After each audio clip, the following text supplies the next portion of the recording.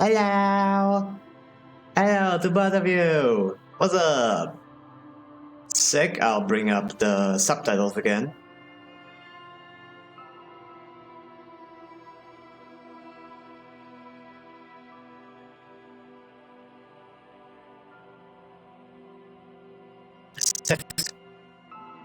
Yep, there we go. Subtitles are online. Mortal. Yeah, what's up, guys? Good to see ya. But this is embarrassing, but ooh, do tell. Hmm.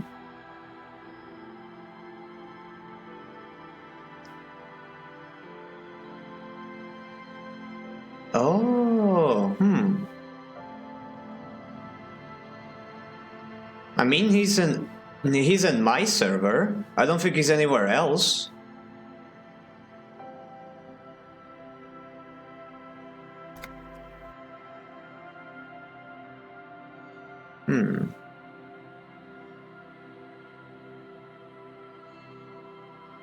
I mean, he's asking if you're sharing any servers. You should be able to check it out if you like click on his profile on Discord.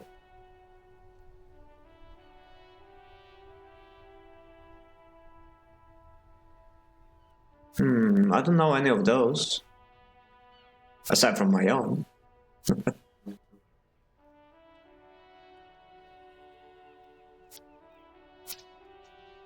Okay, now, where did we leave off? My brain is completely empty today. Just like Harry's brain, I guess.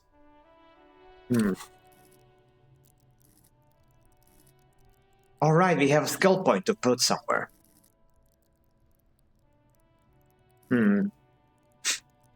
Remember, I was deliberating between Inland Empire and Endurance.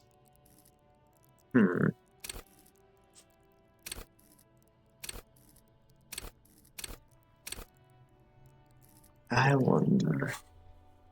Volition. Ooh?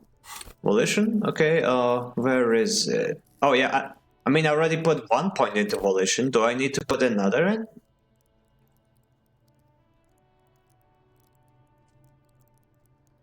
Like, how badly do I need Volition?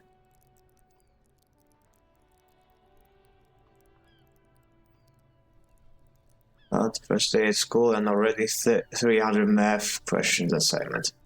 Ooh. Yeah, school is not fun. I still have to figure out if I go back to work tomorrow or after tomorrow. University works a little bit different.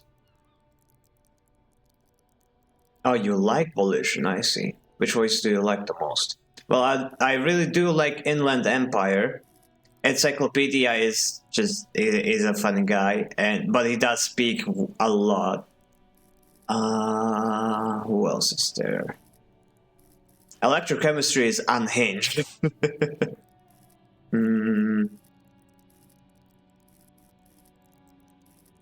Yeah, I think Inland Empire is actually my favorite. Oh, drama. I also like drama. Drama is funny.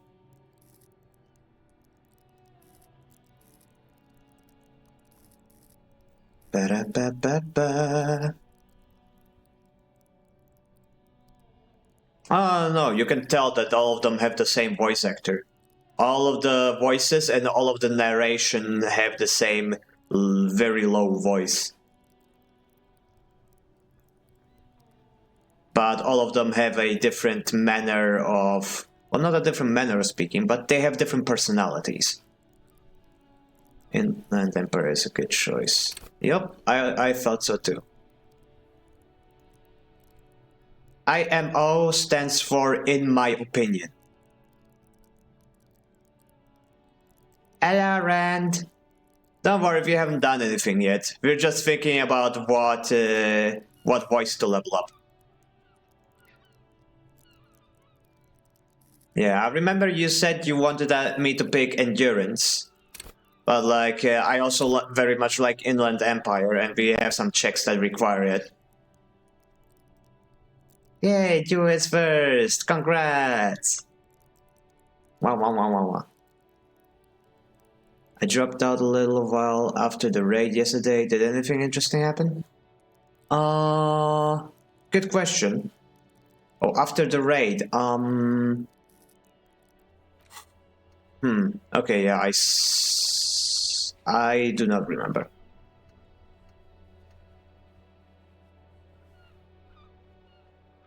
What happened? When did the raid happen? I am trying to think. I think we were talking to Kuno for like the 50th time. Oh no, we were talking on the radio. Right, that's what happened. So yeah, ad break. Okay, I'll wait. Ba-da-ba-ba-ba. Oh, congrats! Hell yeah, ad blockers for the win. I'm glad you got one. What streak? 20 streaks? Holy! Thank you, Rand. Oh wow, that is crazy. That is dedication. Honestly, it was crazy to think that I've been streaming for so many times. Like, bruh, this still feels like my 5th stream ever. Ad break over. Nice. Okay, so when the raid happened, we were talking on the radio about the missing badge. I think quite a lot of stuff happened since then. We inspected the body. Damn,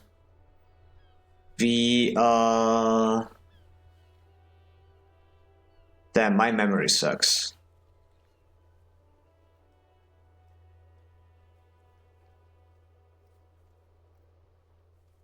We talked to Kuno, and we got a few thoughts figured out.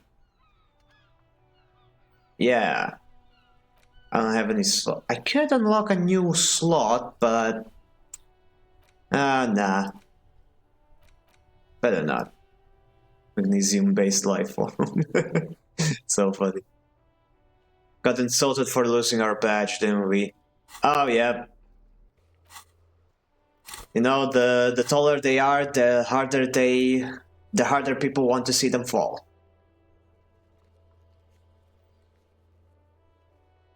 Oh yep, we totally still have our gun. No worries about that. I was there for the call to the precinct with the badge, yeah, I remember. Yep. I'm not sure if inspecting the body came before or after that.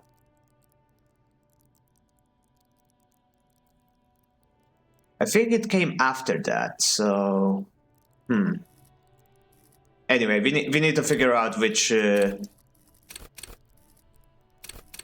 voice to level up. Endurance or Inland Empire? Oh, Volition, we haven't seen that one yet, have we?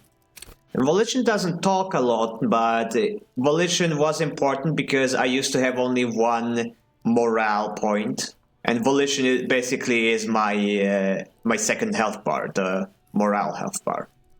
Oh, where can I check it? Ah yeah, on the bottom left. See, I have two bars on morale and on health. So Volition is basically endurance but for the brain. Yeah, Psyche is bad because I picked the Thinker, which has very high intellect and decent motorics, but very low volition and physique. So before that, if you got insulted a bit too hard, you instantly fainted. Yeah, before that, There were like several points where I just screw up one thing and my character was like, fuck this, I don't want to be a cop anymore. Yeah, so volition was important back there. But now I have a point in it, so I can put a point somewhere else, I think. So like I said, either Inland Empire or Endurance. And I feel like I do like Island Empire as a voice. Inland Empire. Oh, I keep saying island when it's inland. Empathy. Okay, yeah, you're right. Empathy could help as well. We do have one check for empathy. That's like requires us to level it up. Yep, Tommy Lehomi wants me to use empathy. And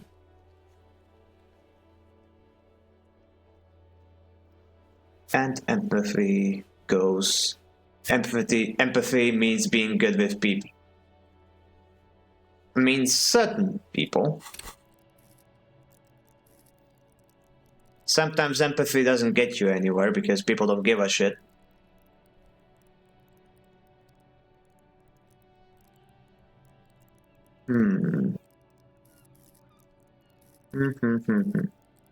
So it's important for the connections a cop will need to build with people.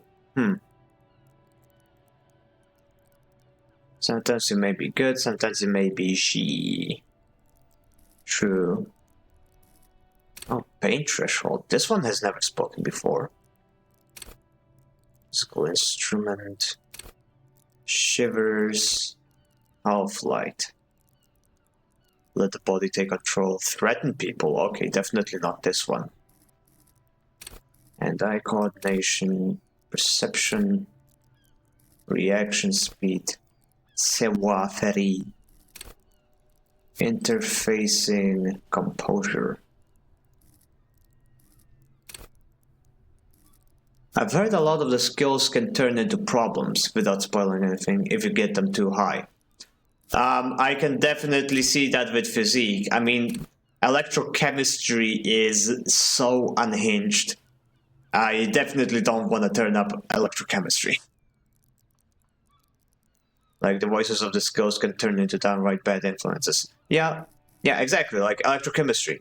Electrochemistry is like the drug, the one who like overindulges. Yeah, I'm not putting any points into electrochemistry.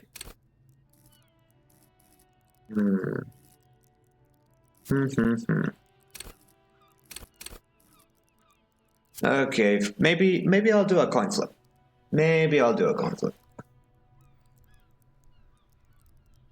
Like, in the end, mistakes are also okay to happen. Okay,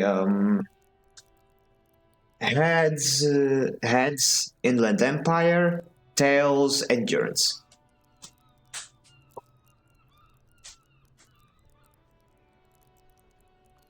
And we got heads. Inland Empire it is. Accept changes in clothes. There we go. Now we have unlocked the Hanged Man again.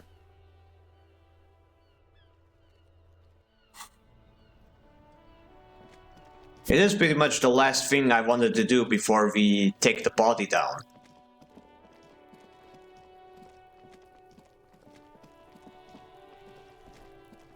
So, quick save. Don't want to mess this roll up now that I have unlocked it. The man before you is naked, but for a pair of underpants and white boots. His skin is marbled with decaying veins and blotched by lividity. On his chest, a fading web of tattoos. The cargo belt used to hang him from the tree looks reinforced. Inland Empire Medium 11. Tell me, who are you, dead man? Yeah! Where have you gone? I can see you're gone, but who are you? What is happening? I hate you, you stink and you're boring. Wanted to get. Oh, hello, Zen. Thanks for the water redeem. I will consume the water right now.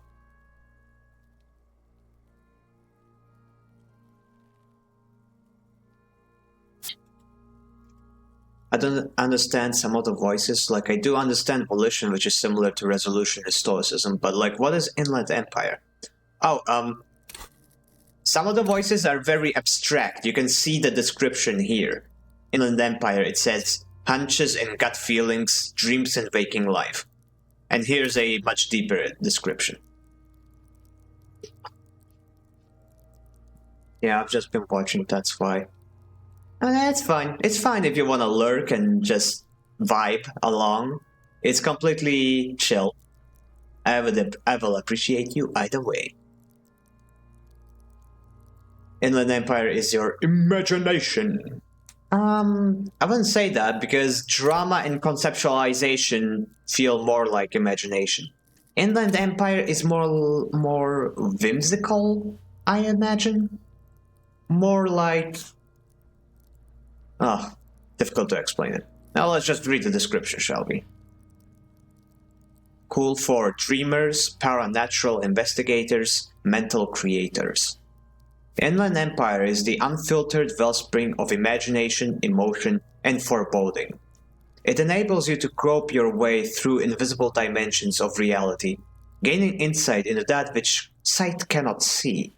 What's really going on? What do these enigmatic riddles mean for the world's fate? At high levels, Inland Empire animates the inanimate. You'll have conversations with your clothing, conversations that may change the course of the investigation if you're not thrown into the loony bin first. With low Inland Empire, however, you'll be void of imagination and character. And then how will you shape the cosmos? Okay, I'm starting to like Inland Empire a bit more. If I can literally have conversations with objects, that sounds fun. I may keep asking some others also. I apologize for that. No, don't worry. It's okay.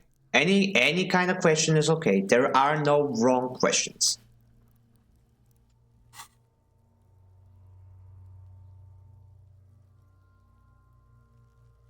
Where have you gone? Into the wild pale yonder. And where is that? In the past. Way out in the west. I can see you're gone, but who are you? I'm a joke. Look at me. There's nothing funny about you. You are now, but who were you when you were alive? A killer. A motherfucker. And a killer. Got another question. Go ahead, Coppo. Who is Kobo? What is happening? What do you mean? I'm talking to you. It's the power of your... Black, ruddy liquid starts bubbling in on his lips. imagination. Imagination! Go ahead. Ask me more questions. You fucking love questions. I sure do. Okay, why do I love questions so much? Because you're a copperoonie. Look at all of them go. Do you want more questions? Give me a comical amount of questions. Coming right up, copperoonie rooney. This is getting upbeat now. Is my name Rooney? Whether I feel like I've forgotten something terrible. Who killed you? Can you ask me a question? This one. Okay, 7 seems relevant. Who killed you? Love did me in, brother Copo. It was love all along. Why do I feel like I've forgotten something terrible? Because you have. Is my name Rooney? Fuck no. You're no Rooney. I do strike myself as a Rooney. Rooney is obviously not who I am. Between you and me, your name is probably Harry. Oh yeah, that is my name. I feel like I've been getting a lot of Harry lately. No, it can't be Harry, I refuse. Could I really be Harry? You can be anything you want, brother Corpo.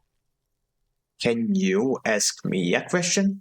Sure, Lobo. I can ask you a question. Why are you doing this? What? Looking at my face, motionless, looking into my eyes, standing here. Why are you investigating my murder? I don't have anything else to do. This case is all I have. Because he told me to, not to what's him. Maybe this would lead to something. Something indescribable, unforeseen, miraculous even.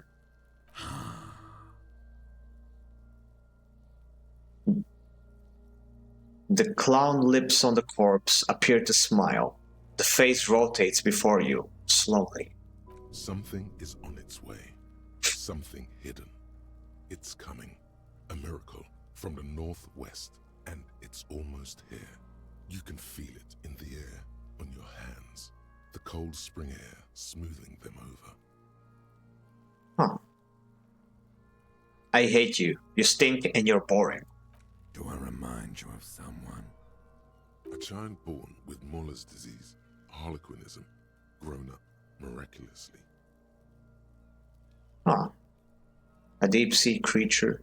Myself in the bathroom mirror. A baby affected with harlequinism. Don't remind me of anyone.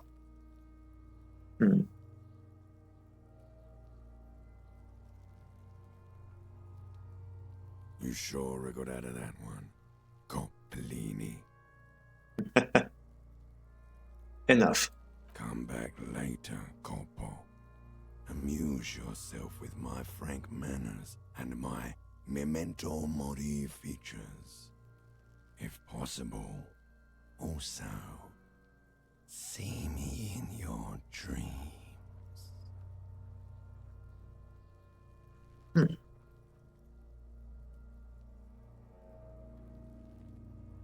This must be how being a schizo must feel like. From what I understand, schizos, well, that might not be the correct word to use, but those people talk to themselves, not they don't see things in the world to talk to. That's something I need to know, Corpse Man. Of course, you have questions, don't you? The power of your imagination is at your service. I think we're done here. Come back later, Corpo. Amuse yourself with my frank manners and my memento mori features. If possible, Now the dialogue is correct. also see me in your dreams. Then again, I'm not a psychologist, so I can't say so for sure. It's just my understanding of the subject. Yep, the preliminary examination is done. Let's get him down from there. The steel-reinforced belt presents a unique challenge. I brought chain cutters, but I don't see a good angle of approach to the belt. He doesn't actually think the challenge is unique. He thinks it's frustrating, annoying, and harder than he thought. The cadaver is a good 1.2 meters up. Neither one of us can reach the belt without assistance. And even if we do, there's the question of cutting the airship strength material. Can someone else do it? We could saw the branch. Seems like a lot of hassle. Let's not do it. Maybe we could shoot him down? Maybe we can ask for help from the harbor. I'm other ideas. Now let's go at it one by one. Can someone else do it? Someone else? You mean like the police? Yeah, let's call the police. What else are they for? Lazy asses. What was that about processing, then? Weren't they supposed to take care of the boots? Why don't they help? Yes, exactly. Call the police. Can't the boys from processing take care of this? Tell a trusted adult. Yeah, unlike me, I'm the last thing you wanna trust. No. Why? Think of the boys from processing as murderers. Only instead of people, they murder crime scenes. Processing is a wrecking crew. They know how to commission off items and how to work the incinerator in the morgue. Oof. I know it's hard, but I assure you, the others won't come to help us. And we have a growing sanitary concern here.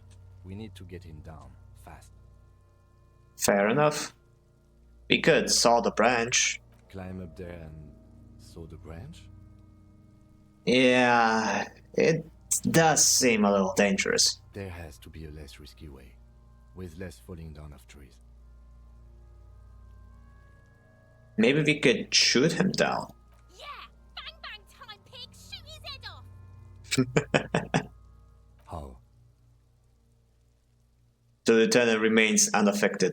Where the buckle ties the rope to the branch, that's a good spot to aim. There, the buckle holds the bolt together. Where? Ah, yes, I see. If the shot hits that, there might be a chance to release the belt. Yeah, now we're talking. Entertain a Kuno with some shit. They'll miss! The pigs will miss Kuno! Take the shot, Lieutenant. What's the worst thing that can happen? Actually, don't. It has bad idea written all over it. Wait, let me try. Say nothing, let him choose. Silence. With his elbow sharp, the lieutenant unzips his jacket and produces a lightweight firearm. He drops a paper cartridge in the barrel, separates the scouring stick, and gives the cartridge 5 tucks. Wait. A paper cartridge into the barrel separates the scouring stick. Gives the cartridge 5 tucks. What? What kind of gun is that? A paper cartridge into the barrel. Is he using a flintlock pistol? Guess we'll see. Securing it in place. Interfacing. It's a Kiel A9090 Armistice, mass-produced muzzleloader, ascetic, frugal, one of the most common firearms in the world. A muzzleloader. What does that mean again? A muzzleloader. I think that's like the kind of weapon you load by putting the ammo into the barrel through the front, right? You then use a stick to like jam it in. But that's like flintlock, like muskets. That's the kind of technology we're thinking about, right? I'm a little confused. He then steps back and assumes the fellow's desk position, taking aim. The corner of his eye twitches. His finger is on the trigger. Shoot that motherfucker though. Easy does it, partner. Say nothing. He's gonna fucking miss! The kiss voice is drowned in a shrill blast that echoes off the walls of the surrounding tenements. A cloud of smoke slowly parts in the air as the lieutenant steps back and says to himself, God damn it. Ah, a lot of things were wrong with that shot. The fellow's test was the wrong choice. His shoulders were raised, but above all, he cannot trust his eyesight. oh. Kim has poor eyesight. I mean, yeah, it was obvious with the glasses, but I wear glasses and my eyesight is still mostly fine. So it seems there were a couple of scenes where Kim had to like squint or take off his glasses or some sort of thing. So it seems Kim is very reliant on his glasses and has difficulty seeing things. Muzzle loaders are indeed muskets, etc. There are types of a gun. Like there are multiple SMGs, etc. Yeah, I know what muskets and flintlocks are. It's just I wasn't sure about the terms. If a muzzle holder is the same thing. Interesting. So the police force is using muzzle holders. That's quite primitive. Fucking idiot! Mukabat asshole! Kuno could have hit it easy, but then Kuno's not fucking handicapped, is he? Oh, gee. Try again, maybe? It's okay, man. Kuno's sorry too. Kuno feels sorry for the Beano Cloud. Jeez, okay, now, look, insulting me, that's fine, Kun. But insulting my buddy Kim, that's going over the line. Communist game. Look, it's only a communist game if you choose to be communist. You can also be fascist, which we are still not doing. But yeah, hi, Rule. Thanks for showing up. First time chatter. Welcome to the stream. We're playing, yes, indeed, the communist game. We're still in the opening hours, so we haven't done much, even though it is the third stream already. The lieutenant doesn't say a word, just looks at the gun in his hand. Try again, maybe? Nah. Or, Now, let's try asking at least. No, we are lucky as it is. We didn't break anything, and the victim remains uncompromised. He looks around at the windows overlooking the yard. Any more mistakes could put us in an unfortunate position with the locals. We have eyes on us. I didn't do us any favors with that. Okay, what now? I have to say, it's beginning to look unlikely we can get him down without assistance. Also, I low-key think the killer is a communist soldier, because that makes the most sense due to the setting and it's against a current merc. Against the current. Honestly, I don't see the connection. Like, just because you're communist doesn't mean you're gonna kill mercenaries. What's the connection there? Hasn't the revolution been dead and buried for decades, though? Well, you can see that the consequences are still all around us.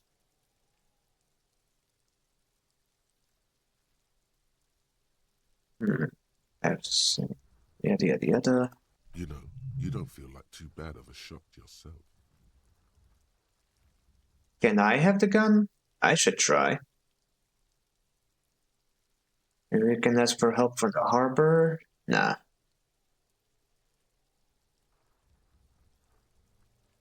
Merc took over soldiers the one time. Mercenaries are capitalists. But the business exists. It's in the title, Soldiers of Fortune. Exactly. Still doesn't feel like enough to murder people over. Especially a mercenary who, by definition, is somebody who can take care of themselves in a fight. If you're gonna kill somebody because of a hate crime, you could pick a target that doesn't fight back, I imagine. Okay. Can I have the gun? I should try. It's bad as it is. Us shooting firearms like punks. He pauses, then shrugs and proceeds to load the pistolet. Go ahead. I'm not stopping you. Just don't lose it. The piece shines in his outstretched hand. I only have one gun. This is the sorriest pair of pigs Kuno's ever seen. Take the gun and point it at Kuno. Oh, that would be funny if it was an option. Take it, you fucking banana boyka. Take it and shoot yourself in the mouth. Feel the weight first. The cold piece of bakelite and gunmetal is surprisingly light. Your fingers fit right through the guard, instinctively resting on the trigger. It's easier to run also, like soldiers take time, but PMC is faster and more efficient, so soldiers went broke even. Mayhaps. Perchance. Yes, no, maybe so. You've held this, an A9 armistice, before. At some point, it probably used to be your choice of firearm. It still feels comfortable, like you never laid it down. The fuck are you waiting for, Kuno? Tell him to shoot himself in the mouth. Point the gun at the belt. The buckle comes into focus in your sights. You stand with your feet planted firmly in the ground and your left hand supporting your gun arm. I'm just saying, mercs don't go around making friends. Well, they don't need to go around making enemies either. Especially if they're doing a job they get paid for. Why don't you just shoot yourself in your mouth? At least you won't miss. Hand-eye coordination, challenging 12. Say shut up. Close your left eye first. Point the gun at... Oh gosh! I can literally do this! No way! Oh gosh! Oh lord.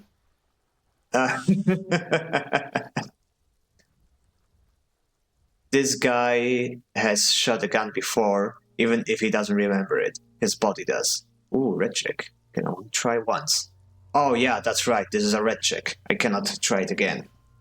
I mean, it makes sense, we only have so many bullets. Does making murder a job legitimize the murder? Mercenaries don't just get paid to shoot people. Usually mercenaries get paid to do, like, literally anything else. Like, mercenaries get hired a lot in real life, actually.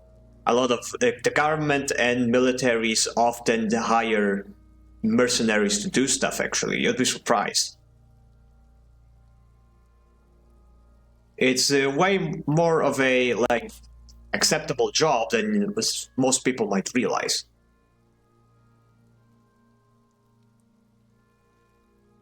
More work, more pay. Blackwater is one of those real PMCs. It's an assassination, protection, etc.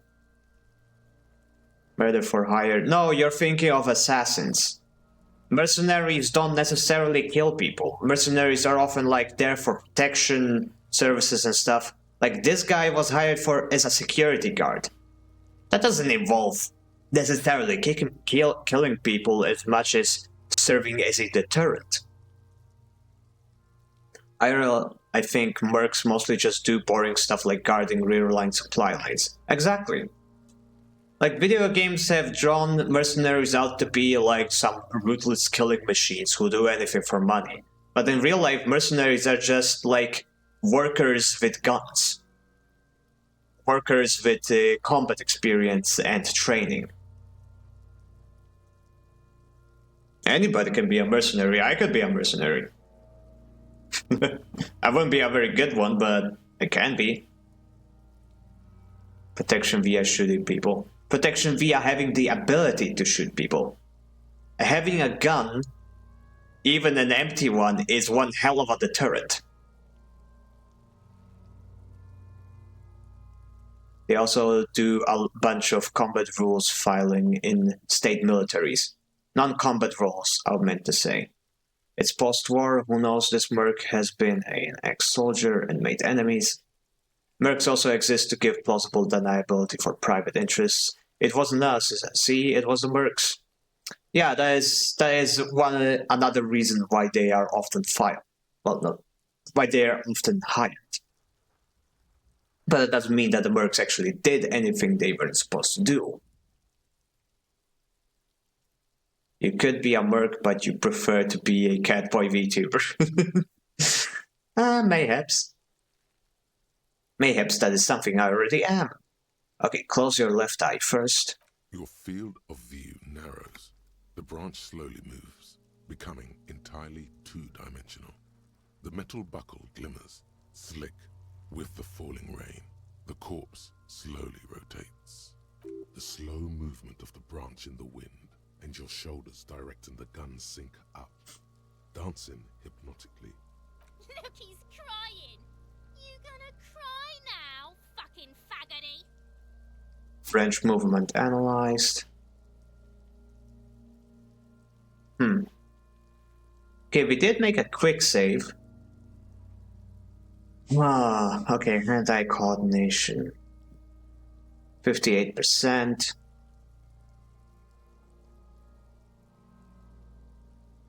The candid Kunois. Yes, it's still funny that this is an actual option.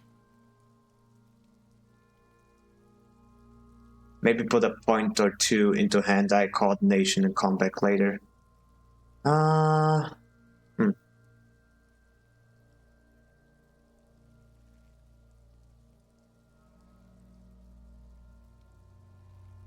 If a jeep with a machine gun rolled into your neighborhood, you'd probably be deterred too. They're not exactly making friends, showing up to places clad in armor and toting guns and telling people what to do. Well, you should direct your anger at the people that hired them, if you ask me. If you weren't explicitly there to make enemies, they'd end up making some anyway. Yeah, but it still feels narrow-minded and short-sighted to attack the mercenaries and not the people who hired the mercenaries. Because what are they going to do? They're just going to hire more mercenaries.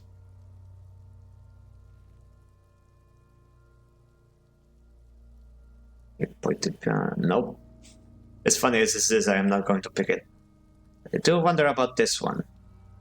Well, she's not gonna shut up if I tell her to shut up. Yeah, let's just give the gun back, and we're gonna try this again some other time. Just gotta remember that it's a hand-eye coordination. Get the gun back to Kutsuragi. I agree. Enough gunslinging for today. What about the body? We need to access the harbor and ask the leader of the Union to have it taken down. They have the tools, and they have men. Why didn't we just begin with that? I did not want us to be indebted to Everard Clare. I wanted us to be able to deal with it ourselves. That is clearly not the case. We need help. I'm just saying there's a lot of people who might not like a guy like that, and it wouldn't be without cause either. Yeah, but once again, it is a mercenary. He was decked out in full body armor, probably had combat experience. We can tell by the tattoos that he's something of a veteran. So that is a considerable amount of effort to take out a guy just because you don't like him. It just feels like a pretty shallow motivation. There has to be something deeper at work here, I think. You need to suck my dick! Why the fuck am I still alive? You know what? I wonder about too. I should have pointed the gun at. Nah. Who's Everett Clare? The leader of the Union. A dangerous and corrupt man. One you don't want to be indebted to. Okay. Let's leave. Well, that was pointless.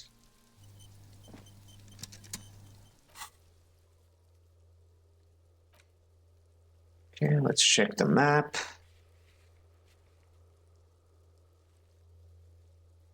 Let's look at the setting. It's post-war communist place where soldiers became homeless because mercs took over, and of course, the fact that the merc would be an ex-soldier and made enemies there who still had vendettas.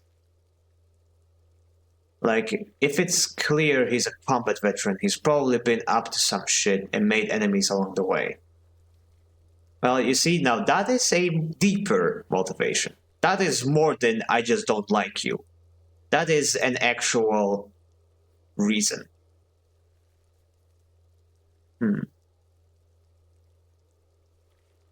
Okay, since I have improved Inland Empire... Wait, no, I already used that one. Okay, never mind. Policeman Cloak, for Sevilla Ferry. Trash container. I'm surprised this one is still here. We don't need this anymore. We literally have the key to unlock it.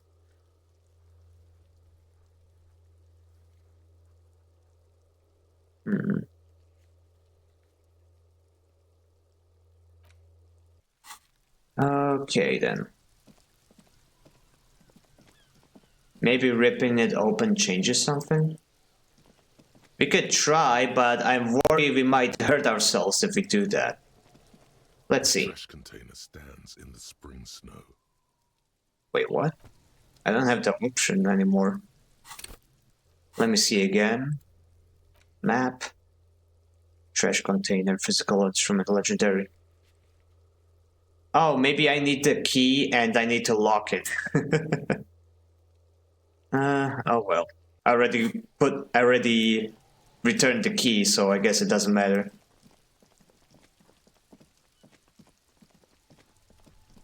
Well, now what do we do? I still need a map. There's still the wider reason of the fact that the mercs aren't often known for their scruples and being worse than soldiers when interacting with local populations.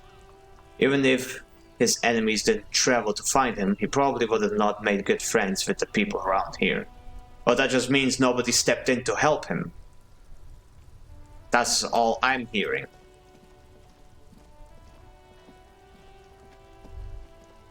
Oh.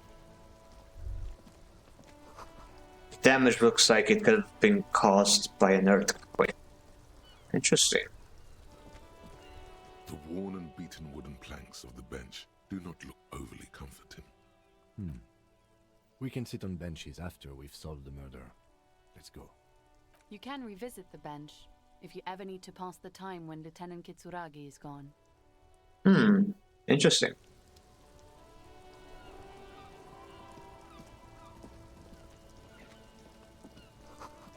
An ancient fountain, it doesn't pump water anymore. There's a tree in it.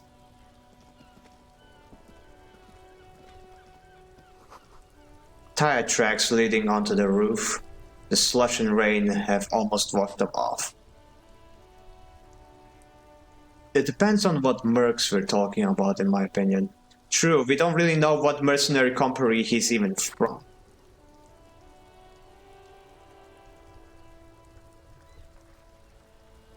Exactly, but this merc is a guard. He was hired as a guard. Executive Outcomes did good work in Sierra Leone, in my opinion. Mercs are very versatile. A merc cannot just be a guard. They need to be prepared for all fields. That's what makes mercenaries so good. Yeah, pretty much.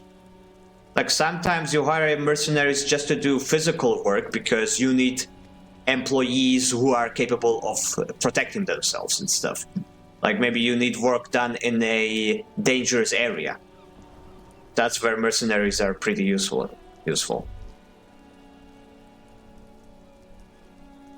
Okay, maybe we should talk to these people.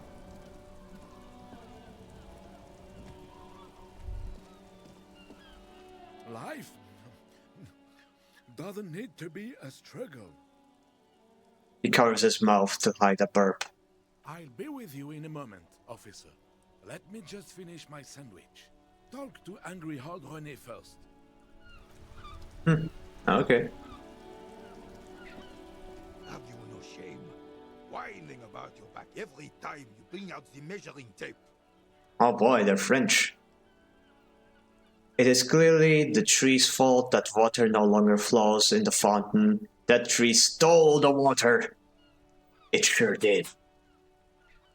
So mercs can be freelancers working by themselves. Also not so. Well, I feel like that, yeah, there's a difference between a mercenary and a freelancer. A mercenary is part of a band, I think. A freelancer is literally like self-sufficient. But I'm no expert on the matter. René, you're a man with a fork in a world of soup. Please, let's just try to enjoy the game, alright? Man with a fork in a world of soup. Okay, that's a funny line. I'm trying to, but you keep breaking my concentration. You're old. I can see that. We're both old. Now stop grabbing your ass like it's a girl.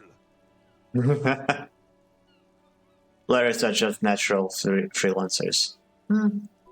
These manly men are playing balls. This is a ball game. Grab a ball and play it. Don't ask questions. Shoot first. Ask questions never. Shouldn't I ask what game it is first? Alright, I got this. Ball time! Nah, I'm gonna be polite first. No, you got this. There's the ball. You're the game. Better observe them first. Hand-eye coordination. 92%. Acting without hesitation. Oh wow. Grab the ball and show him how it's done.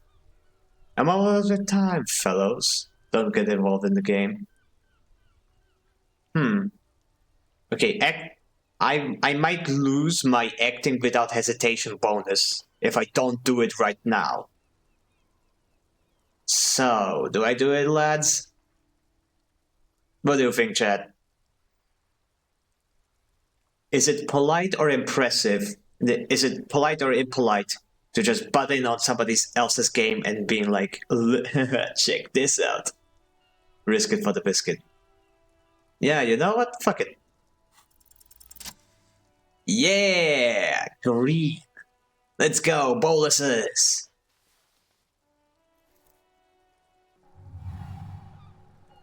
You are immediately surprised by the ball's lack of weight. No matter, you'll make it work. Let go, be the ball. Feel the ball. The cold metal ball is surprisingly smooth against your neck. It has a pattern on it. Probably a sponsored ball. Yours would only be covered with bumps of learning Sponsored? and scars of victory. Who would sponsor a ball? Already, your muscles are adjusting to the weight, the nervous system calibrating, until you and the ball have merged into a single entity. The man ball is ready. The man ball. Oh, I love it. Take in the surroundings. A chilly breeze ruffles your hair as you stand there, feet firmly planted.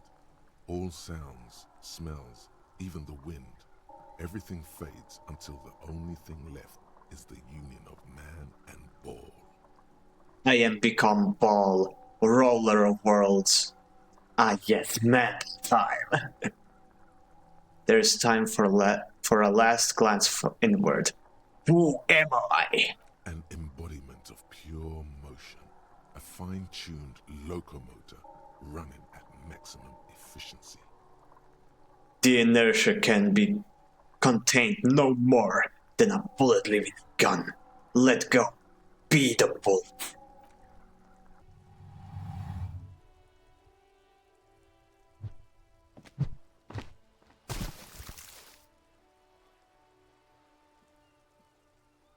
Merde!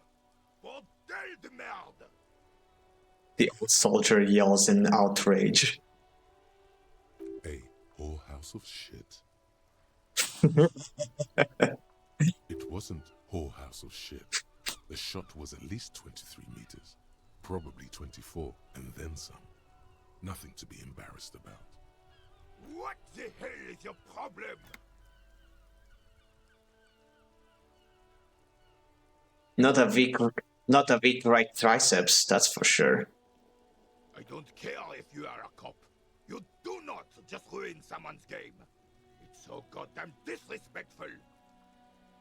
I'm sensing anger, and I don't understand why. I don't think I've ever seen an ethical mercenary company. If you can find any, let me know, though. I wouldn't know, I don't research the subject. I just know that it's not as it seems in video games. Aggressive French swearing. To answer your question, the Swiss Guard can be a form of mercenary. That is true. Like, you don't need to be a mercenary to do mercenary work. Actual militaries around the world sometimes pick up mercenary work because they like the money, I guess.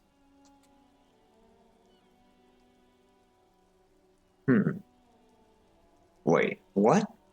You vandalized our game, son. We can't play pétanque with 5 bull. tank. Oh, Pentag. I understand. I thought it was shot put. Oh man, so we played the wrong game.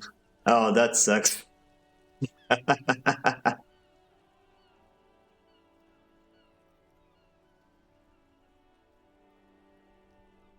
it damn well isn't. It's pétanque. You ruined a pétanque game. We want our bull back. Take it easy, René. This is just a misunderstanding, isn't it, officer? No harm done. Of course there's harm done, you orange slug. You owe us a goddamn bull. Okay, I'll try to fix this. Good. Mistakes are forgiven when men at least try to right their wrongs. I believe you will try. Now, why did you approach us? Yes, why did you come here? It's unlikely they know anything about the murder. You never know. He might know something. This is a good vantage point. Do you know anything about the man hanged in the backyard? You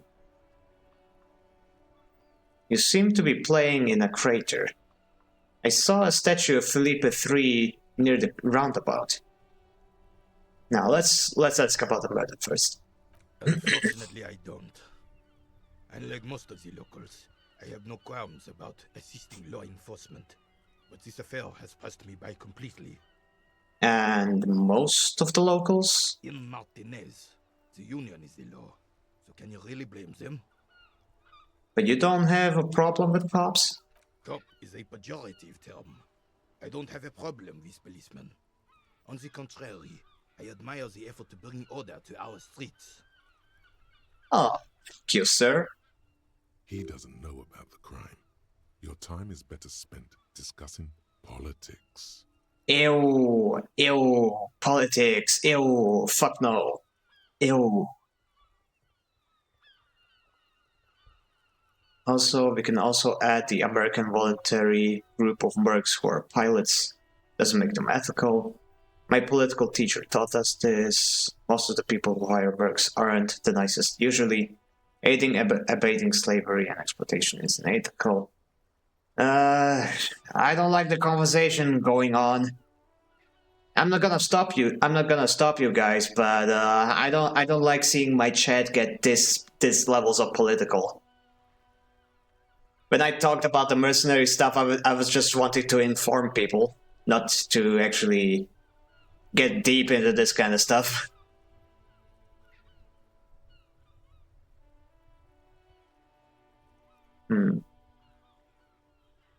Yeah, let's just continue the conversation. What about police women? So, again, you don't know anything. Yeah, the feminist within me brings me out to ask this question. I'm confident they are indispensable in regard to all the paperwork and other administrative duties. There are no duties RCM women can carry out. You better not be implying that women are unfit to field work. I try to avoid voicing opinions on controversial matters. Let's just drop it. I know the kind. Gaston here is the same. A weather vane. Never stood up for anything in his life either. Oh, René. If you only knew life beyond confrontations, conflict, and extremities. Yeah, I'm vibing with the Gaston, buddy.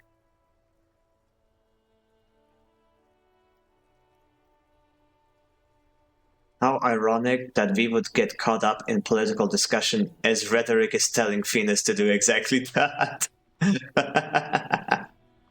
It seems you guys have leveled up rhetoric as well. You seem to be playing in a crater. Yes. The terrain here provides an interesting variety to a familiar game. Was there an earthquake here? Do you know what created it? No. It was left by heavy artillery fire. Okay, it's a crater left by artillery fire. But why? Why what? Why was heavy artillery used? Because that's what happens when communards hijack your country, execute your supreme leadership, and turn your capital into a slaughterhouse. You use heavy ordnance to clean up your home. Oh god, that's a word. Leonard. Gonna have to write that down.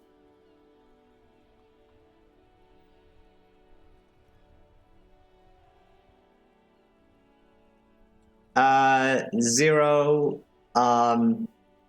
Let's just drop the topic. I think everybody will agree to disagree, and let's just chill. Mercenary work is identical. That is a subjective statement, I believe. Then again, I do not know enough about the topic to make an informed decision. And unless you have studied the subject, I do not believe you do either. But then again, I do not know your background. So let's just drop the topic. This is the time or the place, I believe.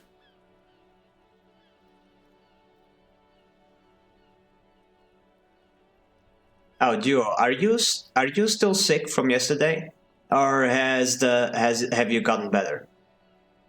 Like, haven't taken some medicine, gotten some rest? You do know those things are important. You gotta stay hydrated, just like I am. Let me just take a sip of water. Oh wait, first? Oh no, that's not good. Oof. Yeah, you need some rest, buddy.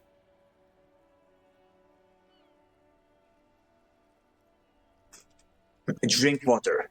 Lots of water. Hydrate before you dihydrate.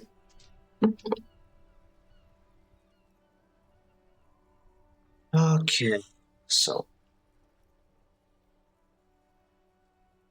Did you use artillery fire against them? Sadly, no. It was the foreigners who brought them to their knees. We fought valiantly. Too valiantly. So valiantly we got naked. He adds, squeezing a bull into his fist.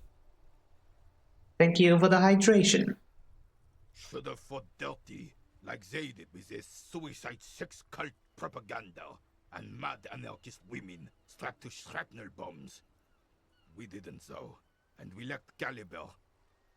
God bless him, but the suzerain's cannons simply weren't big enough.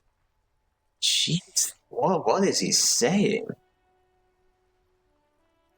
I'm alright, just not used to political talks as a person who is learning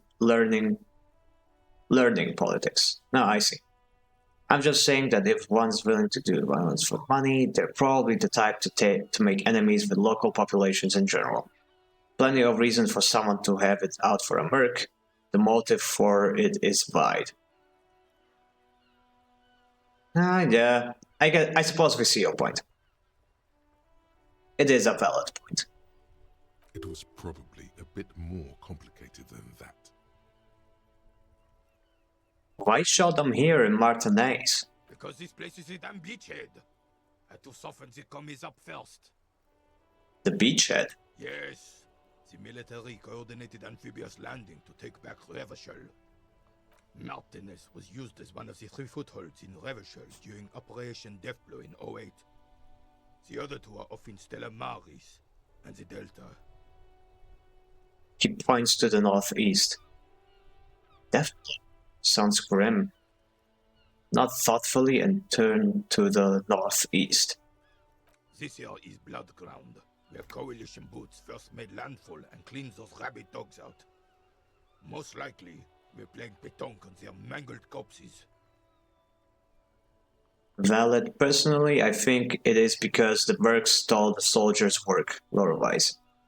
It's like talking to the business owners and realizing they're closer to gamblers than engineers. I dropped the topic. That's fine. Blood ground. You got old René going there. Like he isn't hungry enough already. Sadly, everything is bombed out. Ah, that explains all the war damage. Damn right, son. They laid the fire of hell on the city before they stormed it. And it worked, too. There's a strange gleam in his eyes. The rest of the city got cleaned up, but nothing else they keep as a monument. And now the Union Socialists are practically running the place. Well, it's your own damn fault. You, we, the coalition, Revachol, whoever you want to blame, never finished the job. Officially, the party never surrendered. Of course they still hold influence. You don't even begin to truly understand the players at the table, let alone the specific circumstances surrounding the... What do you think? Uh-oh. Thinking men have opinions on these things. Present one. Oh gosh, why are they asking me? Oh no. That's how it should be. Soft socialists paving the way for the hard-working class to take over. Foreign powers cleaned up our mess and now they rule us. Shake your head in shame. This coalition seems quite capable, actually. Fommies don't understand how money works. Nothing I don't think, I just do. Damn, I just realized how dark-skinned they are. They look like they got dusted all over in used charcoal. What? I'm not sure what you mean, but yeah, the guy is black. Black people exist, if you didn't know. Oh, I see. Dusted over by charcoal. I see. Oh, still, black people exist. White people exist. All sorts of people exist. Okay, what do we pick? I don't know anything about politics. Which one is the least likely to piss anyone off?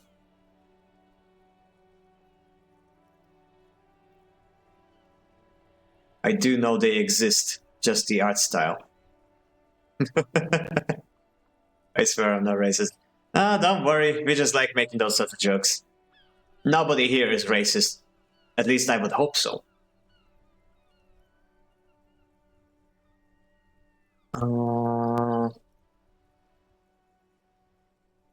Commies just don't understand how money works. Well, neither of them seem to like commies, so I think this one is the safe one. No, they don't. But I'm sorry it had to be the coalition. After 8 years of fighting rabid commies, boiling cats for food and drinking piss in the mountains, He takes a deep breath. I would have preferred if the Right Honorable King Guillaume returned through Revachol, or even if that damn clan Frisel had risen from the grave and led us.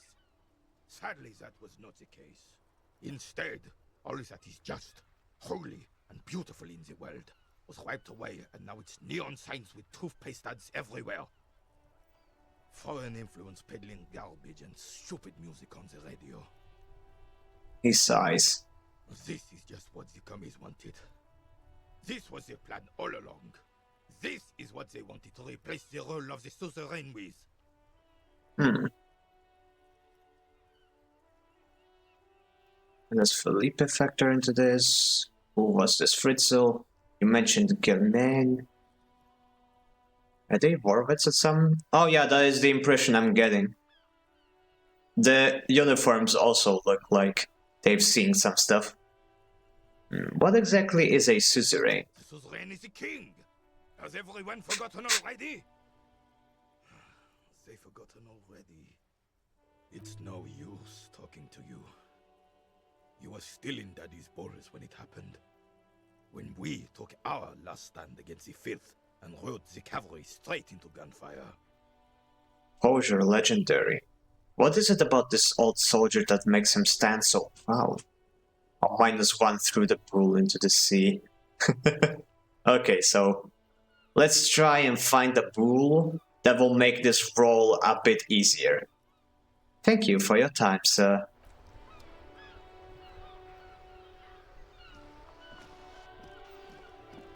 What is this?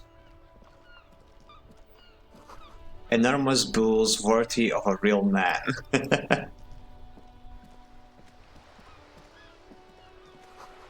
The coin-operated viewer has been banked up inoperable.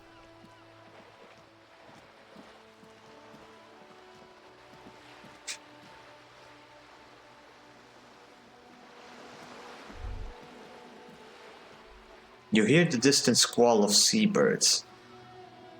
That's my song. That's not this. Oh, he's drunk. Something on the floor. Ooh, a plastic bag. Yellow plastic bag for the tea. Equip this to collect tear from streets. Interesting. A suzerain is a rule of emperor. Is a ruler or emperor. I see. I'ma head out real quick. I have to eat dinner and take some meds. Give me 20 minutes. Okay, King. Yeah, it's fine. Take your time. No need to hurry on back. Okay, let me see my inventory. I don't need this in my hands, but this one. The plastic bag has Frite Sick written on it in a dynamic, forceful manner that implies great prices. As you crack it open, a melting gust of air flies in your face. Smells of yeast there and beer. A perfect place for tear. No idea what tear is, but I'll take it.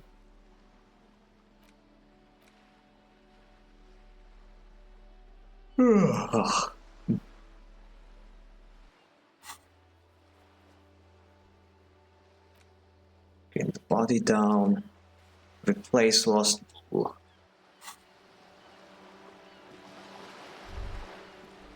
Oh, there's a trash can. Oh, plastic, I see. A splatter of bullet holes lines the walls.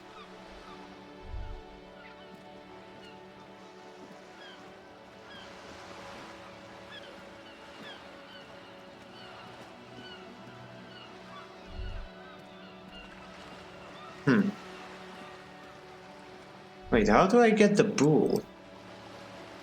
I threw it down here into the water, didn't I?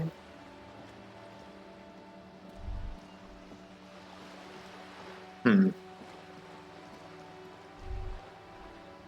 wait, I already talked to this thing. Plastic tear, glass tear. Oh, tear is just trash, I see. This coin-operated viewer is facing south. The instruction manual says to insert 25 centimes and pull the handle while looking inside. Then use the focus knob to zoom in if necessary. Why place a tourist attraction in the middle of such poverty? What's a tourist attraction doing here? There was a revitalization project in 49. A design studio tried restoring Martinez to its pre-war glory. It didn't stick. A design studio? Okay. They got as far as the street lamps and the statue on that intersection. Then something went sour. I suspect that something was Everard Clare, the union leader. He muscled them out. It's how it usually goes around here. Oh wow, he really is an asshole. Cool. I dig organized crime. It's the best. That's odd. I could swear you were a police officer.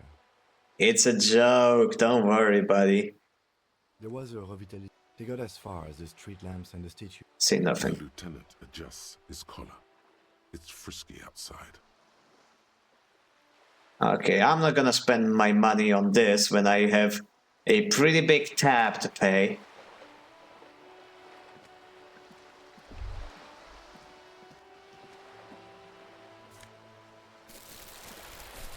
I actually am just collecting trash, huh? That's funny.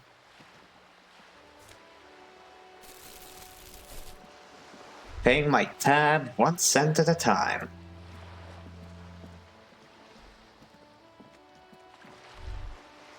Okay, wait, no, not this way. I want to try and recover that bull. Maybe I can go the other way around. Like maybe it didn't fall into the sea. Maybe it falls somewhere nearby.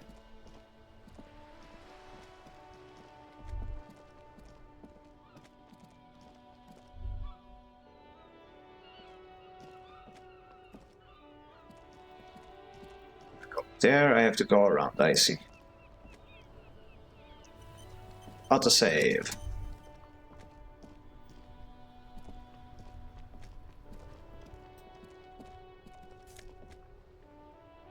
No Safed. I'll take it.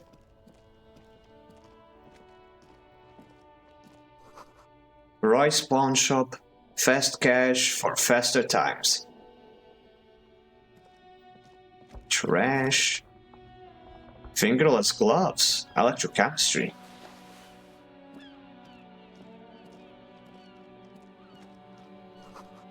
Water lockout of order until Wednesday, 7:15 a.m. There's a dude over here. G'day to you, officers. Man on waterlock. Good day. A burly man hangs out by the waterlock, carving up a generous serving of salami with an old hunter's knife. His eyes are fixed on a man stranded on the other side of the waterlock and on an enormous billboard that has fallen down into the canal between them.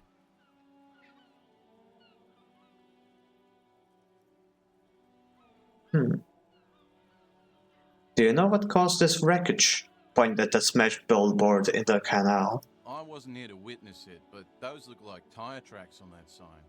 Weird, huh? Then again, plenty of daredevil drivers in Revachol. The words Daredevil Driver sound ominous to you. Ominous. Thank you, Inland Empire. Too bad it also takes a year and a day to repair anything around here, especially a waterlock. The rest of the coast is closed off till then. Do you know what's further down the coast? Well, there's the fishing village, an abandoned fish market, a bizarro church. Not much use to the congregation, though. There always seems to be something wrong with it. He thinks for a moment. Yeah, not really much else. Just bombed out ruins. Can I have some of that salami? Sure thing. Cuts up a slice of a salami. It is salty, it is savory, it is chewy. The hangover only makes the salami more tasty. Yum yum. Want some too, officer? He turns to the lieutenant. Why not? The lieutenant ponders the offer for a moment, then decides to go for it. He takes a slice of salami from the man and chews on it. Righto, bye.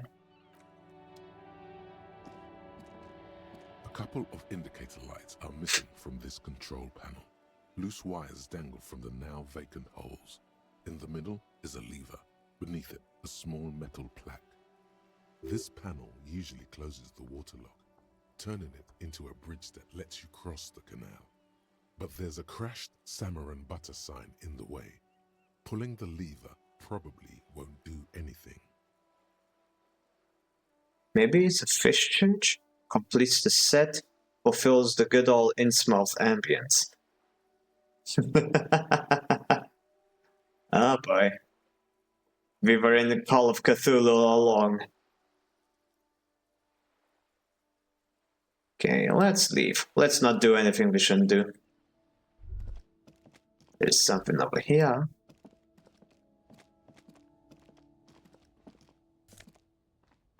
More trash, lovely. My favorite. Wait, I can observe the sign.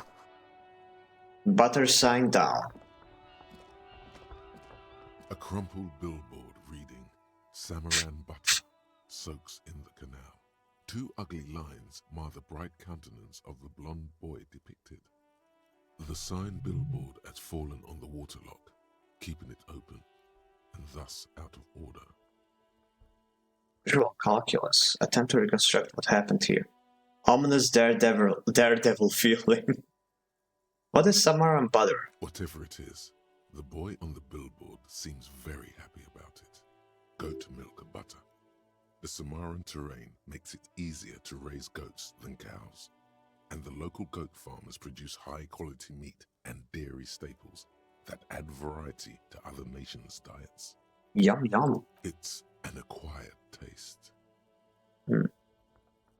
Okay, let's make a quick save. Wait, no, that's not how I do it. Or make a proper save. It's actually been quite a while since I saved. Okay, and now let's try to reconstruct. The sign billboard has fallen on the waterlock. Just some Aww. tasteless advertising at the bottom of a canal. No use rubbernecking now. Ah, dang it. Wait, visual calculus, was it right? Do I have anything that improves visual calculus? Electrochemistry, physical instrument, conceptualization.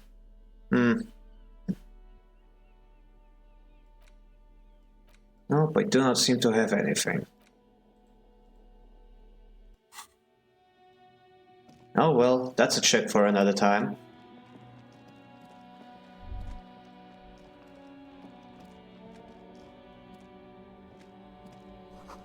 A helpline to the company that controls the drawbridge. There's a pile of cheap sunglasses in a small box. A variety of shapes and colors. You like sunglasses, officer? I've got the latest styles right here. The vendor takes a pair of sunglasses and sticks them under your nose. Try the shades on. Abort. These are hideous. What's more, they don't even fit your face. You can feel them pinching your nose and chafing against your brow. Damn, officer! You look like a mega secret spy. Very secret. They're practically made for you. I'll let you have them for 2 real and 50 cents. Now this guy is funny. It's going to be very difficult for anyone to take you seriously with these things on your face. No, you are definitely not buying those. Tell me what to do, Kim. I like these. You're right, I'm too sensible for those. Are you sure? But they look so good on you. You should think this through, officer. Rummage through the box. These are all boring. Boring third-rate ho-hum sunglasses made of cheap Syrahese plastic. The kind of plastic that melts in the sun. Those UV stickers are almost certainly just there for the show. If anything, these lenses probably direct more UV light into your pupils. A UV magnifier. UV magnifier. Sounds like a weapon. These are all first-rate sunglasses. Premium design, super material, very cool. UV resistant. These will definitely keep your eyes safe and cool while doing your dangerous police work. Conceptualization. Try again, maybe you can find some interesting sunglasses in the box. The conceptualization. Is it? Bonus from items, +1. My conceptualization is pretty high, actually. Let's try it, it's a white check anyway.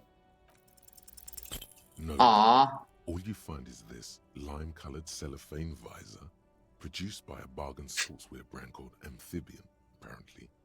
There's a malformed green frog on its bent cap. Oh, that visor is perfect for you, officer. It'll definitely keep the sun out of your eyes while you're shooting criminals. Bang, bang! And all for a mere 6 real. This one's even more expensive? Hey, at least it might actually offer some protection against the sun. Not like those cheap plastic shades. Kim, our firefight's something we should be prepared for. I hope not. He says, looking up from his browsing. You don't like it? Sure, Square Joe. No problem. Let's get you some real shades. Let's leave for now. Plastic wrapped marquise stamped with humanitarian aid.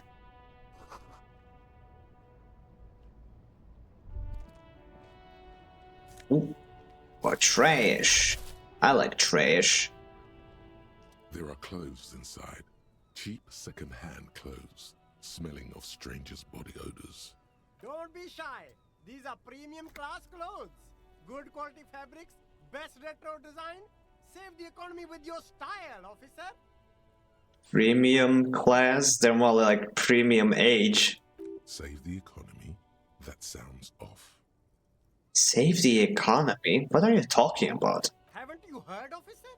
We've got to be economically conscious. Recycle your cash, keep it in circulation. Don't buy new things. Buy eco. This doesn't make any sense. What exactly does the economy need saving? Thanks for the advice. I'll try to be more economically conscious. Very cool. The economy thanks you, officer. Browse through the box. You find your hands deep in tattered and faded garments made from weird polyester blends that make your body itch and sweat in all the wrong places. Oof. Yeah, I hate those. The box smells like cat piss or like an old person with no money. Oh, so it smells like me. Lovely. Economical, but also trendy. Look first hand, buy second hand. Keep the economy moving. Composure, medium 10. Find something worth salvaging from the pile of rags. Another white check. Hey, what does it take composure? Oh well. Something Yay! raises your hand. Synthetic and sleek. A windbreaker. Surf, it says, but also wind, summer, 100% waterproof, and sport. All in different typefaces. Lovely. Good choice, officer. Mega sporty. And it's only $4.50 for you, sir. And that will take all of my money. Okay, plus composure minus shivers. No thanks.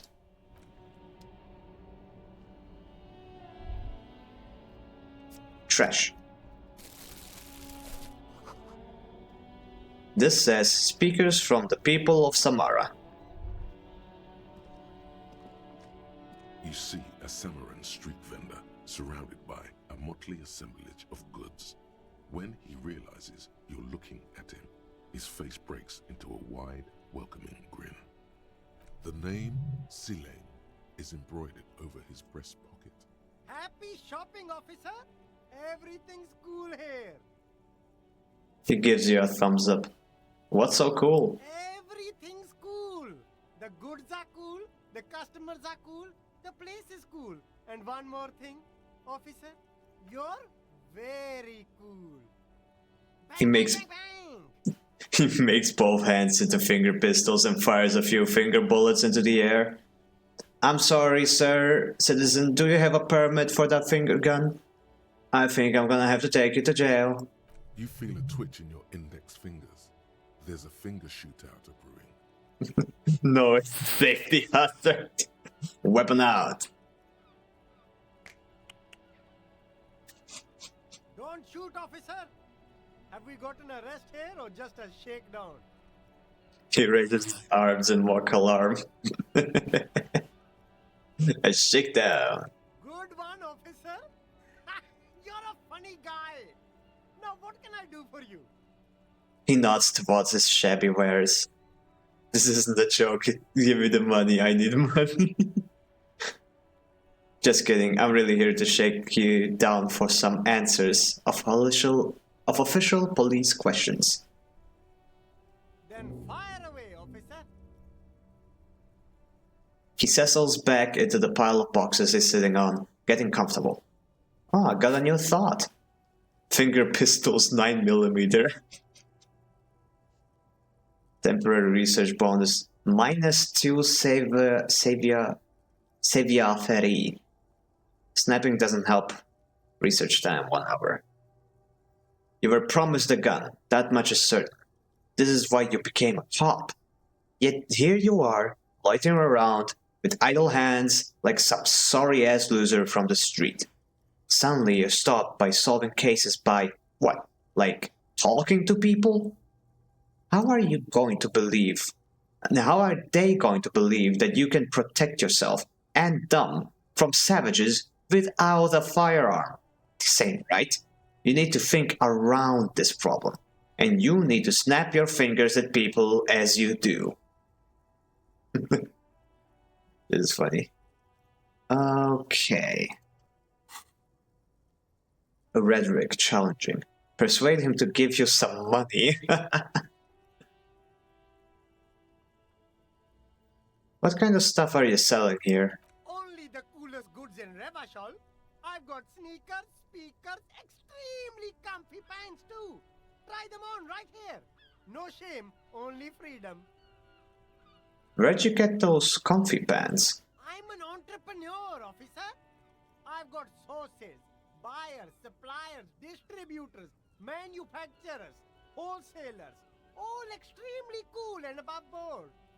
Sounds cool. Do you have a permit to sell all that? Good joke, officer. We don't have permits, just economic freedom. Take a look around. He takes a deep breath. You glance around the decrepit buildings, the miserable weather, the sidewalks strewn with sunflower seeds and a dust-choked air. It's beautiful. Beautiful freedom. Kim, is it true? He doesn't need a permit to sell? It is, yes. Anyone can set up their shop whenever they feel like it. Slay, awesome. That's right. No permits, no bureaucracy. That's why this city and its law officials are so cool. Wait. But what are we doing here if there are no permits? Okay, no permit then. Cool. Hyper cool. He nods solemnly, then breathes a sigh of pride in surveying the city around him. Is there a discount for cool officers like me? No need for discounts at ceilings, officer. Everything's already on sale. Anything you want, 50% off. But did he first mark them up 100%, just so that he could put them on sale? No use prying. Yes, it's a business secret. Let him keep it. So let him keep it. That's all then. Let me ask you something else. Anything for you. The food packages you're selling have humanitarian aid written on them. How come? You mean these delicious pre-packaged shelf-stable meal kits? Really easy to cook, no hassle, really cheap too. Buy some, try them out. No hassle. There's a little of a hassle here, it appears. A moral hassle. Doesn't that beat the idea of humanitarian aid? It's supposed to be free. That's what makes it humanitarian. It is. Practically free. Yours for 5 cents a piece. Rock that tuna. Why not some macaroni too? Yum yum. I think one said not for resale on the packaging. No problem here, officer. I get all this from one of my suppliers. An extremely reputable guy. Wait. Humanex. Humanitarian aid. Does your supplier drive that Humanox lorry over there? Point at the lorry with the big Humanox sign on it. What? The street vendor looks over his left shoulder and stares at the lorry, as though he'd never seen a lorry in his entire life. A convincing performance. Bravo. Look, officer. I'm just a retailer. You'd have to talk to my supplier if you got questions about the supply chain. That's how the game works. Interesting. The lieutenant whips out his blue notebook and makes a note. Where are you from, Sileng? Me? It's a boring story, officer. Who cares about the past? I'm all business now. All Revachol. This man probably comes from Seaguy, sometimes known as the Apricot Suzerainty, an archipelago in the Samaran Isola. You're from the Apricot Suzerainty, right? Apricot Suzerainty calls to mind an era when the Seaguy archipelago was colonized by Revachol. It's a bit of a slur, in other words. Oof.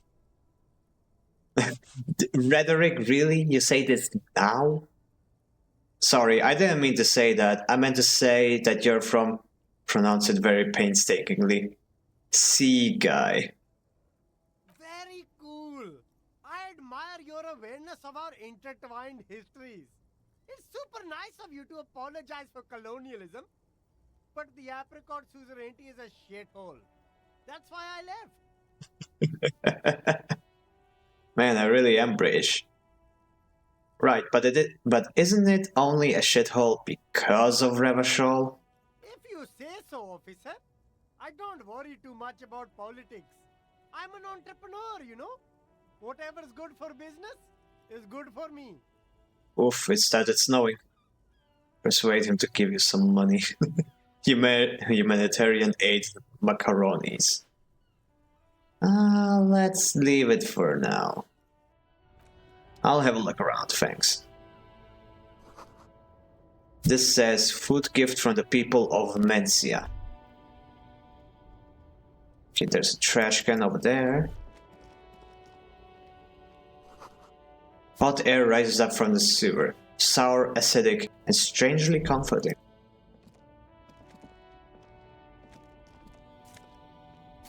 Ooh, double trash. Thank you.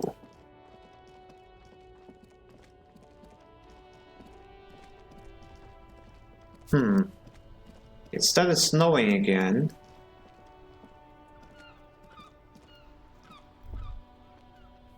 Right, inventory. Did I get anything new? No.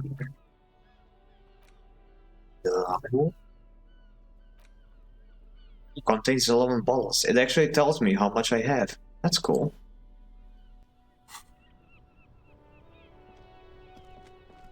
And I really could use a map. Do I have a quest for that?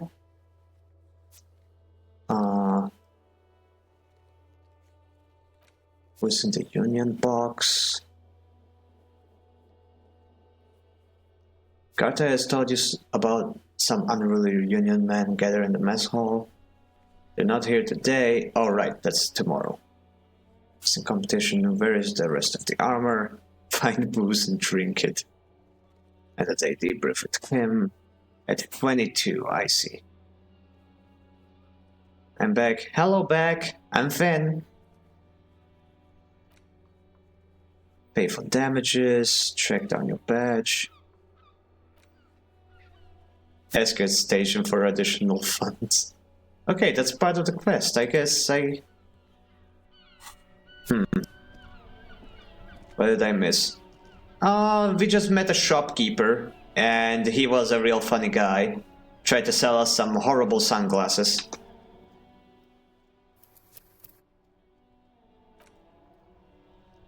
Okay, save. Okay, I'm gonna bite the bullet and ask the station for some money because I am broke. Steering levers, a radio microphone. This is Precinct 57. How may I assist you? Okay, Alice, please connect me to the 41st again. Just a moment, officer. 10-4, come in, officer. Over. I lost my gun too. Nope, I am not going to tell them that. I'm in dire need of financial assistance. 10-4, I hear you. I don't have the authority to grant your request, but... What does he want now? He's asking for money. He's asking for money. Is he fucking kidding? I don't think he is. Don't give that asshole anything. He's just gonna drink it all. Alright, that's a negative on the additional funds, over. It is paramount to the investigation that you grant me money. Please, I'm begging you here. I don't even have a place to sleep tonight. Okay, I heard you. No funds. Yeah, I'm not gonna sound any more pathetic than I already do. Anything else, sir? Over. 10-10, transmission complete, over. Roger that, 10-10, over and out.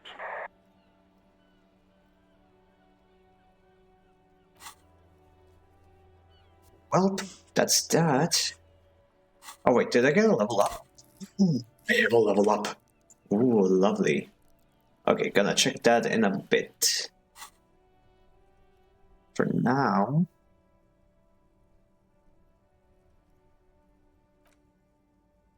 Let's close the door. Let's make a quick save, and I noticed another option. in the radio. You see a set of steering levers, a radio microphone. This is Precinct 57. How may I assist you? I need you to connect me to a civilian, a Sylvie. She may have reported a murder. Of course. What is the number, officer? Kim, didn't Garter give you Sylvie's number? Yes, hold on. Her The number lieutenant is takes up the number. 005 1944 298. Received. Hold on, officer.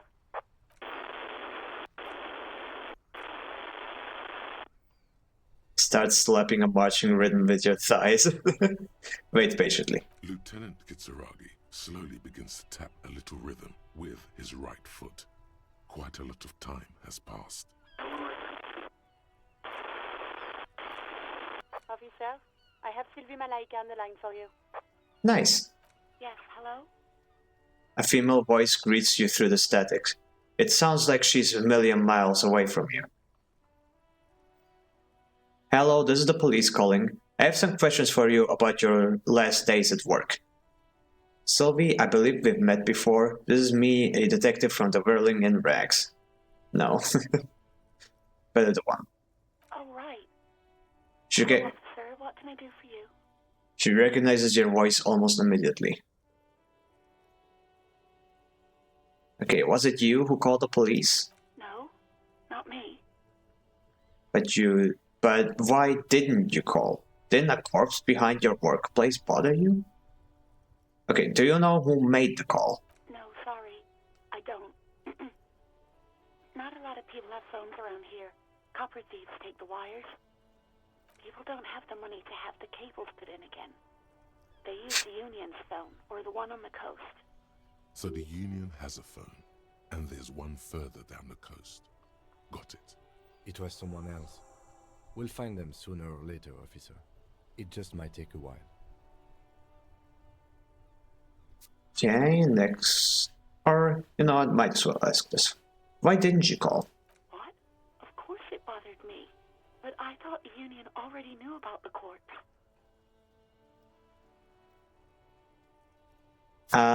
I meant us. You should have called the police. No one calls the police. The Union would get angry. What do you mean by that? You know, what the Union says goes.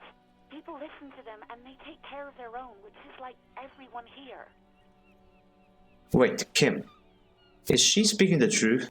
The Union is the law here? Legally, no. In reality, yes. Martinez is de facto policed by the Dock Workers Union. I am the authority around here. Looks like there's a limit to my authority then. Tell me, why exactly did you let a corpse hang in your own backyard for weeks instead of calling us? Ah, no, let's not push her. Clearly she's scared. I see. Maybe there's something else you can tell me about? I don't know what to tell you, officer. I didn't call you because I didn't want to get in trouble with the others. With the Union. I'm sorry about that. Okay, next question. Yeah, go on. You quit your job at the Whirling. Why? You mean why did I leave the bar? Honestly, I'm not really comfortable discussing it with you, sir. Why not? Okay, did you leave because of Gate? What? No, why would you even think that? You told me he asked you out. Are you saying it didn't happen? Sylvie, don't be afraid of that pig. You have to stand up for yourself. The feminine within me compels me. So you do agree that quitting your job is just because someone asked you out over an... is an overreaction. No. Okay, I gotta let the feminist within me speak. Please, don't bring Gar into this. It's none of your business. God, why can't you just mind your own business? She mutters. Oof. I already said I don't want to talk about this. You're messing everything up again. Again? Oh boy, it seems my previous self has already gotten involved in this. Oh well, I just cannot help the feminist within me, you know. Have you seen my badge? Have you seen my gun? Nope. Very much wrong question. Do you know how my paperwork ended up in the trash container behind the railing? Okay, these do not seem like very relevant questions. Oh, but she is a worker. She was the one last on shift. Might as well ask. It's not like she's going to report me for quote-unquote weird questions. Well, you tried to jam it down the toilet, sir, clogging it completely. After I had unclogged the toilet and retrieved the paperwork, I threw it out in the trash, thinking you didn't need it. Oh boy. Oh boy. I am sorry about that. Anything else, Detective? She doesn't sound like she's actually sorry. Ah, yeah, but it does sound like my drunk self has caused some trouble for her. Have you seen my badge? Have you seen my gun? Okay, the police already knows that I'm missing my badge, so I suppose it's not a problem if I ask people about it. Yes, I know who you are. You're a police officer. The law. This exact conversation has happened before. Establishing authority before this young girl seems to have been important to you in the past. Don't go there again. What I mean is my badge is missing. Have you seen it anywhere? Oh, no, I haven't, sorry. Real policemen have uniforms too, by the way. Where's yours? Not my uniform too. Oh, I should really look into that. Kim doesn't have a uniform, and he seems real to me. I'm going to let it slide. I don't need answers for every little thing. He's in plain clothes, voluntarily. It's different from not knowing where your uniform is. That's awkward. Have you seen my policeman uniform? Uniform? I never saw you in any uniform. You had your things on. The disco things. Oh, okay, so my uniform is probably back at home somewhere. Okay, I think I heard everything. Thanks. I do hope so. Please, don't call me again. Bye. Empathy level 3. Hi. Carte asked her out. Inexplicable feminist agenda. Oh, but it's a red one. If I fuck it up, I'm going to fuck it up hard. It's +2. It's 92%. That is very, very high. Yeah, fuck it. Yes! You have obviously done something to upset her at the Whirling in Rags, when she was still working there. Wait, before you go, you're mad at me, right? Tell me, what did I do? I can't seem to remember anything. I'm not mad, it's just... You were so drunk and so emotional all the time, and then the skua thing happened. Just made me want to quit.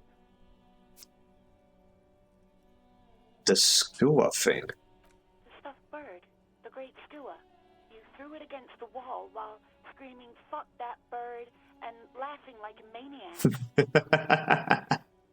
I think you said it had been giving you shit ever since you got there. That doesn't sound anything like me. I love birds.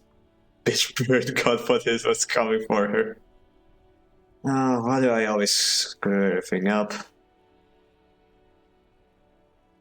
It was a pretty bird. There since I started working in Whirling. I really liked her. We call her Scotty. So you're telling me that I was the one who made you want to quit? Yes, obviously. You were the worst client I'd ever seen. And I have seen so many assholes in this place. Oof. Oh, wow. I've had sailors fighting, union guys grabbing my ass, kids stealing booze. Once a guy was glued to the karaoke machine every night for 2 months. But you... Go on. I want to know what I did. Well, you were worse than all of them. Honestly, you were getting borderline aggressive. Even about little things like not turning down the volume at 3 a.m. I even liked one of those songs you kept listening to on repeat. No more. I hate it now. Hold on, which one? We Go On by the OO. I can't listen to it anymore. You've turned it into a parody. Sorry. Sorry about the song. To hell with that song. Then there was your room. Your project. An experiment to see how bad it can get in there. I tried to send the cleaner, but you wouldn't let me. Threatened to make me understand. I had no idea what you meant, and I don't want to know. And then you screamed something about how you're actually a real cool guy, and no one understands it. One of the coolest guys there is. The coolest guy in Jamrock. Something about disco, too. That's it? That's not so bad. I'm sorry. And then I had to deal with your toilet.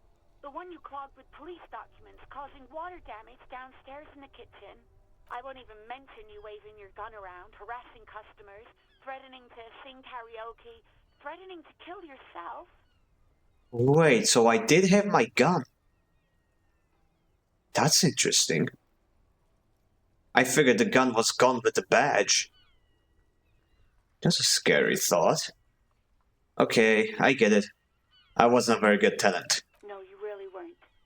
You were simply the worst. I was trying to show you the world of tomorrow, the great panic at the end. Well, you're the worst. Oh no. Girl, listen up. Jesus. Oh, I don't even know what to say. I am truly sorry for everything, Sylvie. God, I knew I shouldn't have brought it up. Just try not to call me again, and let's pretend it never happened. But when I spoke to Guard, it seemed like he thought you left because of him. What else did I sing besides the oh? I'm looking for a song. Nope, that sounds like an asshole thing to ask. When I spoke to Guard, it seemed like he thought you left because of him. Wait, really? No, this is absolutely not true. I like Guard. I really do. Aww? Didn't he cross a line when he asked you out? No, I was actually flattered. I've always liked him. It was just bad timing. With the corpse and all that. There's a pause. You can almost see her on the other side. The telephone cord coiled around her index. I didn't know what to say to him later. Then you came and destroyed the place. So I left without explaining. I should have told him maybe. Well, I can tell him. Okay, but please don't mess it up. Please don't take out your gun or something. It's fine, don't worry. Not gonna lie, I think someone took the gun instead of losing it. Who is she anyway? She was the person that worked at the bar the day before. I think she reported the body to the police. That's why we're talking to her. Okay, what else did I sing besides the oh? I'm looking for a song. All sorts of things. From disco, rock too. So much disco and rock. Was I singing The Smallest Church in Saint Sayens? Yes, that's the one you like to sing along to the most. The later it got, the more that one came on. Interesting. You still have to find a copy though, before you can blast it. Right. Thank you for talking to me. Take care. You hear a sigh of relief on the other end of the radio. Wordless, the call breaks. Then, the already familiar voice. Anything else I can help you with, officer? I'm done with the radio for now. 57's over and out. In the cabin, you see a... Close the door. Guess we'll talk to Garte now. Hey, so we've been monitoring you internally, and now we know your corpo type. Suggestion? A corpo type? What? Wait, there are corpo types? Yes. Guess what's yours? Full cop? Some kind of weapons cop? Sorry cop? I'm sorry, I'm not sure. I'm sorry you had to monitor me. Cool cop. No, you're the sorry cop. The cop who's sorriest. Let's make it official then, shall we? Really? Because I apologized for something I definitely should apologize for? Okay, but what are the other couple types? Won't the other couple types get jealous? I'm sorry, opt in. You know, actually, I'm not sorry. Changed my mind. Fucking they should be sorry. Okay, I'm curious about the other ones. Oh, you know, Apocalypse, Superstellar, the Advanced Interesting Cop, Liquid Shadow Cop. But you're too sorry to say those things. So, here we go? Won't the other couple types be jealous? What? Jealous of the sorry cop? I think they'll be fine. Don't worry. They'll be super fine. It'll be totally okay. You can dual copo type from sorry to anything.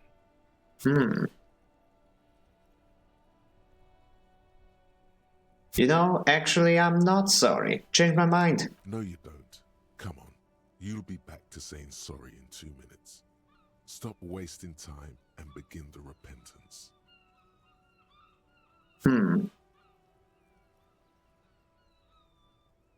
Opt in or opt out? This doesn't seem like something I can, like, choose at a later time. I either do it or don't. It was here, right? Sorry cop, number 4. Boring cop, apocalypse cop, superstar cop.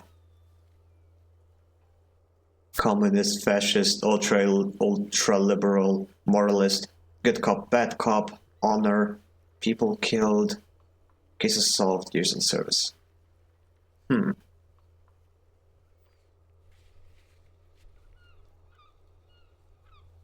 Okay, honestly, the only good ones here seem to be good cop, bad cop, and sorry cop. Boring cop is boring. Superstar cop, well, it does sound fun, but it also like a menace. I don't know what this means though. What does it mean to be a sorry cop?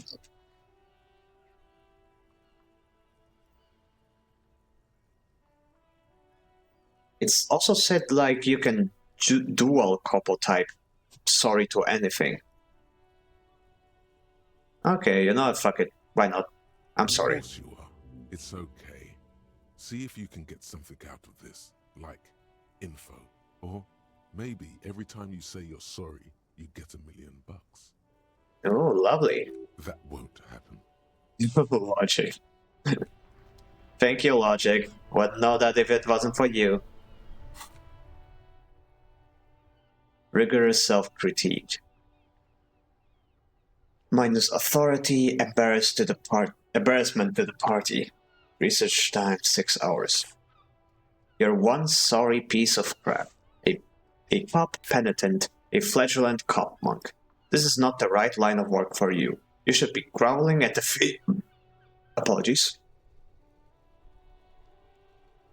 You should be groveling at the feet of the feudal lord, providing lurid evidence against yourself at a Mausolvian show trial, or ripping the flesh from your bag with a cat of 9 tails.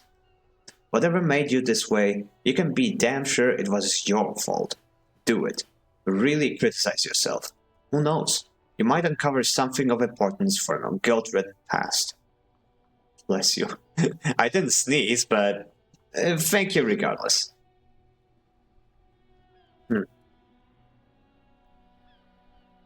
Okay.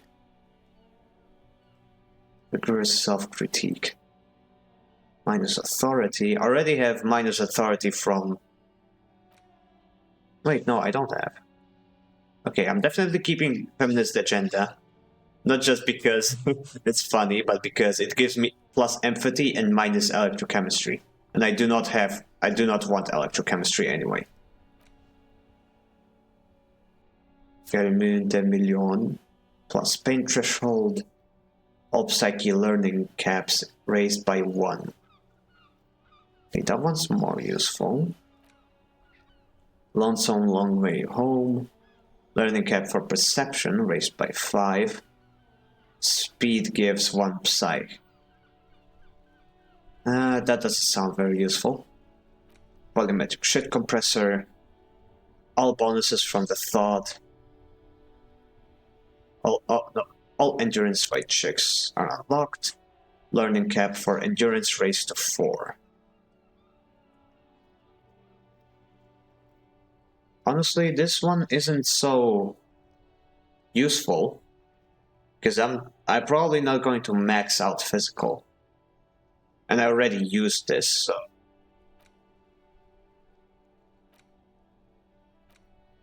Okay, the shit compressor and the lonesome road both are kinda useless right now.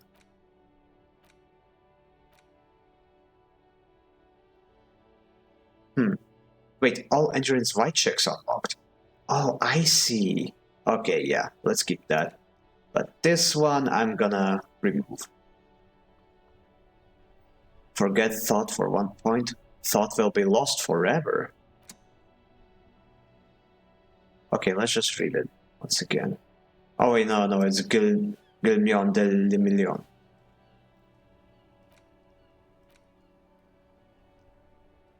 No, long way road. My tongue is in a twist. Okay, let's just read this again because I think it actually tells me like how to get home. So let's read it one more time before I remove it. Here we go. Home awaits. Past Station 41 through the market, past the Boogie Street, spearhead to the other side of the lake. The Frozen Eye at the center of the district, then past the video rental store on the corner. There, at the end of the street lined with pine trees, a small house no larger than a matchbox. 11 Voyager Road. You no longer live there, those times are long gone, and so are those people. Why do you come here? Why are you still here? And where's the dealer? You have to get back to work, that's all you have now. No longer live here?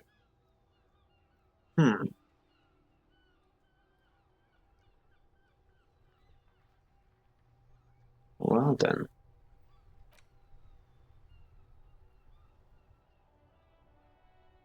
I guess this is useless then because it's... I have a feeling this is like the wrong address actually. Like I don't live here and live there anymore. It's just leading me to down memory road. Okay, so let's forget this one. Lonesome long way home. Let's get rigorous self-critique. Or let's see. Next to Sevilla Ferry. Next one authority. Shivers. Well, I don't need Shivers. Shivers is kind of useless.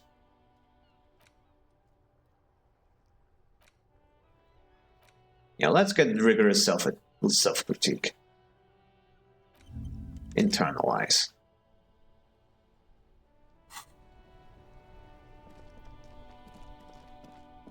And let's talk to Gart.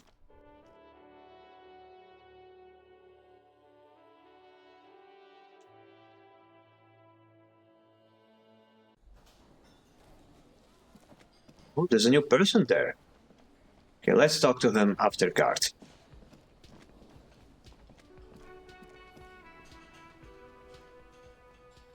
Quick save. Hello. I talked to Sylvie. She left because of me, not you. Wait, what? He looks up surprised. The bird? Yes, the bird.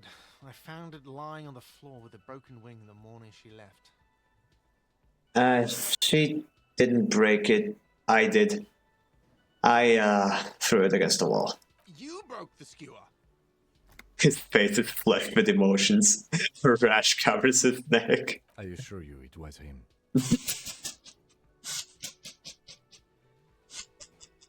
Thanks, Kim. Thanks for having my back. Why on earth did you have to break the skewer? It's a mystery. You tell me. I just break things. It's the way I am. Maybe I have a vendetta against it. You tell me. I can't believe it. I was so sure it was Sylvie. Even worse, I thought she was trying to send me a message. Symbol of hope and all. A tender type of hope. Something stirs in you. Perhaps this is why you broke it. All right. Did she say anything else about me, you know? Did she say anything about me? She said she was flustered. It was just bad timing. She said you're nice, but also... Nope, that's a lie. Okay, number one is the truth. Really? I should give her a call then. Man doesn't know what to say. He wipes his brow and stares at the counter. Thanks, I guess. Was there anything else you wanted, or...? We were sort of hoping there would be a gun, an expensive jewel, or at least a sword in it for you, if you deliver the message. Oh well. That's good. Goodbye. Okay, that's a quest complete. We'll make the call. Keep searching for the caller, despite lacking any obvious leads. This may take a while. Okay, let's talk to the new guy.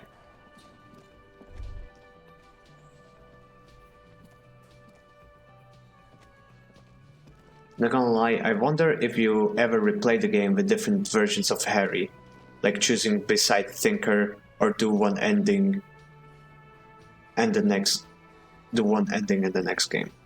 I usually don't replay games like this unless the story is very much different or the game is intended for multiple playthroughs. Something like Nier Automata is the kind of game that literally expects you to play it multiple times because the playthroughs are so different. But usually RPGs are like, you invest so much in a single run, you're not really interested in doing another one and do it all over again. But I don't know yet. I will only know by the end of this playthrough. You gotta spend money to make money.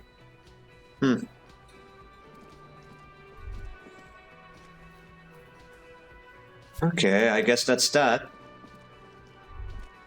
Nothing else left here. Alright. Oh, trash. Trash. Gimme.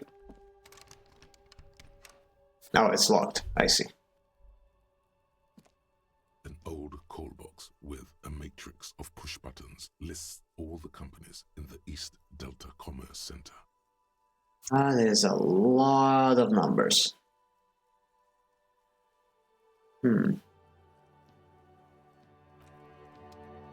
Oh, inventory. Can I get something? Oh no, I just got a ball. Right.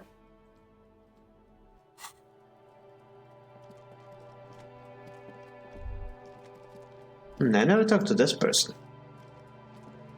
Hello, sir. Step right in. The store is open. A young girl with chubby red cheeks waves at you, smiling. Her nose is also red from the cold. She doesn't look chubby at all. What? I am the law. Hello. Are you interested in a new and exciting book?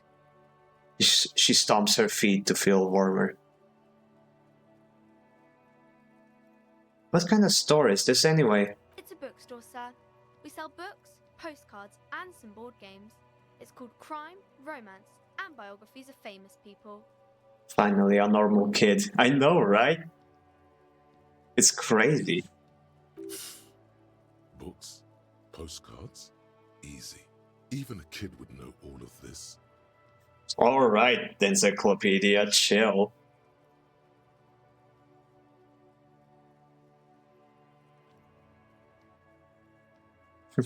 Little girl, I know what a book is. Books are like long letters with stories inside them.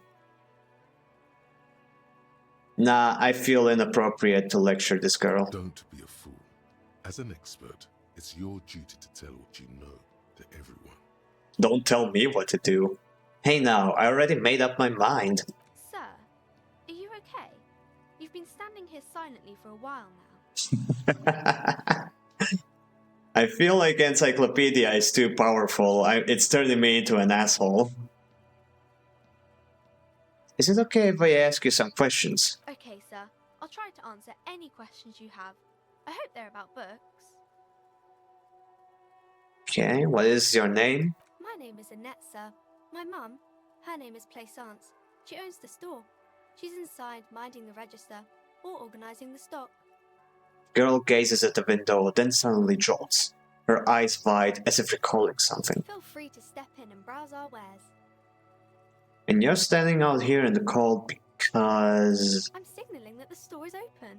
Otherwise, people might not know. They'd miss out on the crime, romance, and biographies of famous people.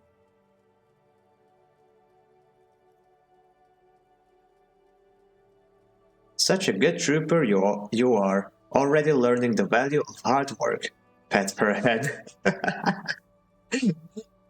Like, I would like to pat her head, but seeing the way we look, people might take that the wrong way. Oh, thank you for the look, Dio. You're always free to cozy on up here. I could help by brutally dismantling the free market.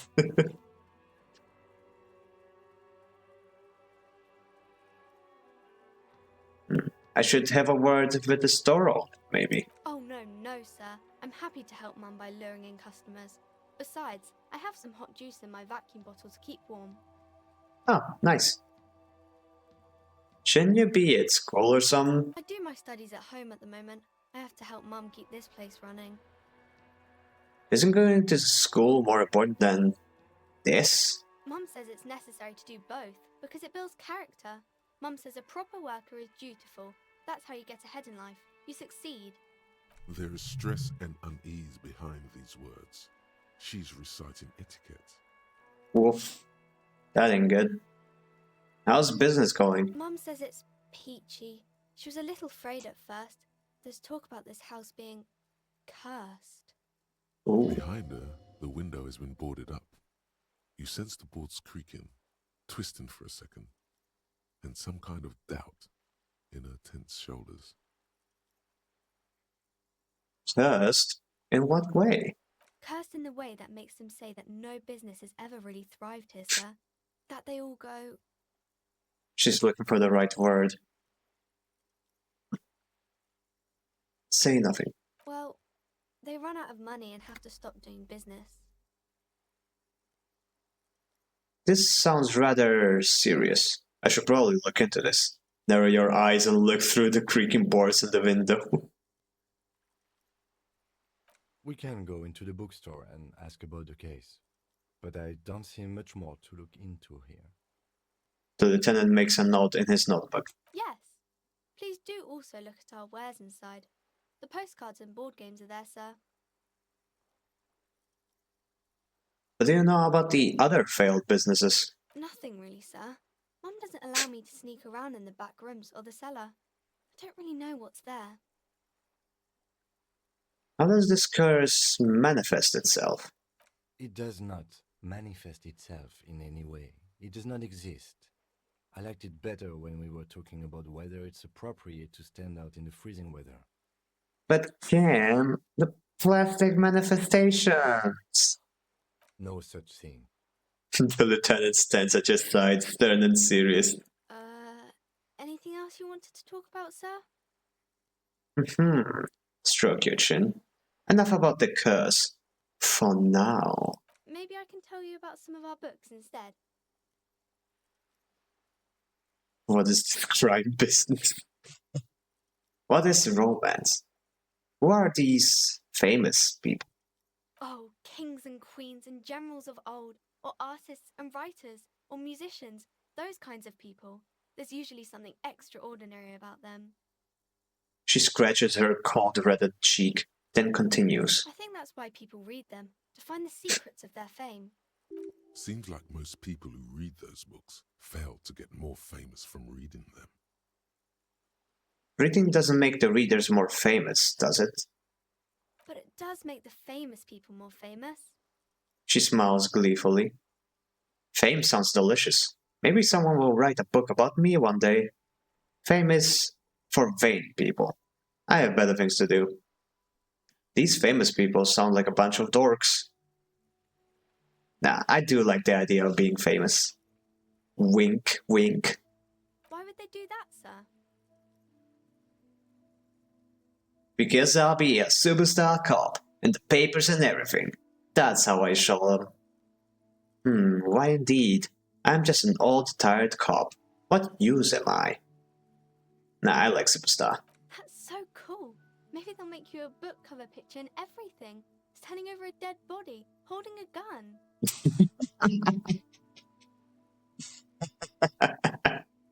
She says that with such innocent enthusiasm.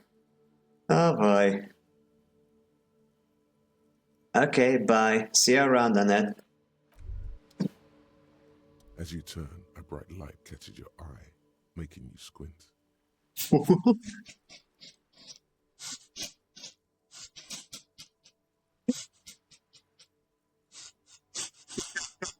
I don't know why that made me laugh. Just replying to it with, ah, cool. I have to. So cool. Where is it coming from? From a distant sunset, a stage light, flash photography, nowhere in particular. It's just what superstar law officers do. They squint at lights and they solve shit. Actually, now that I hear superstar and law official in a sentence, they sound weird together. Yeah, that's me. I've been establishing my superstardom hard lately. Yeah, you have. You're a big dick cop, Dick Mullen. Salam Rocky Baye, badass on the edge disco cop. Time to recede into a ludicrous fantasy world. Here we go. Camera, lights. Wait, what's that about ludicrous fantasy world? No, fuck you. Finish thought. Hey, Finis-san, how are you? Oh, I'm great. Can't you tell by my laughter?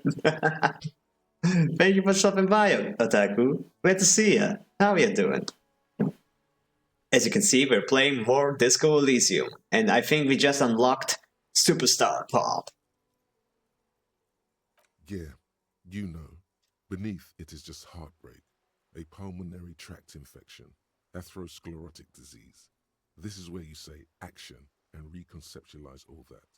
Reinvent it as the world's first celebrity police officer. So it's my coping mechanism. Cool. This is the beginning of your legend. Fuck it. Action! No, I'm too downbeat. I won't say those things anymore. I'm doing good, just woke up from a nap. Oh, that's nice, that's comfy. Fuck it. Action! With a sudden flash, the world freezes around you, and you along with it. In an iconic monochrome solution, a black silhouette against a rasterized orange world. It's on. Congrats for the second. I'm not addicted to the game, it's just whenever I start a game on stream, I usually don't stream anything else until I finish it. But we'll see if I'll switch it up in the days to come. For now, I see no reason to not stream more of this funky little disco thing. And oh, I got a new thought, eh? Some kinda superstar. First, let's make this absolutely clear. No one is saying you're an actual superstar in the groupies and cocaine riddled with hepatitis C. Oh. Sorry about that. That was my alarm. It's 50. Oh, yeah. Yeah, because it's a Monday. Right, I forgot about the alarm. Apologies. Just wondering, what's the difference between RPG and D&D? Just wondering.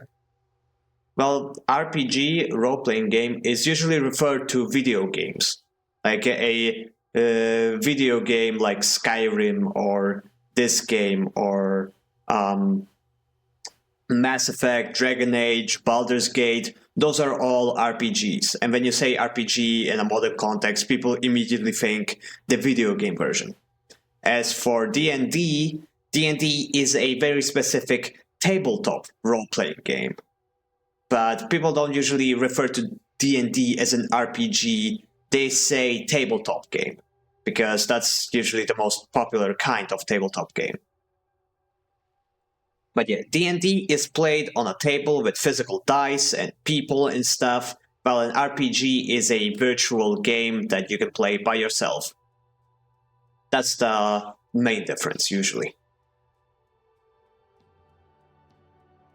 I mean, there are D&D video games, but most of them kinda suck, and people very much prefer real-life D&D. Like, whenever anybody says D&D, the immediate first thought is the tabletop version, because that's what's most popular.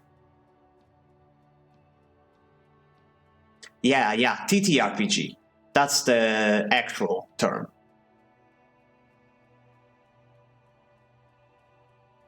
Yeah, Rand is right on the dot with that. Okay, let me read this thought again. First, let's make this absolutely clear. No one is saying you're an actual superstar in the groupies and cocaine, riddled with hepatitis C, Strexaliquinous pose with a Mick kind of way. You're not Gilmaine Le Million or Davy Dewis. No, you're a metaphorical superstar. You bring a rock and roll authenticity and passion to a line of work where people don't expect or want to see it. Where some would say it doesn't belong. Law enforcement. Honestly, I think every line of work should have a little bit of superstardom. Okay, ROG is the usual suffix. You have many kinds: tabletop RPGs, Japanese RPGs, tactical RPGs, and more. Yeah. But yeah, usually some people tend to use the blanket term of RPG, and usually for video game formats. Whereas D&D and tabletop RPGs are their own category.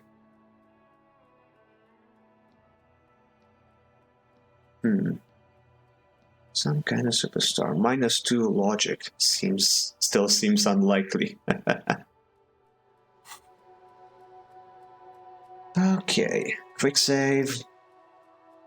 And let's check on inside here.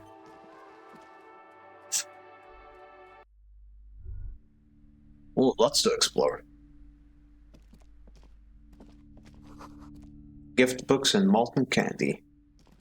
The display rack is brimming with worn paperbacks featuring an extremely muscular, sword-wielding barbarian on the cover. Nearly all the titles contain the word Hyundai somewhere. Storekeep, tell me about these Mustn't Man books.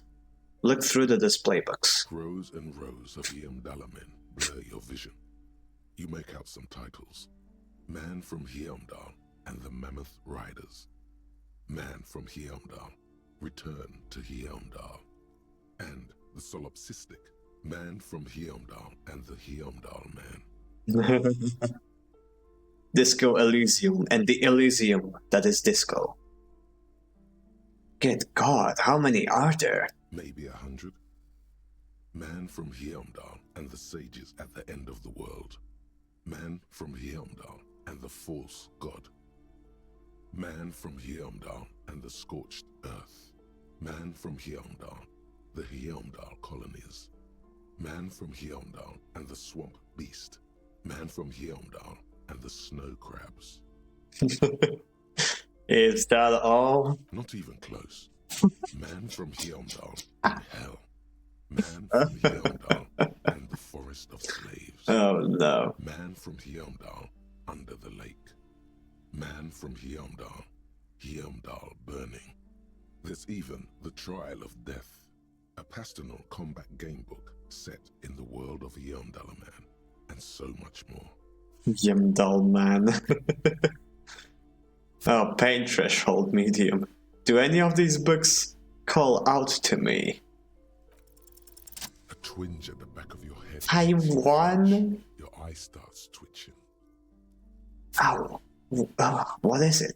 Your hand reaches toward a book with glossy cover art of the very muscular man from Hjelmdal in chains, kneeling in front of a staircase leading to a throne. A woman sits on the throne, leering at the man. She's laughing at him, belittling him. Slay. Between the throne and the Hjelmdala man lies a bonfire, casting shadows on the wall. The shadow of the woman's headdress looks like a pair of devil horns. The title reads, Man from Hjelmdal and the Devil Woman. Aren't all women devil women? That sounds like an anti-feminist thought. And the forest of slaves. So, do they just plant slaves and wait for them to grow? Must work very well. Yeah, last time I checked, slaves don't grow on trees. Starkeep, this book is misogynistic. How can you peddle such filth? Interesting. The display rack before you is burdened under piles of Man from Hjelmdal novels. I want to buy Man from Hjelmdal and the Devil Woman. It doesn't give me any bonuses. It's just I can just buy it. Oh well, I don't have the money to buy it, but I can if I tried. Okay, Starkeep, tell me about these muscle man books. Oh, Man from Hjelmdal. A very popular series of adventure novels. They're awfully immoral and violent books. Why are they so popular? Blood and violence, scantily clad women, epic narratives, all those mystical things he encounters. They're bound to grab those with little imagination and nothing to do. Sounds good. Which one should I start with? That doesn't sound like something I'd be interested in. At last, someone sensible. However, I still urge you to buy one. Can't judge a book by the cover, they say. She still wants to sell. If you're a novice of the series, I'd recommend Hjelmdalaman, the Man from Hjelmdal. It's supposed to be a good introduction to the series. Maybe when I'll have money I'll return to this. But right now I am still broke. Autosave, nice. Old sports magazines tucked away in a dark corner. A small mountain of colorful board game boxes. There are numerous types of games for all ages. A lot of shelf space seems to be taken up by Wirral-related merchandise. Ooh, do they have any tabletop RPGs? Starkeep, what board games do you have here? Look through the pile of Wirral-related items. An endless variety of source books, lore books, and codices litter the table. The topmost book is titled Welkin Compendium, 2nd edition. There's also a large hardbound tome with intricate cover art, The Hunters of Katawak, Boreal Creature Compendium, and a pick-your-path adventure game book titled Tales of Wirral, Cavern of Velkrag. Books in a board game section? Who wants to read books? Oh, come on, conceptualization. Books are a wellspring of knowledge that I want nothing to do with. Anything that really catches my eye?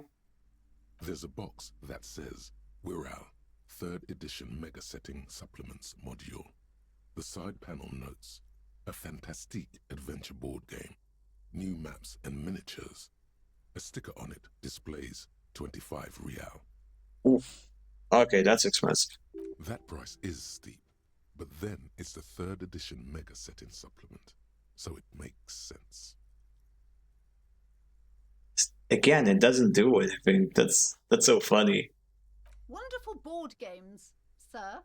The Viticulturist is a classic for sure, or perhaps you'd like Archipelagos of Insulinda, a very educational game for those interested in geography. Conceptualization is an anti-intellectual. Well, that's charming.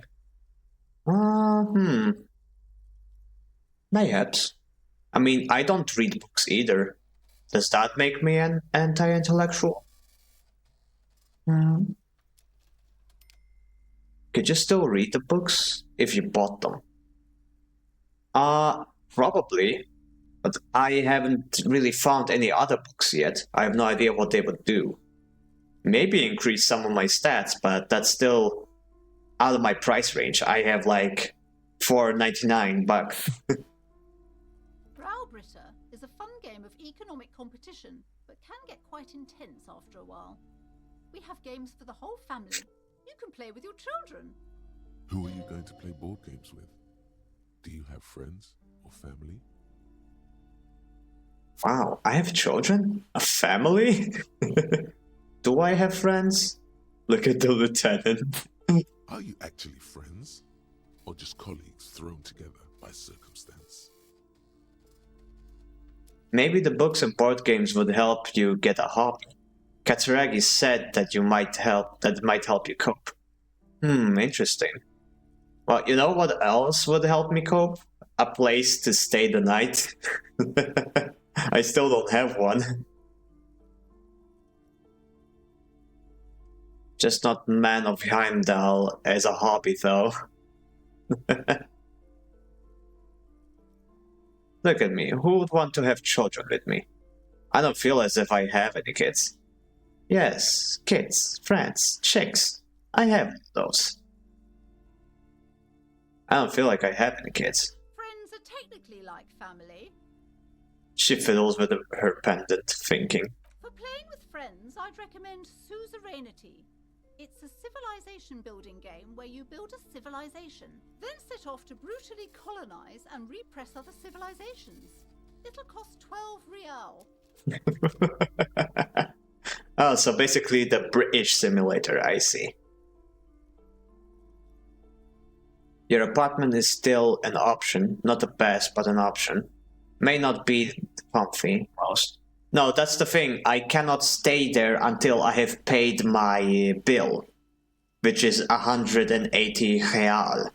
And now, after a whole day of messing around, pretty much, I've got almost $5.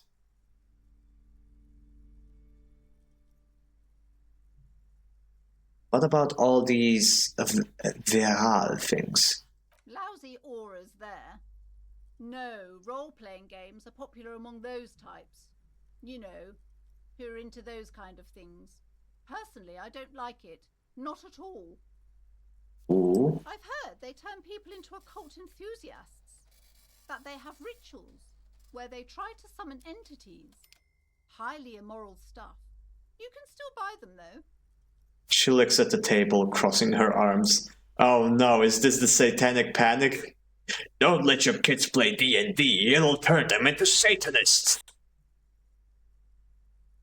Looks like she doesn't read books. She does. No, I do think she reads books, just only the books that agree with her.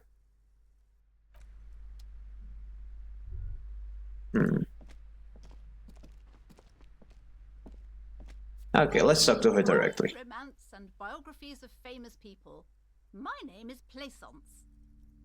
The clerk extends a greeting. Be welcome, and please take responsibility for the energy you bring into this space. What? Before we go on, you seem to be well off enough. Can you give me some money? I feel there won't be an opportune moment to ask later. What the hell kind of question is this? So, are you the owner of the store? It looks like she specifically read Man of Heimdall solely so that she could criticize Man of Heimdall. Which, to be fair, is entirely reasonable. I agree. If you're gonna hate on something, at least understand it first. I am the proudest owner of our little shop of culture. Her voice, high-pitched, sounds familiar. You've talked to her before, through the doorbell.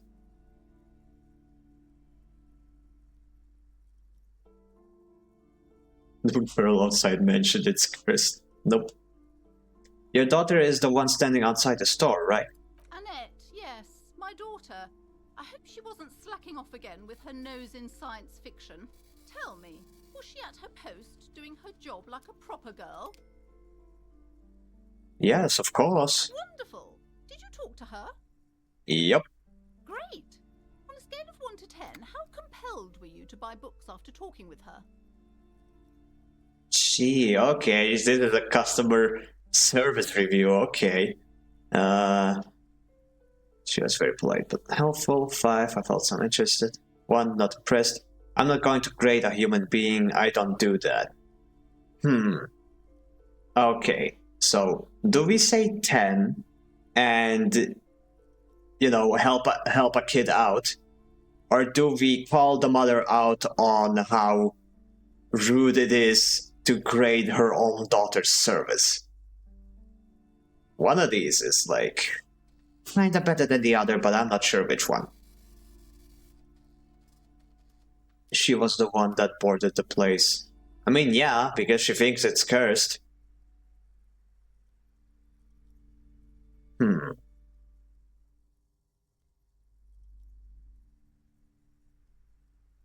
To grade a human being. Yeah. Rude is rude, in my opinion. She locked her own kid outside. True. Come now, it's not personal. It's about proper sales practices and market research. I expect an answer. Wow, okay, fuck you, lady. Well, still, I don't have anything against the kid. 10. She's certainly very polite and helpful. My precious, her dedication brings joy to my heart. If you have children, I hope they turn out as great as Mayonette. I mean, the kid is a good kid, but I also feel like she's being a bit too tough on her. And I get that they have a job to do, but still. The way you're handling her strikes me as wrong. Annette is quite a trooper. She's great value add. Jeez. I'm here to dismantle the food market and abolish child labor. Okay, so I do have reservations about her parenting style, but I also feel like this is none of my business. But this is a video game. I can butt my nose into everybody's business. The way you're handling her strikes me as wrong. Mind your own business, sir. In our society, people don't get to tell each other how to raise their children. It's none of your or anyone's business. Yeah, well, what happens if some absolute asshole decides to have a child and exploits them? Then it becomes everybody's business, lady. Denial is the way she copes with criticism. Yep. Took the words right out of my mouth, logic. I'm here to dismantle the free market and abolish child labor. Nah, this might make the police seem worse if I say this. Let's just change the topic. The woman before you scans the store, her shoulders rigid and tense. Every now and then, she nudges her glasses. Okay. Farewell, no, but book peddler. Nah. What if I want to buy a book? Goodness, you were already doing good, browsing the shelves. Why'd you stop? Don't you feel compelled? Go, go. Get back there. The books await you. Alright, I'll take a look at them. She smiles and nods, seemingly relieved. Farewell for now, book peddler.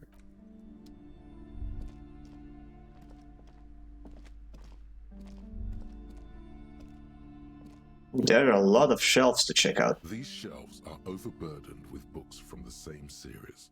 You see the name Dick Mullen over and over.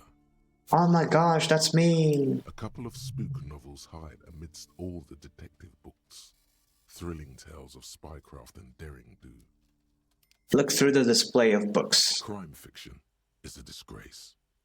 an asinine misrepresentation of the physical attributes of the arduous everyday work of actual police officers. These books greatly overstate the excitement of police work, glossing over how long it takes to actually follow up on leads and eliminate dead ends. What's more, they completely ignore the psychological hardships of year after year coming into contact with people during the worst days of their lives. Not a single mention of all the stress this work creates upon the officer's family. Detective fiction just doesn't tell the truth at all. Now, would you like a list of all the books found on the shelf? Sure thing. Oh god, no. No, let's check it out. Gotta know your enemy. You see, Dick Mullen on the job. Get Me Mullen. The Stalwart Adventures of Richard P. Mullen. Dick Mullen and the Murder in the Orchard. The Sordid Affair of Dick Mullen. Oh boy, all of it is Dick Mullen. Buy nothing from her, not her name, remember. When the anti-capitalist revolution will finally arrive, she must be the first to fall. Yeah. A killing is declared. Dick Mullen in the murder house. The final case of Dick Mullen. An obvious lie. Dick Mullen in the clock tower. The ordeals of Dick Mullen. Dauntless Dick. Dick Mullen's funeral pyre. The murder of Dick Mullen. Man, there is a lot of Dick in these books. Man. Are there any more? Dick Mullen dies? Oh no. Turns out he fated to solve a case. Of course he did. Man, do they have any books about Columbo? I miss that guy. Are there any more? Yes. There's also The Dame Who Did It. Farewell, My Mullen. Faking death seems to be a common trope in the Mullen series. The morbid tales of Dick Mullen. A dark tide turns. A dark tide? Like a Warhammer 40k dark tide? Tragedy calls for Dick Mullen.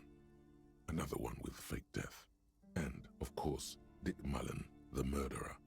In order to catch a murderer, Dick Mullen must become the murderer. Of course he does.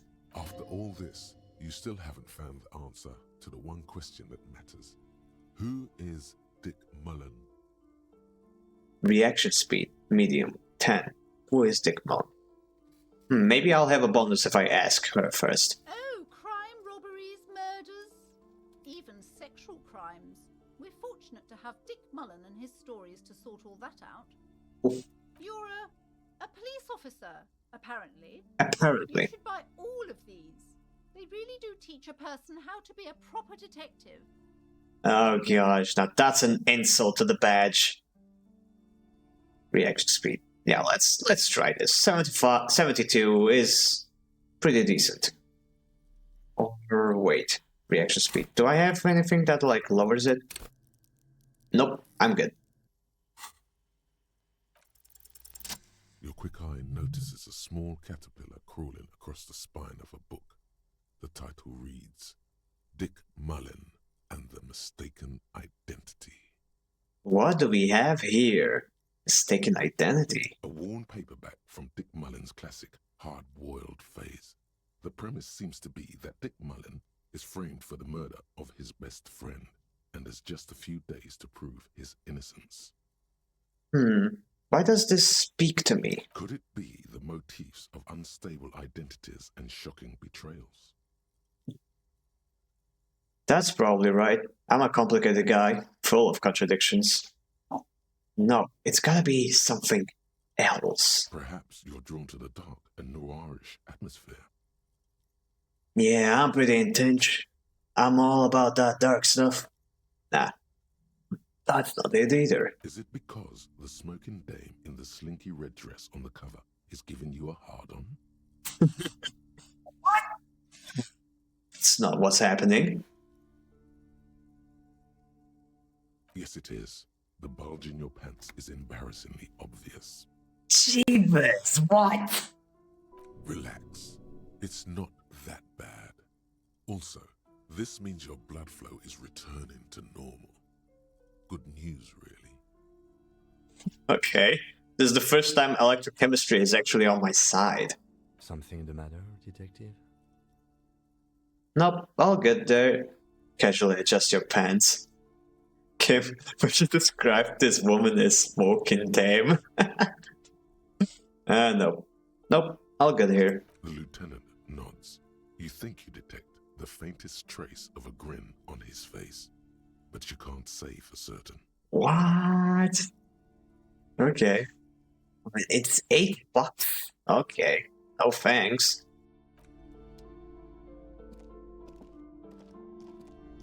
Okay, let's do a quick save. Just so I don't have to do all of this again. A quaint picture book brochure. Very colorful. It's a tome of fascist magic, rather candid. The plaque on the shelf reads, Biographies of Famous People. You see a large variety of names, none of which ring a bell. Look through the display books. Browsing through all the books with all their names makes your head spin. None of these seem important or relevant. It's all just vapid egoism. Suddenly, a particularly odd title catches your eye. It reads, High Speed Love, the tragic true love story of Jacob Irv and Alfie Delatraz, by one Cecilia Averbrook. What's it about? High Speed Love chronicles the romance between two of the finest tip-top tourney racers in history. One of them is the madcap driver, Jacob Irv. His blonde mane graces the cover. Next to Irv's life story, you see a slim biography of an Occidental rock star called the Anti-Star. He's famous for shooting morphine into one of his eyeballs and cocaine into the other. Ew!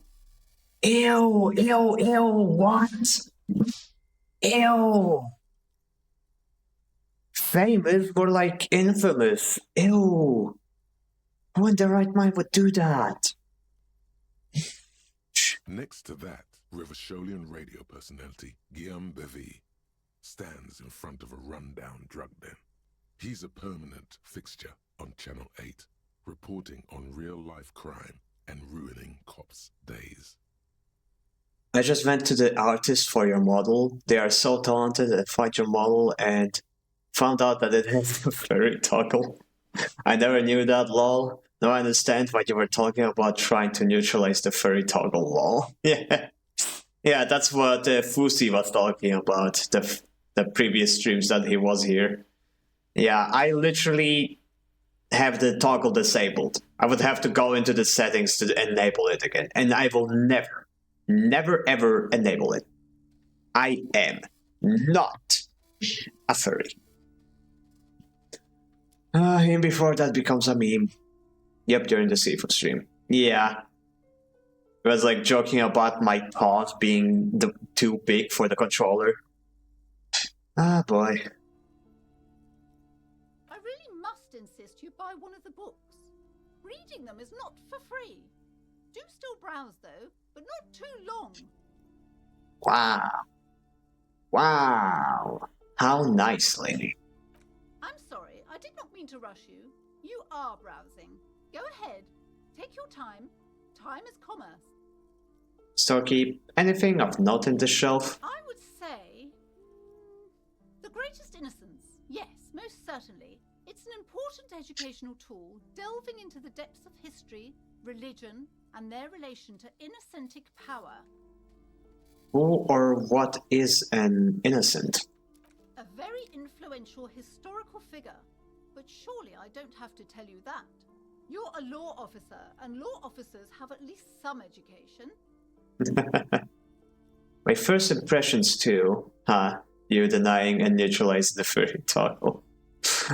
Hey now, hey now. Hey now. Hey now, baby, hey now. The book is also very daring. The author aims to re-examine the universal understandings of the innocentic system, creating a fresh vantage point and a shift in the tired order of things. I thought it was about which of these innocents is the coolest and greatest. So you recommend it? Certainly. It's prudent for a person to have at least an elementary understanding of history and society. Imagine the chaos we'd be in otherwise. You feel like you should get this one? Definitely. It's important somehow. There's something personal inside. Oh, I can actually buy it. But I still need the money. Oh, what's this? Several maps have been attached to a bulletin board hidden inside the alcove. They're held up by small pins. The board has come loose from one corner. The maps look old and faded. Your eye catches a map of Insulinda, a map of Revachol, and a map of Martinez. Yes, that's exactly what I need. Man, I didn't even think that there'd be anything this useful here. Like main menu. I never noticed this tab. What's this question mark? I cannot use it. Oh well. Okay, look at the map of Revachol. The north coast of a verdant island is shattered by the delta of a river. It is the River Esperance. Countless bridges put the shards back together, connecting city blocks to river islands. La Delta says a great artificial heart in the center, teeming with life forms and construction. To the east, rolling hillsides, Le Jardin, Stella Marie, the suburbs of Saint-Baptiste, swallowed up into the megacity. They sound rich to you. This is Revachol East. In the west of the river? Hudon. It's somewhere to live.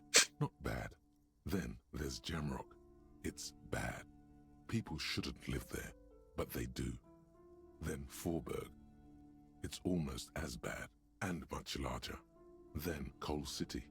It's the worst. You feel you're just west of Coal City, somewhere above Jamrock and close to Coal City. And Inland Empire is doing a lot of work. Good thing I loaded them up. Look at the map of Insuldi. This large map displays archipelagos. You see a constellation of small dots on the light blue emptiness of the Insulindic Ocean. The largest in the northeast is La Caillou. You are here. Another far away in the southwest, Seminese Islands, Ile de Fantôme. What else? Laurentide, Fas à la Mer, Archipelagos, North Arcade Islands. All just specks of dust on the vastness of the Insulindic. On the edges of the map, the color fades into a blur of dotted lines, black and white, disintegrating into mathematics. In the northeast, a dust mite stands on the north coast of Caillou in a bookstore. It's you. Squint first. Can you see cities on the islands? You can. On Caillou, Revachol, a single black star. On Ozon, Fondelier, and Vimandu. On archipelagos, Croyan Moran, Villiers. On Seminine, Olduvai, and on Laurentide, Deora of the Seven Seas. So if you're on an archipelago? On a collection of islands? 850 million people live on these little dots. An oceanic world of culture and commerce torn apart by history. Oh, okay, so that's like a map of the world. Look at the edges. The ocean breaks apart into a tangle of cosines and azimuths, all pointing into pale nothingness. Mwindi is the north azimuth. Grad is the northeast azimuth. Samara is the east azimuth. Seo is the west azimuth. Isolas, they're called. Connections to other worlds. Words past the Insulindian, unknown to you. You only know you've never been there. You have little idea what they are. Distant stars, gods, but looking at them makes you feel almost non-existent. Whatever they are, the Isolas are immeasurably large compared to you, and very, very far away. I'm starting to think this isn't a real map of the world. Or maybe the voices are being very abstract with their descriptions. Perhaps they are gods. Gods of distance and outer dust. Oh, conceptualization failure. Oh, impossible. Oh, wow. I needed a 17. Interesting.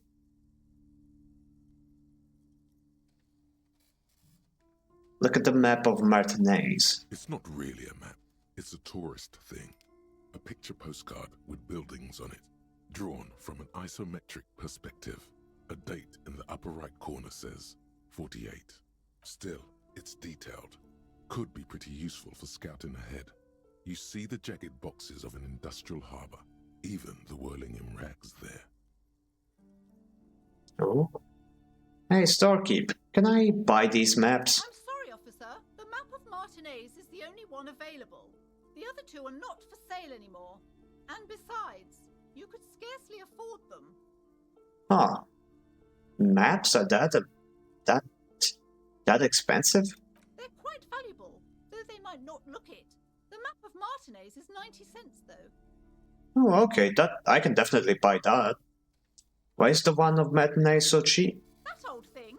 It's an out-of-date map of a tourist location that never was nor came to be. From when some design studio people tried to spruce the place up 4 or 5 years ago, they also renovated the horse statue, set up those coin-operated viewers, and designed the new street lamps. The place does not look like a successful tourist trap, does it? What happened then? They didn't get that far, for some reason. A shame the project never got going. Would be nice if someone fixed Martinez up. All these ruins are bad for business. Interfacing, challenging 12. Steal it instead? Oh god, I can try to steal it? Oh wow. I don't think Kim would approve of this. It is a white check, but nah, I feel like this has very bad consequences. I'll just buy it. I want to buy the map of Martinez. Always good to be informed of your surroundings. Finally, we have a map. Interact. A worn and torn map of the Martinez area dating from 48. A title on the top reads, Benevue à Revachol. It's a bit out of date, as it was originally created by a design studio in a failed attempt to spruce up Martinez and turn it into a fancy tourist attraction. Interact. The worn map features the patchwork grid of the streets of Martinez, with directions to appropriately touristy locations. Year 48 resides on the upper right corner. Trace a path through the grid. Your finger moves through the various streets, across Rue de Saint-Ghislain and Rue Saint-Sipar, over Saint-Brun and Martinez North, finally coming to a halt on the spot where you are currently standing, although the map gives no such indication itself. For a more detailed view of the map, go to your journal and select the Map tab. Nice. Put the map away. Nice. We finally have an actual map. Church, fisherman's shacks, Martinez waterfront. Oh yeah, there's the hotel. That means we are over here right now.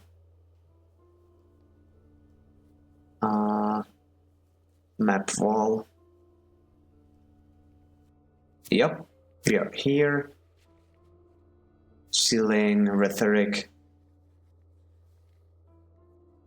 Oh, it tells me where the checks are. Oh, that's cool. Okay, policeman cloak is all the way up there. Kim is right here next to me. Sleeping dock worker. Yep, all the things are over here. So, where could our home be? I think the thought that we had earlier about the road home said something about the other side of the lake. But that might also not be the correct address. It said something about us not living there anymore. We'll have to check around. Fisherman shacks. There's no way to go down. So,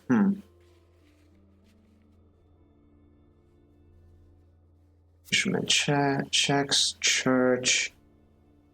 Up there is the industrial district. Interesting.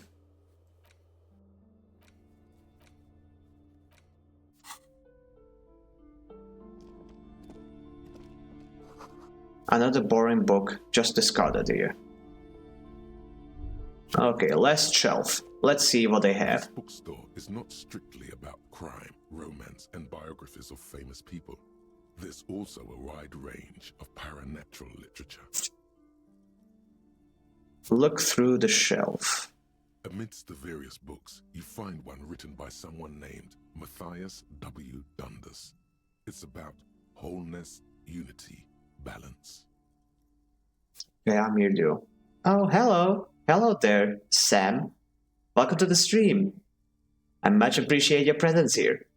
I'm Finis, I'm a variety streamer, and we are playing Disco Elysium at the moment.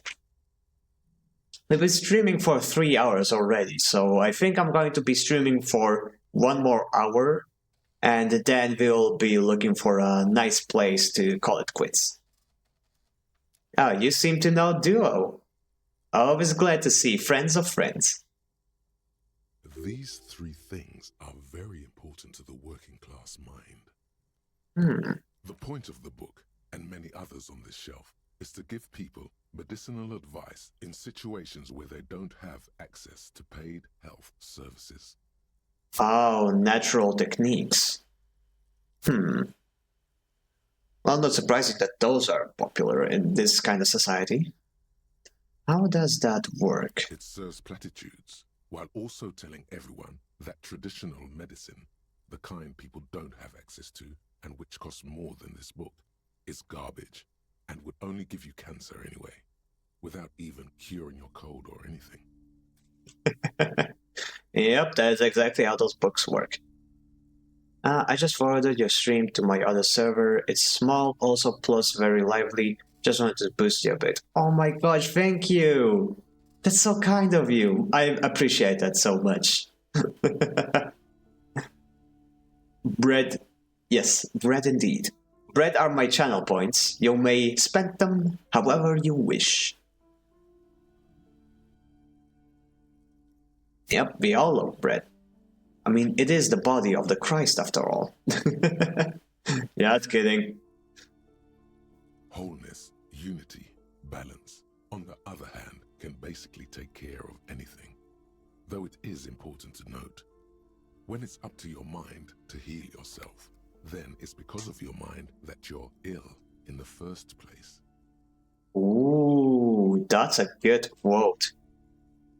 That is a good quote. I gotta remember that. Don't be afraid to talk to Finis. He doesn't bite. Well, he doesn't say he does. Yeah, trust me. Don't worry about it. I mean, has a cat ever bitten you? Don't answer that question. It's a rhetorical question. That's good. What does the book... Does the book say anything else? The book features chapters on topics such as how to find magnesium. It even lists plants you can harvest magnesium from. How to continue drinking if you're an alcoholic who has destroyed his liver. And how to continue drinking? Oh boy. Oh, magnesium. I am a magnesium-based life form after all. Also, what do you mean furry toggle? Nothing. There is no furry toggle. Do not worry. That is fake news. A government conspiracy. Yes, exactly. there's even a chapter on the ancient Seraïs tradition of using duck gallbladder preservatives to treat and prevent sexually transmitted diseases. Pre and post factum apply. Nothing worth buying. This is just mundane garbage. What's even paranatural about this? Exactly, Inland Empire. We are not amused.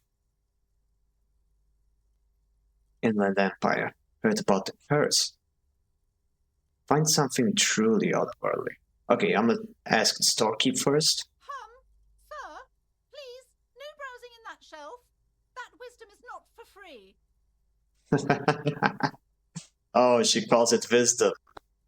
That's unfortunate. I can't have you end up, like, opening a police store next door and stealing my customers. Oh no! Oh, wow, okay.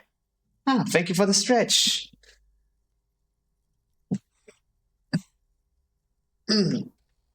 Ah, thank you. My bag appreciates that. And some water. I will drink the water as well.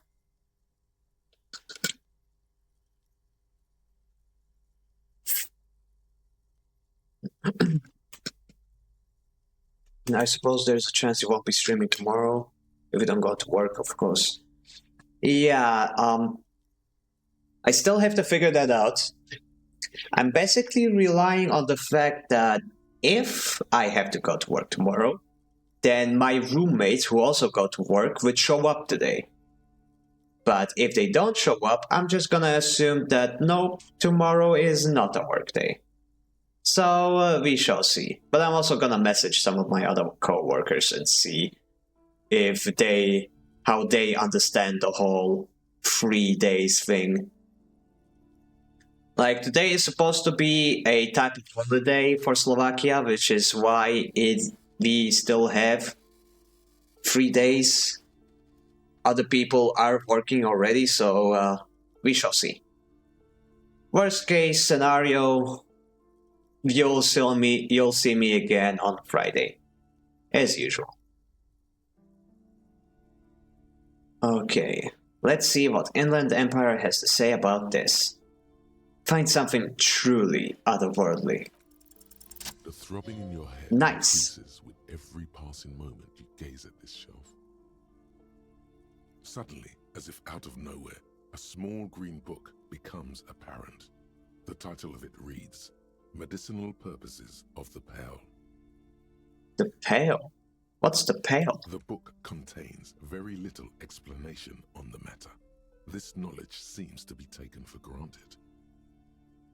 What's this book about? The book contains descriptions of various pseudoscientific therapies, alternative medicines, and folk remedies involving the Pale, also known as le territoire. The Pale? The Pale Blood? Bloodborne? Bloodborne reference? Bloodborne mentioned? For example, Bloodborne 2 confirmed? It recommends vigorously swatting one's naked body with a venik or hand broom, made from the leafy twigs of a young birch tree from the near Pale. Sounds painful. It is supposedly invigorating and good for the circulation. Okay, what else? It also recommends consuming distilled spirits like vodka or whiskey that have been aged in the Pale. Readers are instructed to cover these jars in a shallow hole just inside the Pale and leave them there for 30 to 60 days, depending on the potency desired. And what does this pale aged liquor do? Among other benefits, it is alleged to restore a damaged liver to perfect health. Ooh, we could use one of those. Back from the fucking ads. Oh, I didn't know there were ads. I apologize greatly for those. I used to have an ad tracker, but I realized it takes away a lot of my performance. So yeah, I'm doing it like this instead. Just playing it by ear. Glad to see you're back, though. We are just browsing a paranormal book about the Pale. That seems improbable. I should probably get my hands on some of that. What else is there? For general health and well-being, readers are encouraged to take regular strolls through the Pale, though a sidebar cautions readers to limit each stroll to less than an hour. These strolls promise to cleanse the mind of worries and the body of toxins, especially if the perambulator performs this ritual in the nude. Nudity figures prominently in a number of these prescriptions. Now, that's what I call occult knowledge. This is exactly what you need. Huh. Anything else of note? There's an entire section devoted to cures for men who are struggling to perform their marital obligations. Well, I certainly don't need that. You close the book and return it to its place on the shelf. Alright, I want to buy medicinal purposes of the pail. Okay, not gonna lie, this is one of the most interesting books in this entire library. But I don't have the money to buy it. Let's leave.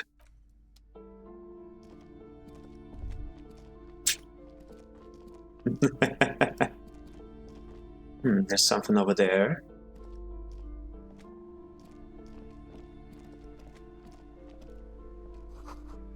The book collects the national recipes of Arda. They are all about lake trout.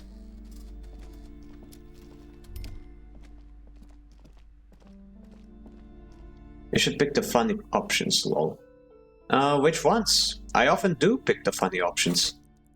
But like, sometimes the game remembers a lot of what you do a lot. Which is why I am sometimes quite careful about what I pick. But there are often times where I do pick the funny ones. And then not the right option. Well, yeah, that is I do still want to actually finish the game as a good guy. So, apologies if I sometimes pick the... Kim, are you good? Kim, are you okay, Kim? Guys, I think we broke Kim. Kim is trying to tell us something. Yeah, a moment, I'm slicing some lemon. Fruits are good for you anyways. Yeah, fruits are great. Wait, is lemon? Oh yeah, lemon is a fruit. Right. You see a set of tattered curtains blocking the way to another room. A strange cage-like trinket dangles from the curtains. Kim is freaking out. Excuse me, officer. The back room is strictly for employees only. Shopkeeper, what's behind the curtains? Nothing. Now please go back to browsing the books. Don't you feel compelled to look at the books? The books are all you care about. No, I actually don't care about books at all. I hate books. She speaks almost as if she's trying to put a spell on you, urging you to buy more books. Oddly enough, the more she tries to draw you away from the curtains, the more alluring they become. They sure do. Examine the strange cage-like trinket. You see some kind of charm, an irregular polyhedron assembled from bones, sticks, and straw. Inside, a disturbing fish head with empty eye sockets stares at you. This is a traditional Seminese ward, meant to provide protection against ill luck, bad dreams, curses, and other supernatural scourges. And who are the Seminese? Inhabitants of Ile de Fantôme, the Seminine Islands down south. Aside from poking at it suspiciously, there is nothing else to do with the fish head charm at this time. The curtains remain shut before you. Okay, since you want me to do the funny and not right choices, I'm gonna pull the curtains apart. Just as you're about to pull apart the curtains, the petrified voice of the shop owner cries out once more. Sir, don't touch that. I told you it's off limits for the customers. Her hand has closed around her pendant, her fingers nervously playing with the talisman. Parapsychologically speaking, we're done if you decide to open them. I won't be held responsible for the consequences. It's too dangerous. Not psychologically. She looks away, mumbling. Why is everyone always messing with the curtains? Why can't they just buy books like normal people? What is about the This is about the curse.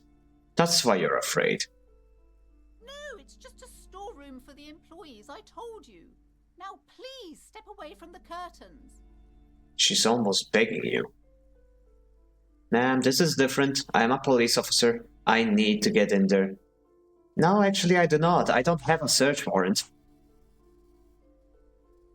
but I sense this place calling for me. I must investigate beyond the threshold. I don't care. You can't stop me. I'll open them.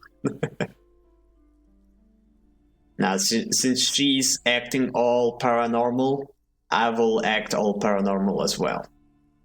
You do? My god, even more reasons not to mess with the curtains. Just step away, dear sir.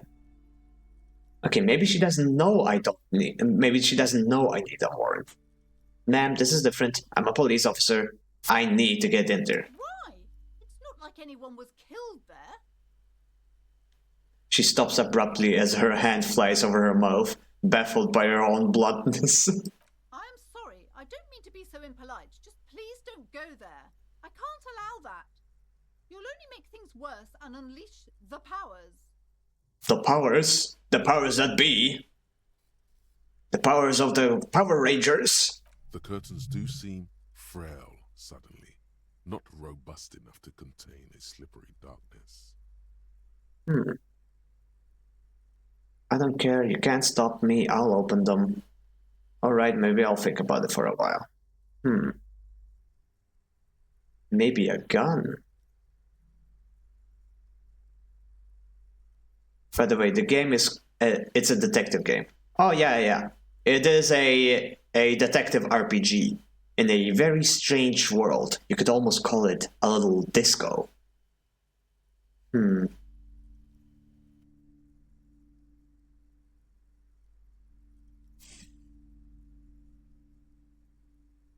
Okay, I'll think about it. Thank you. Let's just talk about this first, all right? There's no reason for you to venture into the unknown. Talking is always good. Go see what she has to say. There is something mysterious about the curtains. Be careful. The curtains, tattered with age and covered in dust, hang before you, as if taunting you. Ignore the curtains for now. Let's see what she has to say. Hello again, esteemed officer, and welcome to Crime, Romance, and Biographies of Famous People. Why are you so uptight about those curtains? I just want to know what's on the other side. I already told you, it's just a storage room for employees. I don't understand why it's so important to you. Just let it go, officer. Go buy some goddamn books. You're supposed to be drawn to the books. She recites it like it's a poem, or like she's playing a role she's grown tired of. She's so tense, it's a miracle she hasn't snapped in half yet. Wait, she keeps talking about how we're supposed to be drawn to the books. Could she, like, have created some kind of, like, ritual in the back room and expects us to now be drawn to the books, as if by magic? Huh. Our MC, Harry, is interesting, and Kim, our friend and partner, is a very understanding man. Yes, he is. Kim is great. Why are you still talking about books? Are you trying to put a spell on me? A spell? As if. This place doesn't need any spells or hoodoo mumbo-jumbo. This place has wonderful energy. She wavers under your gaze, mouth pressed into a tight-lipped smile. Then, something breaks. Okay, fine. It's just because this place is cursed, just like everyone said. They don't call it the doomed commercial area for nothing. Are you happy now, officer? Happy that you've ruined everything? She closes her eyes and starts mumbling something into her pendant. Host of hosts, she prays. Guard me and my honest business venture from the curse that lurks behind the curtains. Honest business venture. Finn took the thinker's role, smart but no social skills. Yeah. Actually, here's my, like, skill distribution. I have intellect, psyche, physique, and motorics. And I'm good in intellect and motorics, but pretty bad at psyche and physique. Yeah, no charisma. Psyche is pretty much charisma. And physique is, like, physical stuff. And, honestly, it's also self-restraint. Yeah. But what's very interesting about this game is that every skill you can see here actually has a voice. And whenever I trigger that skill, the skill actually talks to me. Like here, Encyclopedia is like, it has a lot of, it knows stuff, basically. And whenever I find something interesting, Encyclopedia explains to me what it is. But then there's also problematic skills like electrochemistry, which is basically just a drug addict. And it's trying to get me to drink alcohol and stuff and become very self-destructive.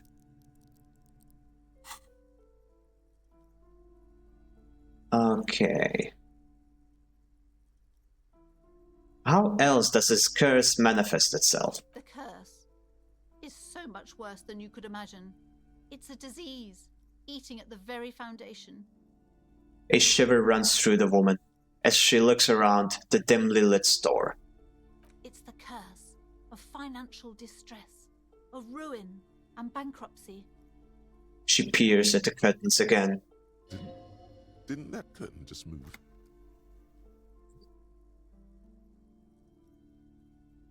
Okay, I'm a little confused. What does that mean? Everyone knows that all the previous companies in this building have sooner or later declared bankruptcy, and their malicious spirits are still here, feeding off bad business practices and disappointing income statements. There's something wrong with this building, I can tell you. Ever since I arrived, I've sensed an eerie lingering presence, as if I was unwanted here.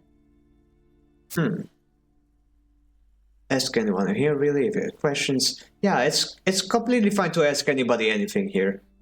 Totally fine. We even had a political debate a few hours ago. But yeah, there are no wrong questions and there are no wrong answers. There's only silly answers. Okay, why didn't you just tell me right away it's a curse? It's not good to talk about the curse, not in detail. The negativism, it's dangerous. Talking about the void wraiths angers them. Wow. Void raves. You have new words. Ooh, new words.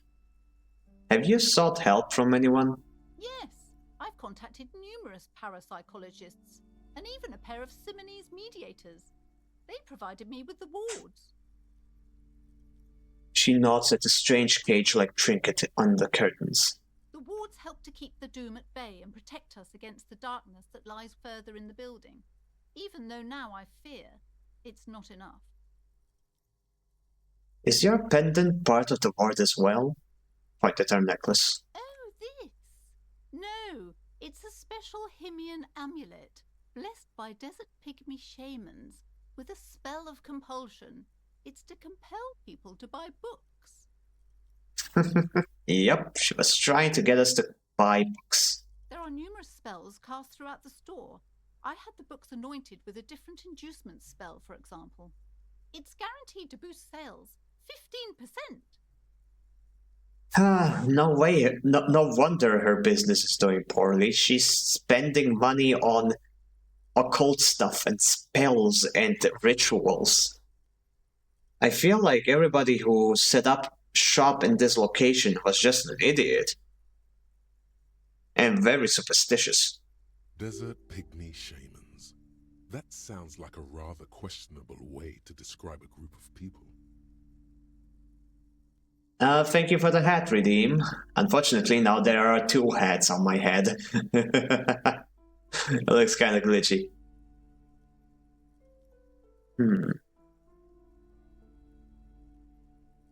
Would you like me to take the case? I could investigate. See if the curse is real. Most certainly not. I don't want anyone who's not familiar with the psychic arts to get involved in this mess. Stay away. Leave the spirits be, so they can return to their slumber. My liege, you know what this case calls for? A para-detective. Para-detective. Drama, medium 10. Gave smart-ass parenting. Really? I lost a point because I was being a smart-ass? Wow. Okay. Convince her to let you investigate the doomed commercial area. Well, My drama score is still pretty high. Kim can handle it. He's chill like that. Yeah, Kim is just a pretty chill guy. Let me see if I have any items that give me drama. Musical instrument, electrochemistry. Nope, doesn't look like it. Well then. Let's make a proper save, because it's been quite a while since I made one. Hello again, esteemed officer, and welcome to Crime, Romance, and Biographies of Famous People. Convince to let you investigate the doomed commercial area. Time to fire up the Ah, fuck. Ma'am, I am a renowned private investigator, a paragon of law, and a specialist in all things criminal. I don't want to say all that. And I am his private partner, John Shaw. Together we run the preeminent postal surveillance firm in Revachol. John Shaw. Shao is what the Saolite Empire was called in the Occident, back when far less was known about the people. It was a barbarian other, ever so mystical, on whom you could project any kind of exotic fantasy. The legend of it persists, and a lot of people still think the Shao is a thing. We are truly private in our partnership. But wait, there's more. Once we've caught our client's spouse in flagrante delicto, we blackmail them and pocket the money ourselves, because that's what private investigators do. Now, I see that you are a married woman.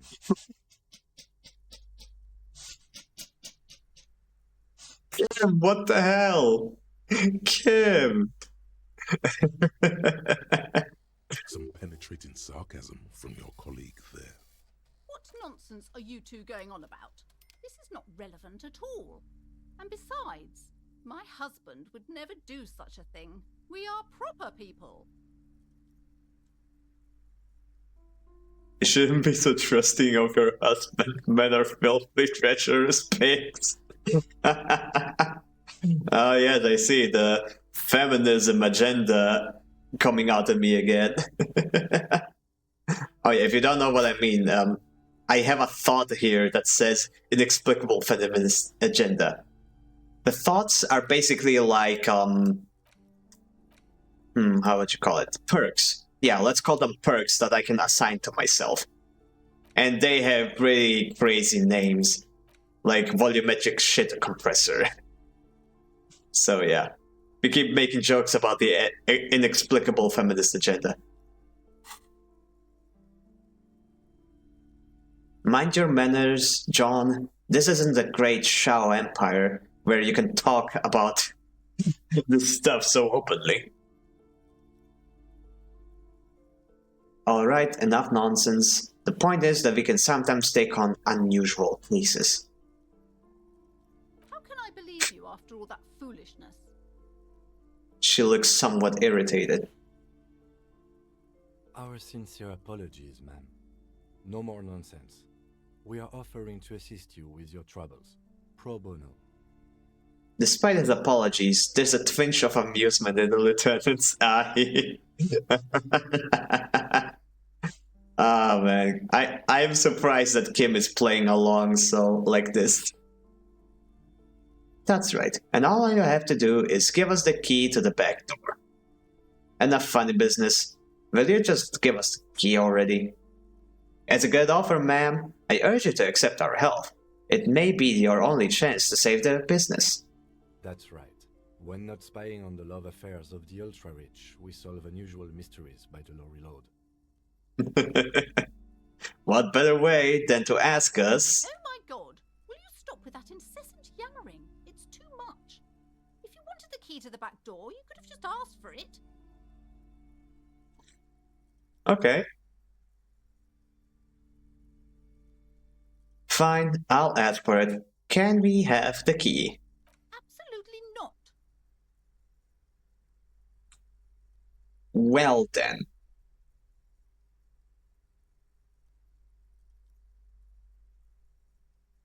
Wow, she's the disrespectful one. Farewell for now, book peddler. Man, if only I didn't criticize her parenting style.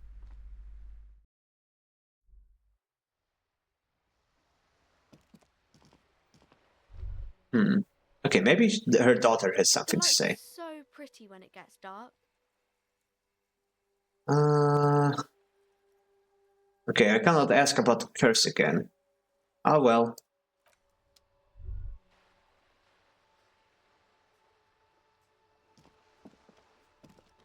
Seems like a parrot needs parenting. Oh, we'll do some parenting, alright. We just need to up our drama a little. The dented yellow mailbox greets you with its graffito, bullet holes, and an RCM sticker. Fuck you, mail delivery box, kick it. No, I'm not evil. I'm a nice person. Leave. Okay, what else can we do? The map.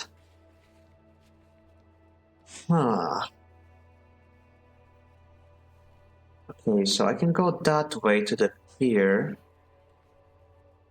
But I don't think I can find anything important at the pier. It's at the other side of the lake, and I need to go down to get there. But I can't because the bridge is broken. It's getting dark in game. Yeah, actually it's getting dark in real life too. That's why I had to turn on the lights earlier. Lovely mailbox, I should destroy it. No, that mailbox is a good boy. I don't want to break the mailbox. Trash container. Renee Anu.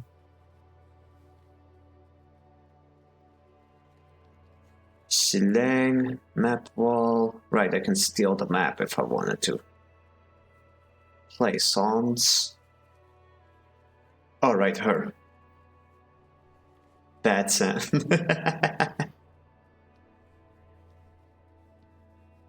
Physical instrument, challenging. Electrochemistry.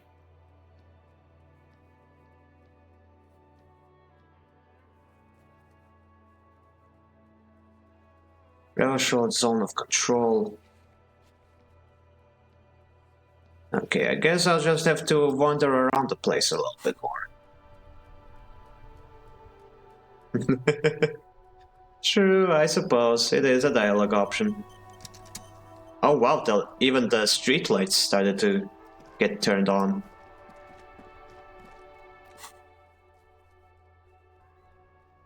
Okay, another debrief with Kim.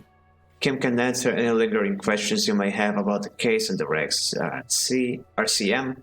Join him in the Rex balcony after 22 when you're calling it a day. I see. Okay. So we still have 2 more hours to look around the place.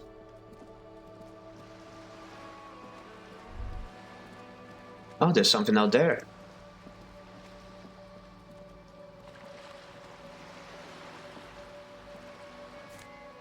Oh, it's just money. Okay. Now let's go this way.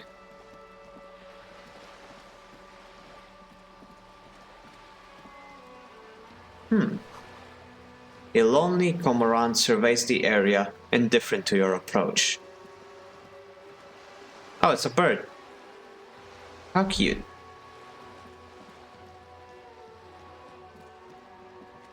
A boat.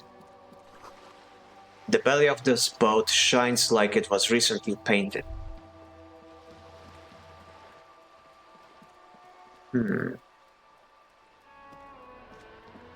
Can I go through here? Oh, I can. Lovely.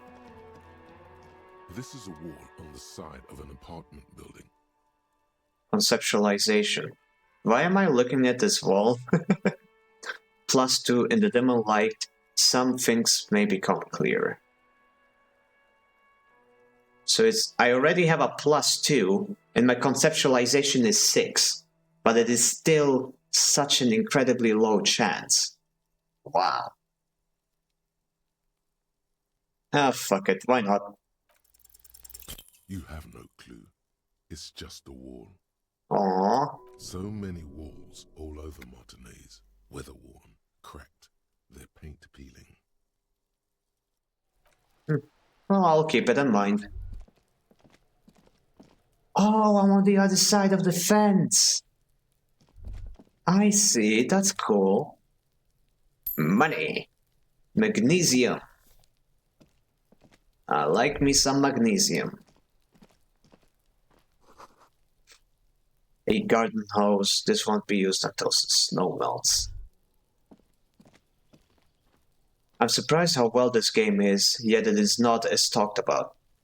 Well, it's been out for quite a while. I think around the time when it came out, it was quite a big thing. People talked about it a lot. But it's also a bit of an acquired taste, because a lot of people don't like reading. Was less reading, but more like just, it's basically a point-and-click adventure game. And people want action. People want that dopamine from shooting guns and stuff. Chairs and tables eaten by rain and rot. Oof. Another splattering of bullet holes on this wall. Oof. Twice. Orange bomb head. Reaction speed rhetoric. Don't mind if I do. Finally, we have a hat. Just a closed door, but you look at it suspiciously. It is very suspicious indeed. I like reading as a Limbus player. Low attention span. Yeah. Honestly, I'm not a big fan of reading either. But I very much enjoy this game because most of the dialogue is like spoken out. It has a lot of voice acting and I appreciate that. There must be another way into the building. Fuck, was that loud for anybody else? Holy shit, I got a heart attack. It's been a week and now they show up? What the hell, Kim? Why was that so loud? Oh. Okay, now let's try again. Okay, he didn't do it this time. Phew. Freaking. Kim just sneaking up on me and saying that? That was in character, wasn't it? Some people might like reading, but may not be at ease with some of their dialogue options. Awkward and or embarrassing, like me admittedly. Yeah, I mean, I also feel like that. There are a lot of options that I pick simply because you guys seem to appreciate them. But if I was like playing this by myself, for myself, I would probably pick the most boring option every time because that's the least embarrassing option. I hate embarrassment. Cape Side Apartments. Ooh, a box. Trash. Thank you for the trash. Rue de Saint-Ghislain, roundabout north.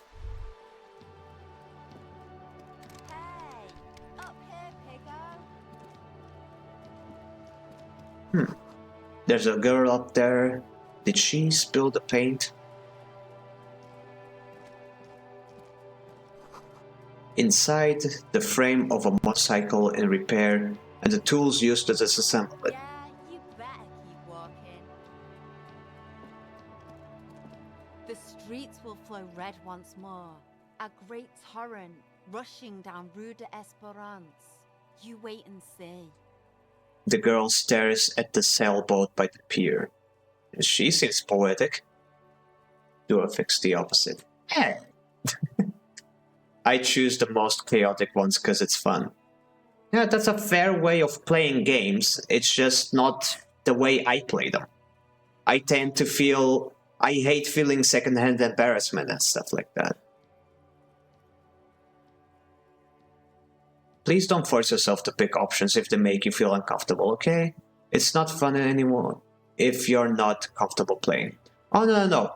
There are definitely choices I will never pick. Don't you worry about that. I just like the comfortably whimsy options. And I do appreciate a bit of whimsy in our day-to-day life. I just don't like it when the game paints it as something like, you know, when you do something you think is funny and then somebody is like, what the hell are you doing? That is like a very uncomfortable feeling. But the game doesn't always punish me for being silly, and I appreciate that. Yeah, be like Duo who has to be put on a leash. Yeah, big mood. Yep. The girl stares at the sailboat by the pier. The streets will not flow red with anything. Who are you? I'm Cindy the fucking Skull. What else do you want to know? Date of birth, blood type, the last time I was tested for Hep C. I mean, those are the first kind of questions I ask every girl. Rarely I ever get an answer. I'm not that chaotic. Pick your favorite dialogue. We're not king-shaming though, dude. I forced Finn to be nice during the first few parts. No, you didn't force me to be nice. I was nice. I chose to be nice. I am a very nice person. We just want to know your name, little lady. No need to get defensive. Don't use that tone with me. I am the law. Let's start with your blood type and go from there. Yeah. When were you last tested? Just answer some questions, okay? I mean, the blood type one sounds funny. Let's start with your blood type and go from there. Go where? Accosting a minor? What? She's a minor? She doesn't look like a minor to me. What? Listen to your partner, pigman. Keep your grubby hooves off little old ladies.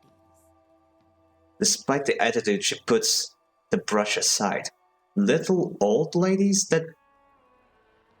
I am confused by what's going on in this conversation. That's a minor? Yeah, my thoughts exactly. Does that look like a minor? But she does look chill, yeah. Ah, yes, the cosplay Judge Dredd option. Oh, I love Judge Dredd. Ma'am, in my defense, you look 35 at the earliest.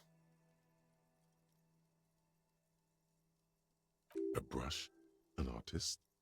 The red splatter is urban expressionism. You keep looking off to the side. What you looking at? What are you doing to the wall? Do you know anything about the recent murder?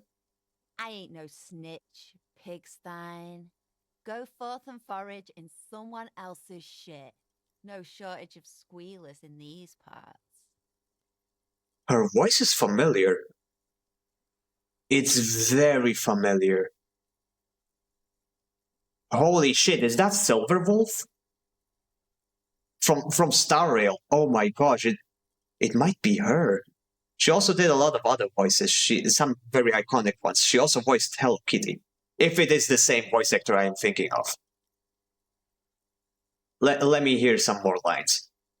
Actually, there is a shortage of people who talk to us in a normal, calm, informative manner.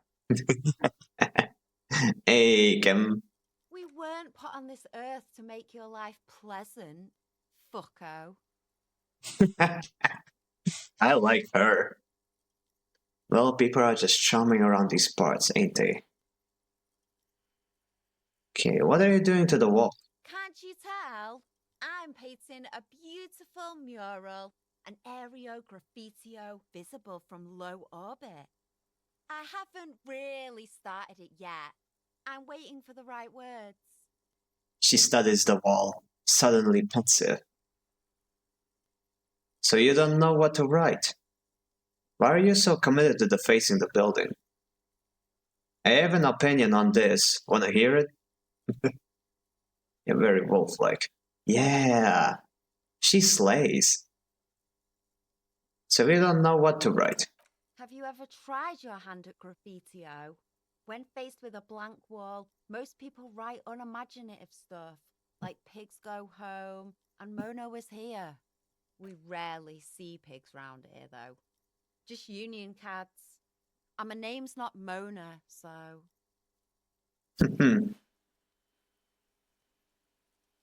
Why are you so committed to defacing the building? This place is severely lacking in havoc. Not even the occasional trash can fire to break up the tedium. The VA of Cindy the Skull is Shayaf St. Ruth, according to the internet.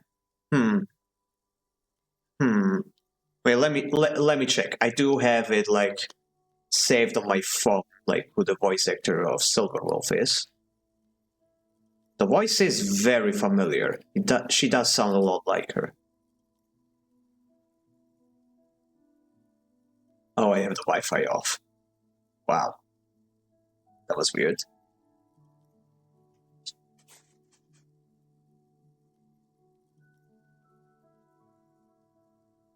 One second. Connect to the Wi-Fi.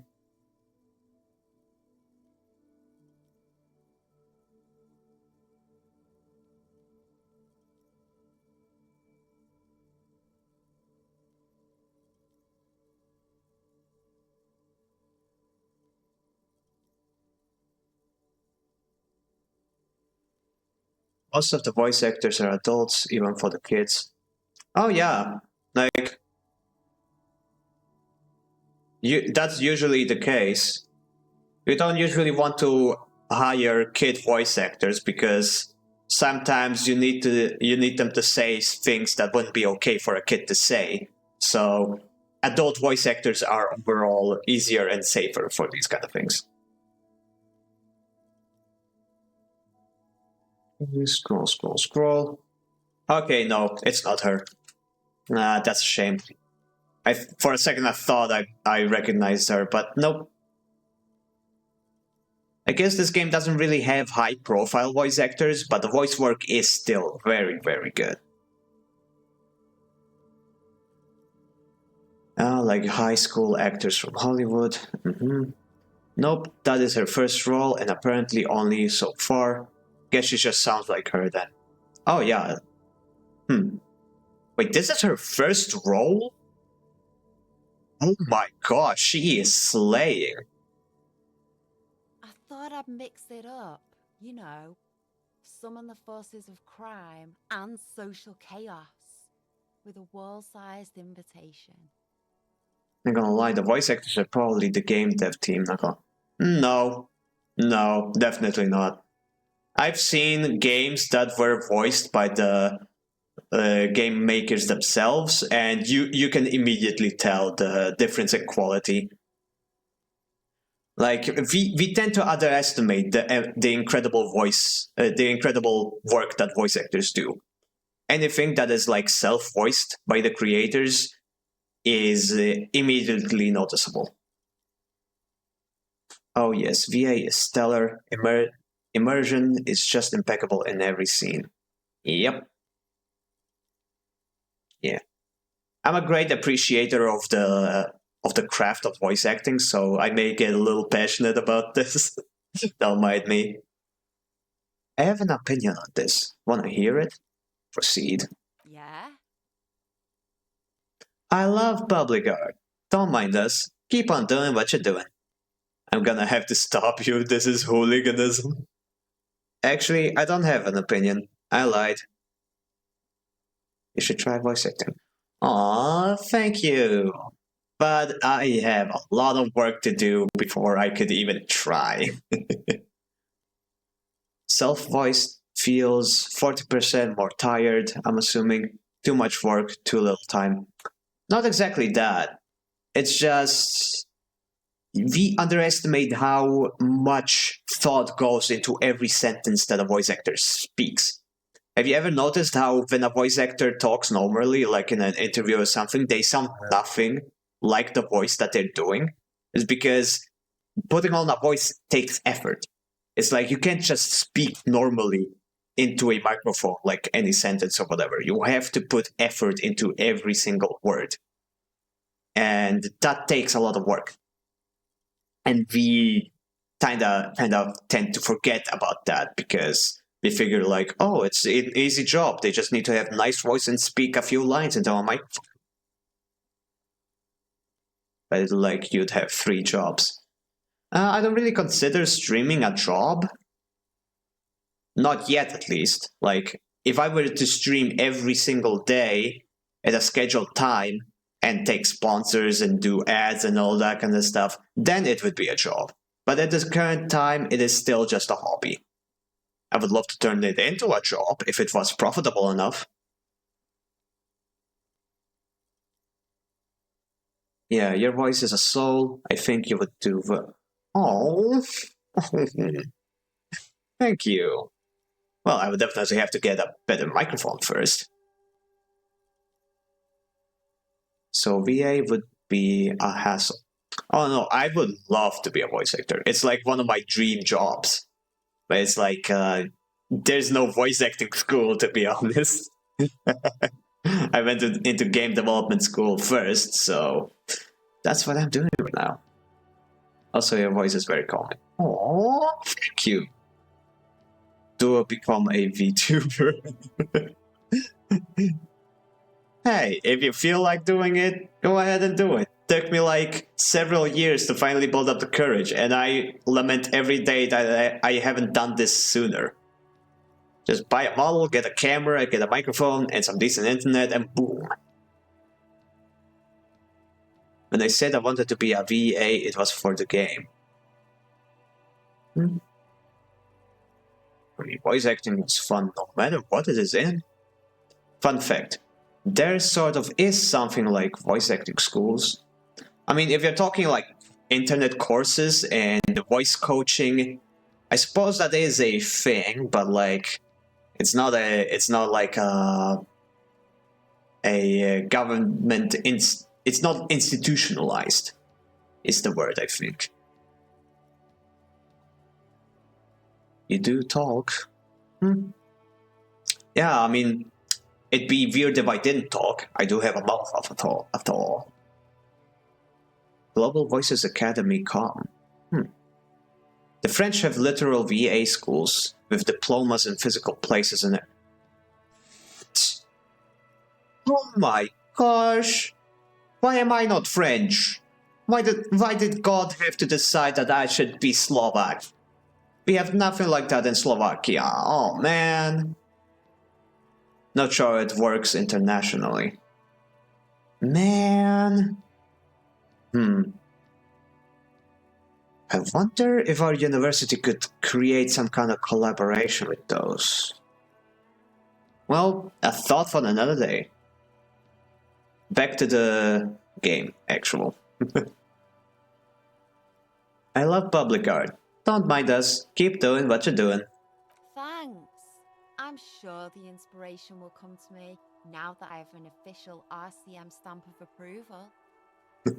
She means the opposite. You keep looking off to the side.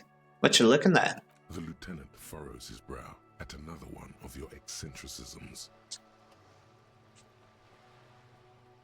She nods disdainfully to the woman performing maintenance on the boat docked next to the pier. Hatred, disgust, it's difficult to tell which of the two is more present in her girlish features.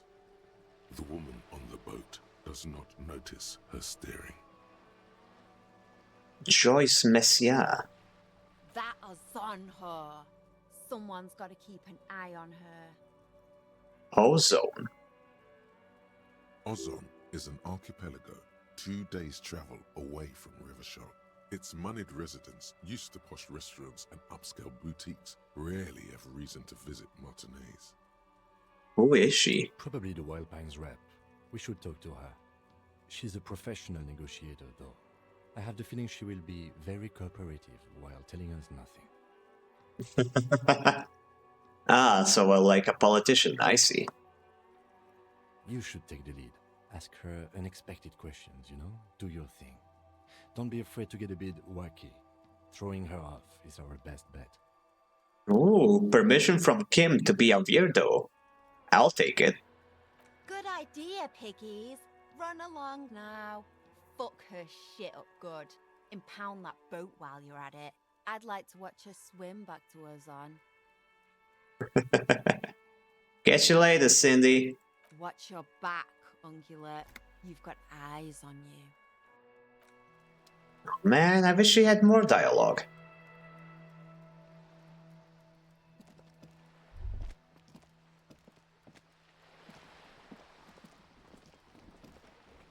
What's this door? A sturdy metal door guards the southwest entrance to the apartment building.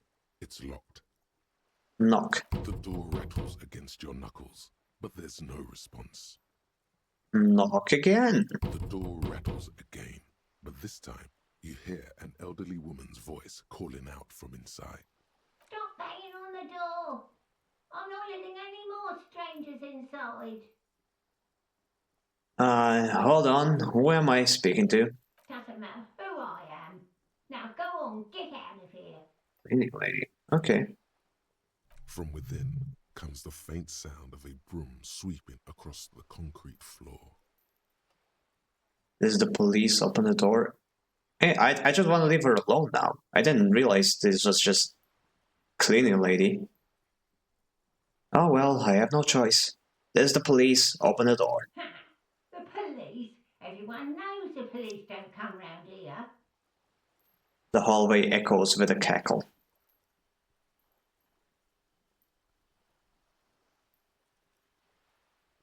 But I'm not joking. No, I already told you. I won't be responsible for any more strangers getting into the building. Go check the backyard door. Maybe someone there will. She trails off, leaving their sentence unfinished. Backyard door. There must be another entrance to the east. Kim, tell her we're real policemen. Madame, I assure you, we are real police officers. The lieutenant repeats dutifully. There is no reply. Just faint sweeping sounds inside. Ah, Kim didn't make the speech check either. Just got something new in my inventory. Oh right, the beanie. Orange bomb hat. Extra reaction speed, but less rhetoric.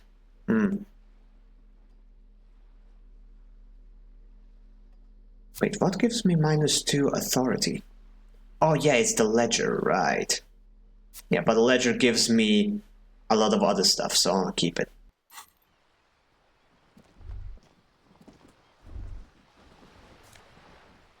Trash, thank you. Looks like there was more construction here once, decades ago. You don't look authoritative, do you? Nope, I don't look authoritative at all. Who needs authority when you have a police badge? Oh wait, I don't have one, fuck.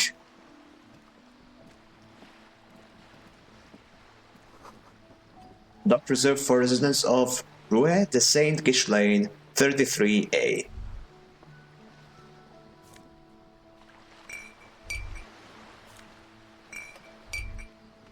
Also, I can't pick up these. If they're like a little green too.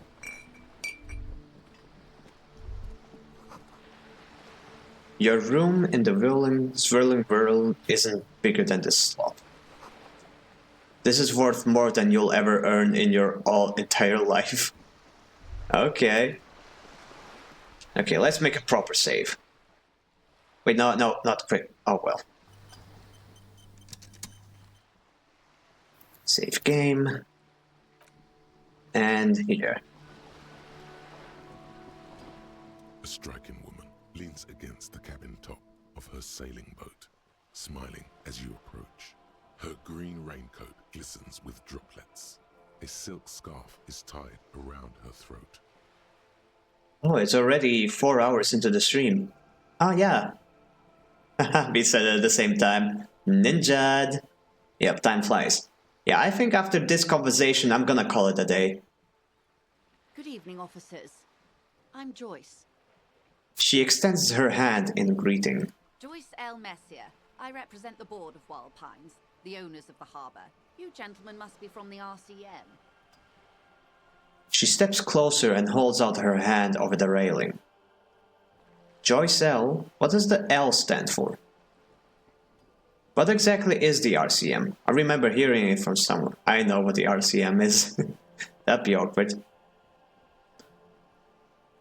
What gave us away? Nothing, honestly. I've said it to every drunk in town, and you're the first one who's responded. She seems like a silly one. I like it. Relax. She meant it in jest. Oh. Okay.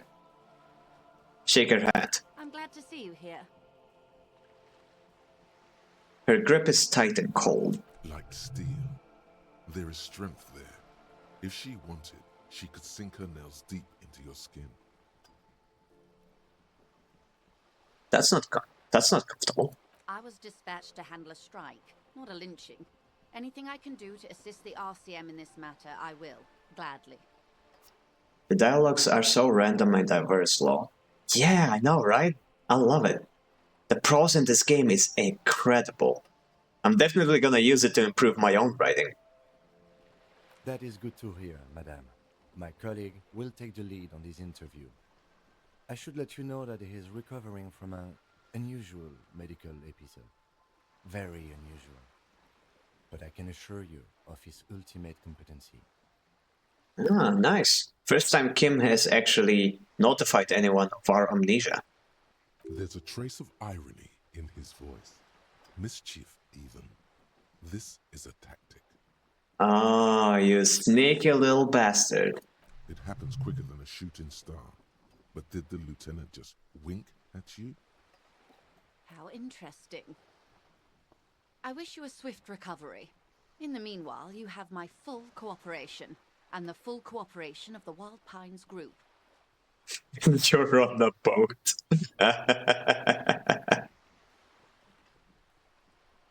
Why, yes I am. She looks at the deck under her feet. Green and white sails flutter overhead. Not a lot of people on boats, are there? Does she have a name? Do you have a license for this boat? Not a lot of people on boats here, are there? Of course there are. We're on an archipelago. How else are you supposed to get around? Wait, we're on an archipelago? Look around. Yes, we are. We are on Le Caillou. Oh, I see. Technically, the neighboring Ozone and Fas Alamer island groups are archipelagos, while La Caillou, by contrast, is a single fertile landmass, the fourth largest island in the world. It is not an archipelago. Wait, I thought Le Caillou was one big island. Okay, if you want to get technical, the point is we're all on islands here, and sail is still the most expedient way to get from one island to another, especially when you're in a hurry to resolve a strike. I still haven't seen anyone else sail a boat around here. I haven't seen anyone else drive a souped-up Capri Kenema motor carriage either. Actually, that motor carriage has been specially issued to serve as a patrol and pursuit vehicle. Thanks for the oxygen. Take a deep breath. Indeed, let them breathe. It's for crossing long distances in the greater Revachol industrial harbor. It's not a toy. Neither is this. A toy, I mean. It's a machine for crossing long distances in the Bay of Revachol, between the city and the islands. You need to make this lady admit she's only riding around on this boat because she's rich. Why? Why what? Stop thinking. Take her down. It'll come off like I'm envious. I'm not. Why am I even thinking about this? I have police work to do. Actually, yes, I need to nail her for this. No, I don't want to be envious. I don't like boats. You're not? Okay then, just keep on admiring the boat then, unburdened by envy. Does she have a name? The boat? No. It is called Cordelati 19 because that's the type of sloop it is. Okay, but what kind of a boat is it? It's a pleasure craft, a 19 pacer. It also happens to be rated for Category 1 racing. Though these days I mainly use it for business. How do you like it? My sloop? I like it a lot. It's the eel's hips, baby. I'm enjoying this part of the interview. It has so little to do with the murder we're investigating.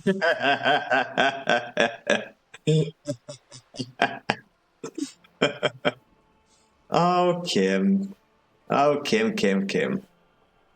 Love you, dude. I think I have a handle on the whole boat thing. Good. She takes a sip of her thermal. Okay, let's talk to her about the strike, I suppose. What can you tell me about this strike? Everything. Right up to, but not including, trade secrets. Wait, what if I want to hear about those trade secrets? First, you'd have to repeal the Emergencies Act of Trade in Elements that gives me the right to silence. It's quite the octopus. An octopus? I will slay it. How do I repel it then? Wouldn't want to disturb an octopus, but I'll let it be. Now let's slay it. Good luck is only kept in place by the vested interests of half the civilized world, including your own. What the ma'am means is that the Emergencies Act and the RCM both get their authority from the coalition government. You'd be shooting yourself in the foot, in other words. Alright, let's leave it alone. But I am derailing us. You wanted to know about the strike. What is your role in this, precisely? I believe the official title is Senior Labor Negotiator. In practice, I'm a grocery clerk. I relay the union's demands to Wild Pines and return with Wild Pines' counteroffer. And how are the talks going? They're not. That's the problem. The union stopped all negotiations a week ago, after that awful lynching took place. Wait, she just admitted that the lynching and the strike are connected. Now they won't even let me into the harbour. There's a 2-meter-20 racist behemoth blocking the gates. Tell us more about this behemoth. What can I say? The union employs a giant covered in tattoos. A racist giant. I guess that's part of their big tent organization now. Hold on, tattoos? Who else do we know who had tattoos? The poor victim. Now that's a connection. Or it may be nothing. A lot of people have tattoos. So the strike is connected to the lynching. Yes, I believe there is a connection. But that's a subject for later. Her eyes narrow. How were the talks going before the lynching? Let's say I was not making the kind of progress I'd hoped for when I first arrived. And when did you first arrive? I arrived 3 weeks ago. Yes, in the middle of February. The bay was still partially frozen then. I prefer to do these things on site, like the RCM. But the strike began in December. He looks at his notes. I wasn't the original negotiator here. I took over after Mr. Gaumont hit a wall with Mr. Clare, the union boss. Mr. Clare refused to speak with Gaumont despite concessions he'd granted the union in prior negotiations. This isn't the first time the union has gone on strike? Heavens no. There have been 2 prior strikes. Both times the union won significant concessions, including overtime pay and a medical plan. This time their demands are more, I guess you could say, aggressive. Ludicrous even. It's meant. Well, what happened to this Gaumont? Mr. Clare told him to... how did he put it? She pauses to compose herself. Fuck off, midget.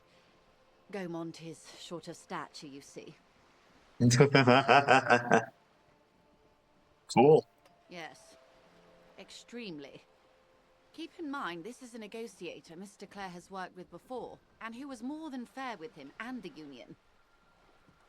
What are their demands? There are leaflets everywhere, and banners. What did they say again? Oh yes. Every worker, a member of the board. Most of the workers probably don't know what that means. Yep, not much of a unionized union, is it? I don't know what to think about that. Over-aggressive committee posturing. Seems like they have no idea about business. Okay, I don't know what to think about that. Fortunately, they explained it.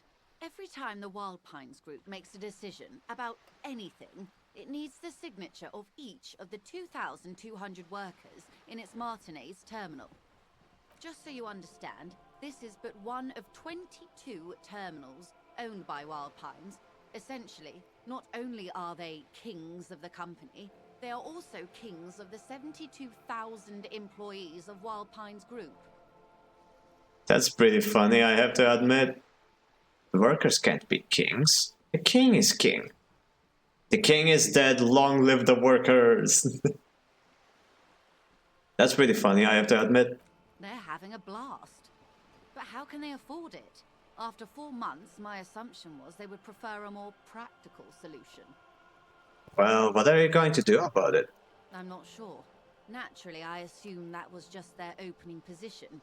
A hard-nosed tactic with a side of mockery. But there's been no follow-up, just the same nonsensical slogan repeated over and over again. And now, people are getting lynched, I hear. Behind the whirling in rags. A disastrous situation if there ever was one. Excuse me, from whom did you hear about this lynching? Ooh. I first heard it from the bowyer at the gates. The one whose very name advertises his aversion to work. I think he said it was, "Call me mañana." This checks out. Call me mañana. I have no idea who that... Wait, from the bowyer?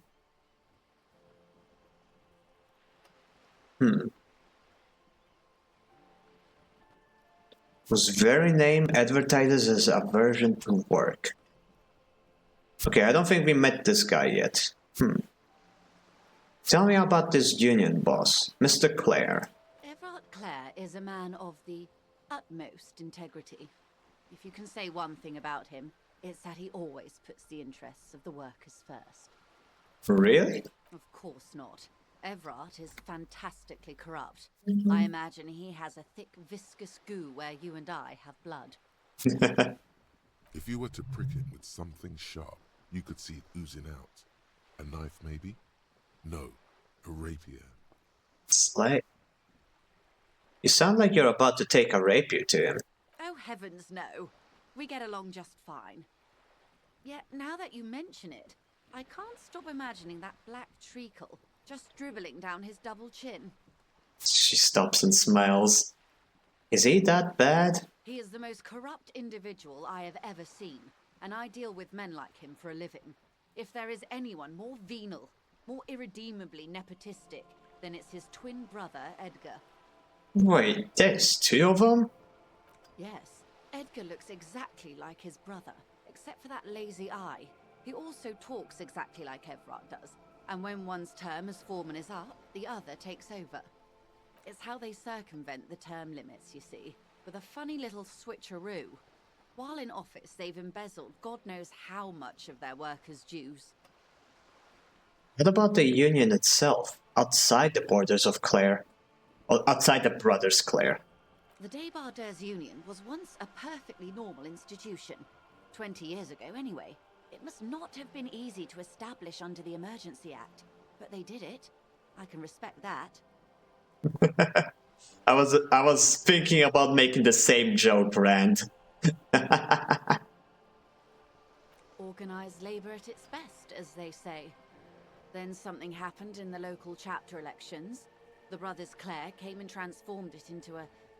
how do you say? She hesitates, looking for the right expression. A mob. The Débardeurs are a crime syndicate. Sad as it may be, I suspect we'll be forced to cooperate with them. Gamers. Thank you for the stop stripping.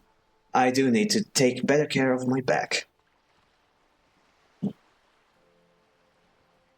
I wonder if there's a way to make workers realize their leaders are stealing from them. They would require a decent education first. Unfortunately, most of those workers, which I am assuming are hard laborers and dock workers, are people who are down on their luck, who are lucky to even have enough food for bread, enough money for bread.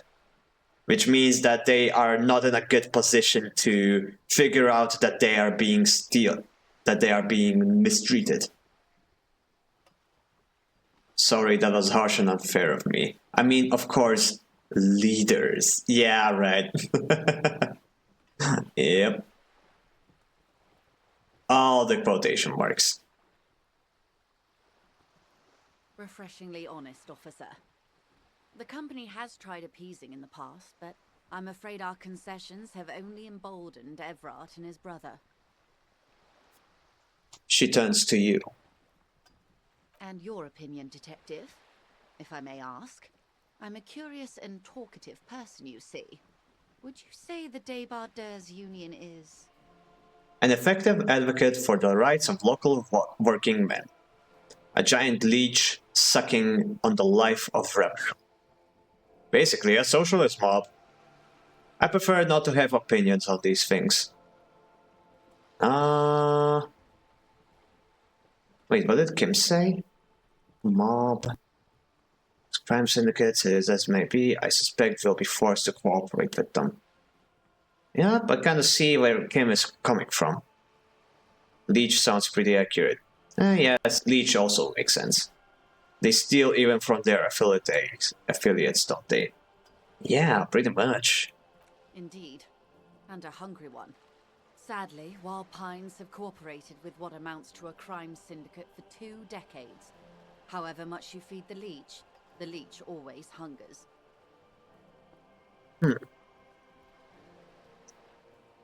One more thing. You said something happened in the elections. I'm glad you asked. There was a woman, the previous forewoman of the Union. She disappeared. Oh boy.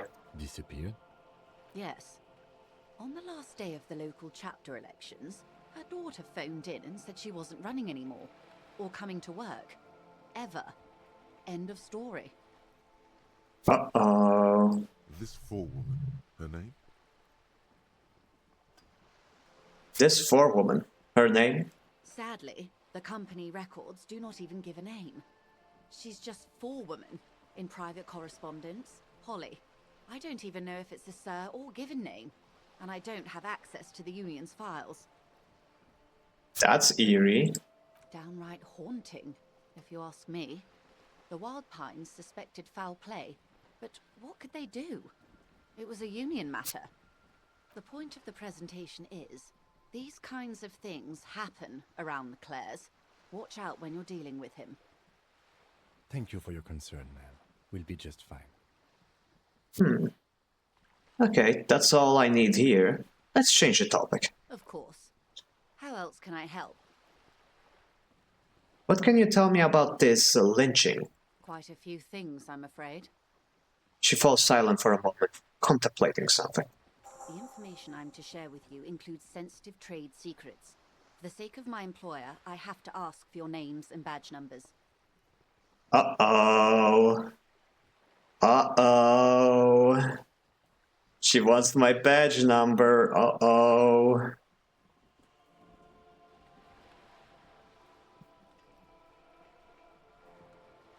Of course, ma'am. We should have introduced ourselves. I am Lieutenant Kitsuragi from Precinct 57. And this is my colleague from Precinct 41. I'm afraid he doesn't have his badge at the moment. I hope mine will suffice. How curious. Why is that, Detective? Remember when my partner told you I'd recently suffered from an unusual medical episode? I lost my badge related to it. I see. So, are you saying you lost your badge during the course of this episode? It's possible. After a night of heavy drinking, I lost all memories of my life and the world. I could have eaten it for all I know. I don't remember anything. This world, the city, nothing. Oh dear. Some kind of encephalopathic amnesia. I don't even know how to respond. She's taking it surprisingly seriously. I did not expect that. I do believe you, naive as that may sound. I simply can't imagine what you gain by faking such a condition. As I said, ma'am, his technique may be very unconventional, but he is an officer of the RCM. Kim, but female, not gonna lie. Ah, no, she's way more expressive than Kim. Of course, I sympathize, but I'm afraid I simply can't share anything more until I've seen that badge. So now we have an actual plot reason to find the badge. She's a professional negotiator. She should be open to some sort of mutually beneficial arrangement. Do I negotiate my way out of this? Right. Okay, I have a +1 for my sympathy and amnesia, but my suggestion is 0. Oh gosh. No way I can do this without the badge. And it's a one-time roll only. Yeah, let's not do that. Then I'll find it somehow. Let's talk about something else until I do. Of course. But before we do, officers, let me be perfectly clear.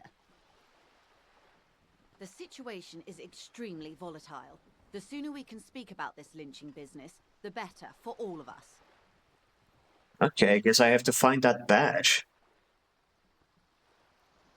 Do you know something about these tattoos? Show her the photo. That's the man who was killed.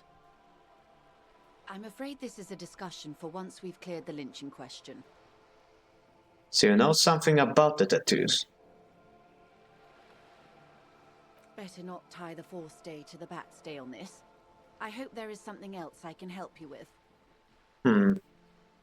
Okay, this is a hard stop to the investigation.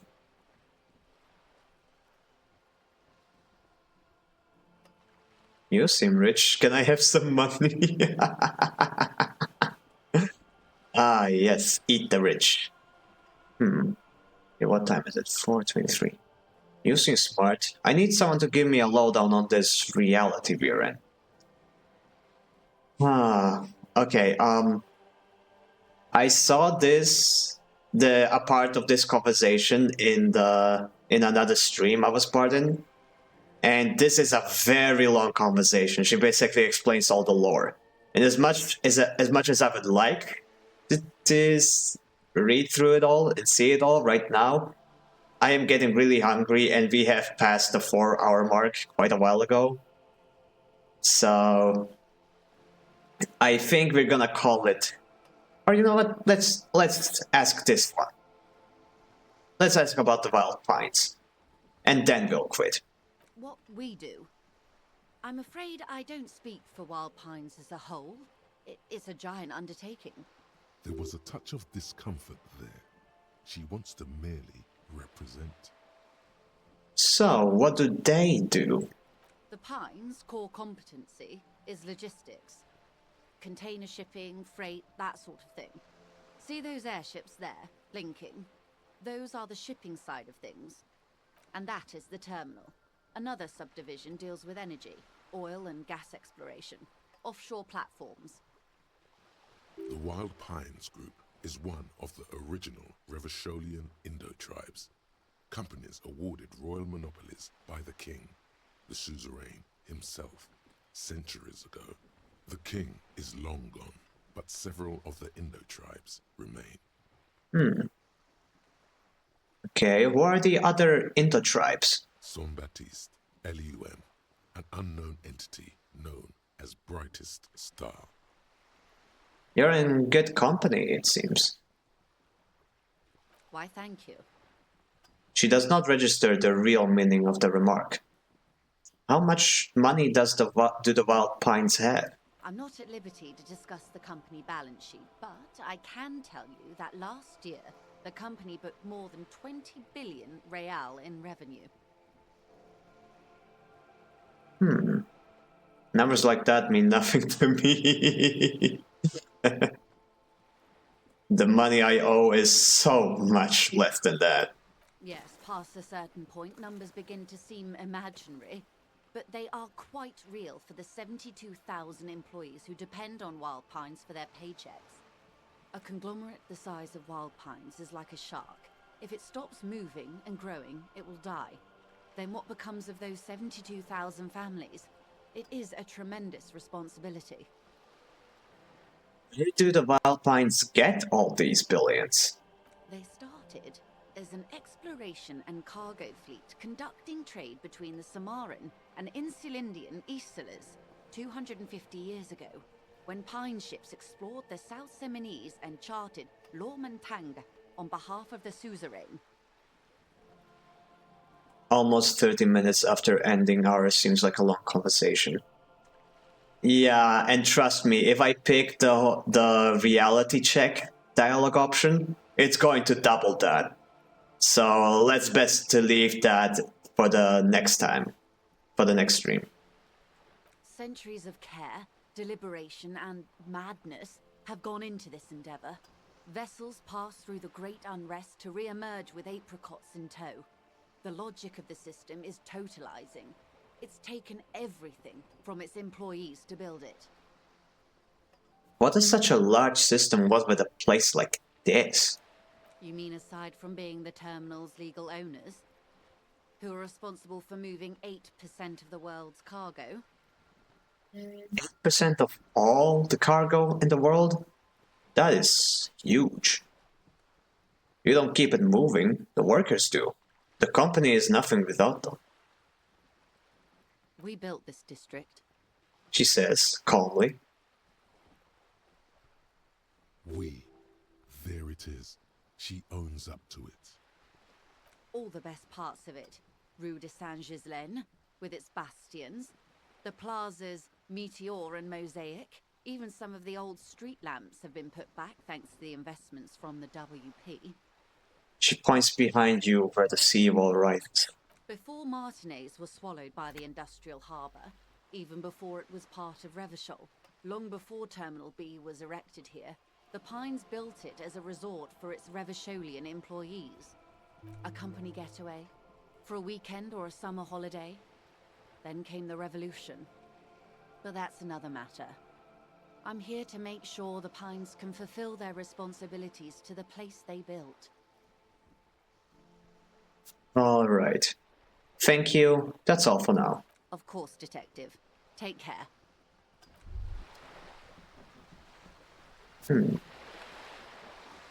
Okay, autosave. What's this? You work hard.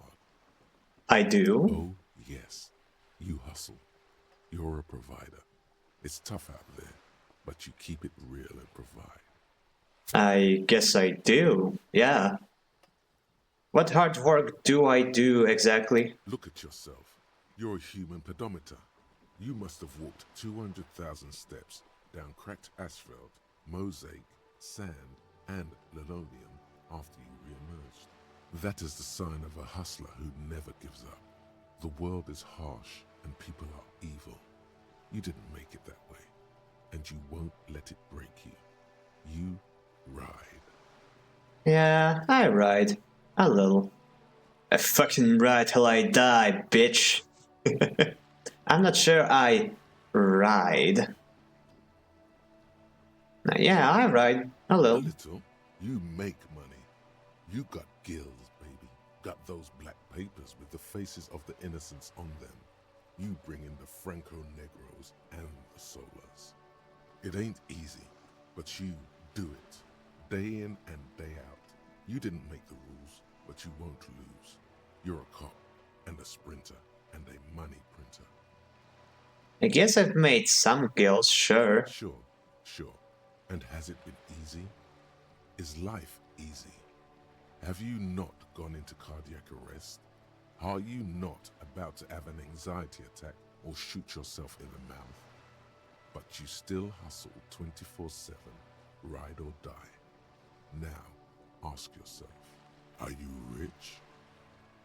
No, I'm actually not rich. I have $6 to my name. Oh my gosh, 6.09. 69. Nice. No, I'm actually not. That's right. You work harder than anyone. You almost rode yourself to the grave, and you're still practically a hobo. Why is that? It's because of a Gartic guy riding my ass. The system is broken. There's a market for corrupt cops out there, but the immigrant cops have priced up. It's because of those damn immigrants taking our police jobs. Fucking taxes, man. I don't know. Why am I so poor? Because of the taxes. G-Man's got his jam-covered sticky fingers in your pocket, stealing from you every time you buy, sell, walk, talk, fart, so much as sneeze. Aren't taxes almost non-existent in the Gotham estate that is Revachol? I thought there were taxes. You and I both, but they got those indirect modes of taxation. Sales tax, excise duty, extraction tax. This tax that doesn't even have a name. Plus, there's the stuff people in other countries pay for that makes them ask for more money from you here. The Gotham estate's a myth. In total, the coalition government is taking 98% of all your money.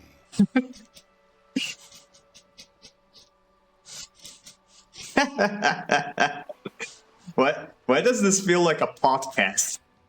Like I'm listening to some podcast guy telling me how some financial guru. No fucking way. I guess I'm a free market fundamentalist now. Opt in. Are you sure? That seems like a pretty big number. What are you not sure about? They're milking your nipples till they bleed. Can't you see? Aren't you sick and tired of having bloody nipples? Ew. But how will the regulation help with that? Opt in, but only a little? This isn't helping me solve my money problem. It's only making me into a free market type. Okay, what? Okay, this might sound silly, but what the hell is free market fundamentalism? I have no idea what it is, being honest. I don't know anything about politics, to be clear. I refuse to learn politics. I hate them with a passion. Anyway, you guys don't actually need to answer that. I'm just asking it rhetorically. Free fundamentalism, if I understand correctly. Oh boy. I have asked the wrong question. Nah, don't worry. I'll wait for you to finish. But do simplify it. My brain is not very big. It's a magnet. It's a matter of believing in regulations and government intervention. Ah, I see. Well, that doesn't sound too bad. Versus letting the market regulate itself. Oh, I see. I see. Well, I do kind of see a bit of a point in that. Okay, let's opt in. Oh, taxes go into public services, hospitals, roads, education. True. Yeah, like, I mean, that is the point of taxes. The on-paper point. Free market is basically F you got mine, so to speak. Oh, that's what free market is. Okay. Nuh-uh. This isn't helping me solve my money problem. It's making me into a free market type. Opt out. What are you, a racist? Don't be a racist. Be a cool immigrant, ultra-liberal free market advocate. Ride or die. Keep it street. Yep, the Savior Ferry is absolutely talking like some financial guru making a live stream podcast. This guy's appropriating the emerging Boogie Street lingo as part of his sales pitch for the free market economy. Well, if not being an ultra-liberal makes me a racist, then I guess I should be ultra-liberal. You're trying to sound like a Boogie Street youth to peddle me into this stuff, aren't you? Yeah, ain't it cool, Ryder? Ain't it street? Oh, he admitted to it. You're racist. Guys, the racing community is dying. Repost if you're a true racist. Okay. I'm not. Opt out. Okay, that was easy. Is it some... Okay, no, I don't have anything new in my inventory. Heavy quests. Alright, anyway. I have stalled enough. The time has come to say goodbye for today. For tonight. Before somebody raids me. It would be very unfortunate if somebody raided me right now. But yeah. Anyway. Let us see if there's anybody we can raid. Reopen up Twitch. Bye, that was fun. Thanks for the stream. And I thank you guys for being here. Oh, Nemea is online. Yeah, we can raid her. Good night. Thank you guys so much for being here. I appreciate you all so much. Both lurkers, the non-lurkers, the active ones in chat, the non-active ones, the ones that have only been here for a few seconds. I appreciate all of you. Anybody new, you're free to join the Discord server, the link to which you can find in the description of the channel. I also have a YouTube channel where I upload past streams if you're interested in those. And yeah, let me set up the raid. /raid Nemea. Raid has been created. Feel free to join the raid. You don't have to though. This is just me paying back the kindness that the VTuber community has shown me. See you on the other side, Finn. Thank you so much. See you all either tomorrow or on Friday. We shall see, won't we? Without further ado, this has been Finis von Kreutz, signing off. Bye-bye.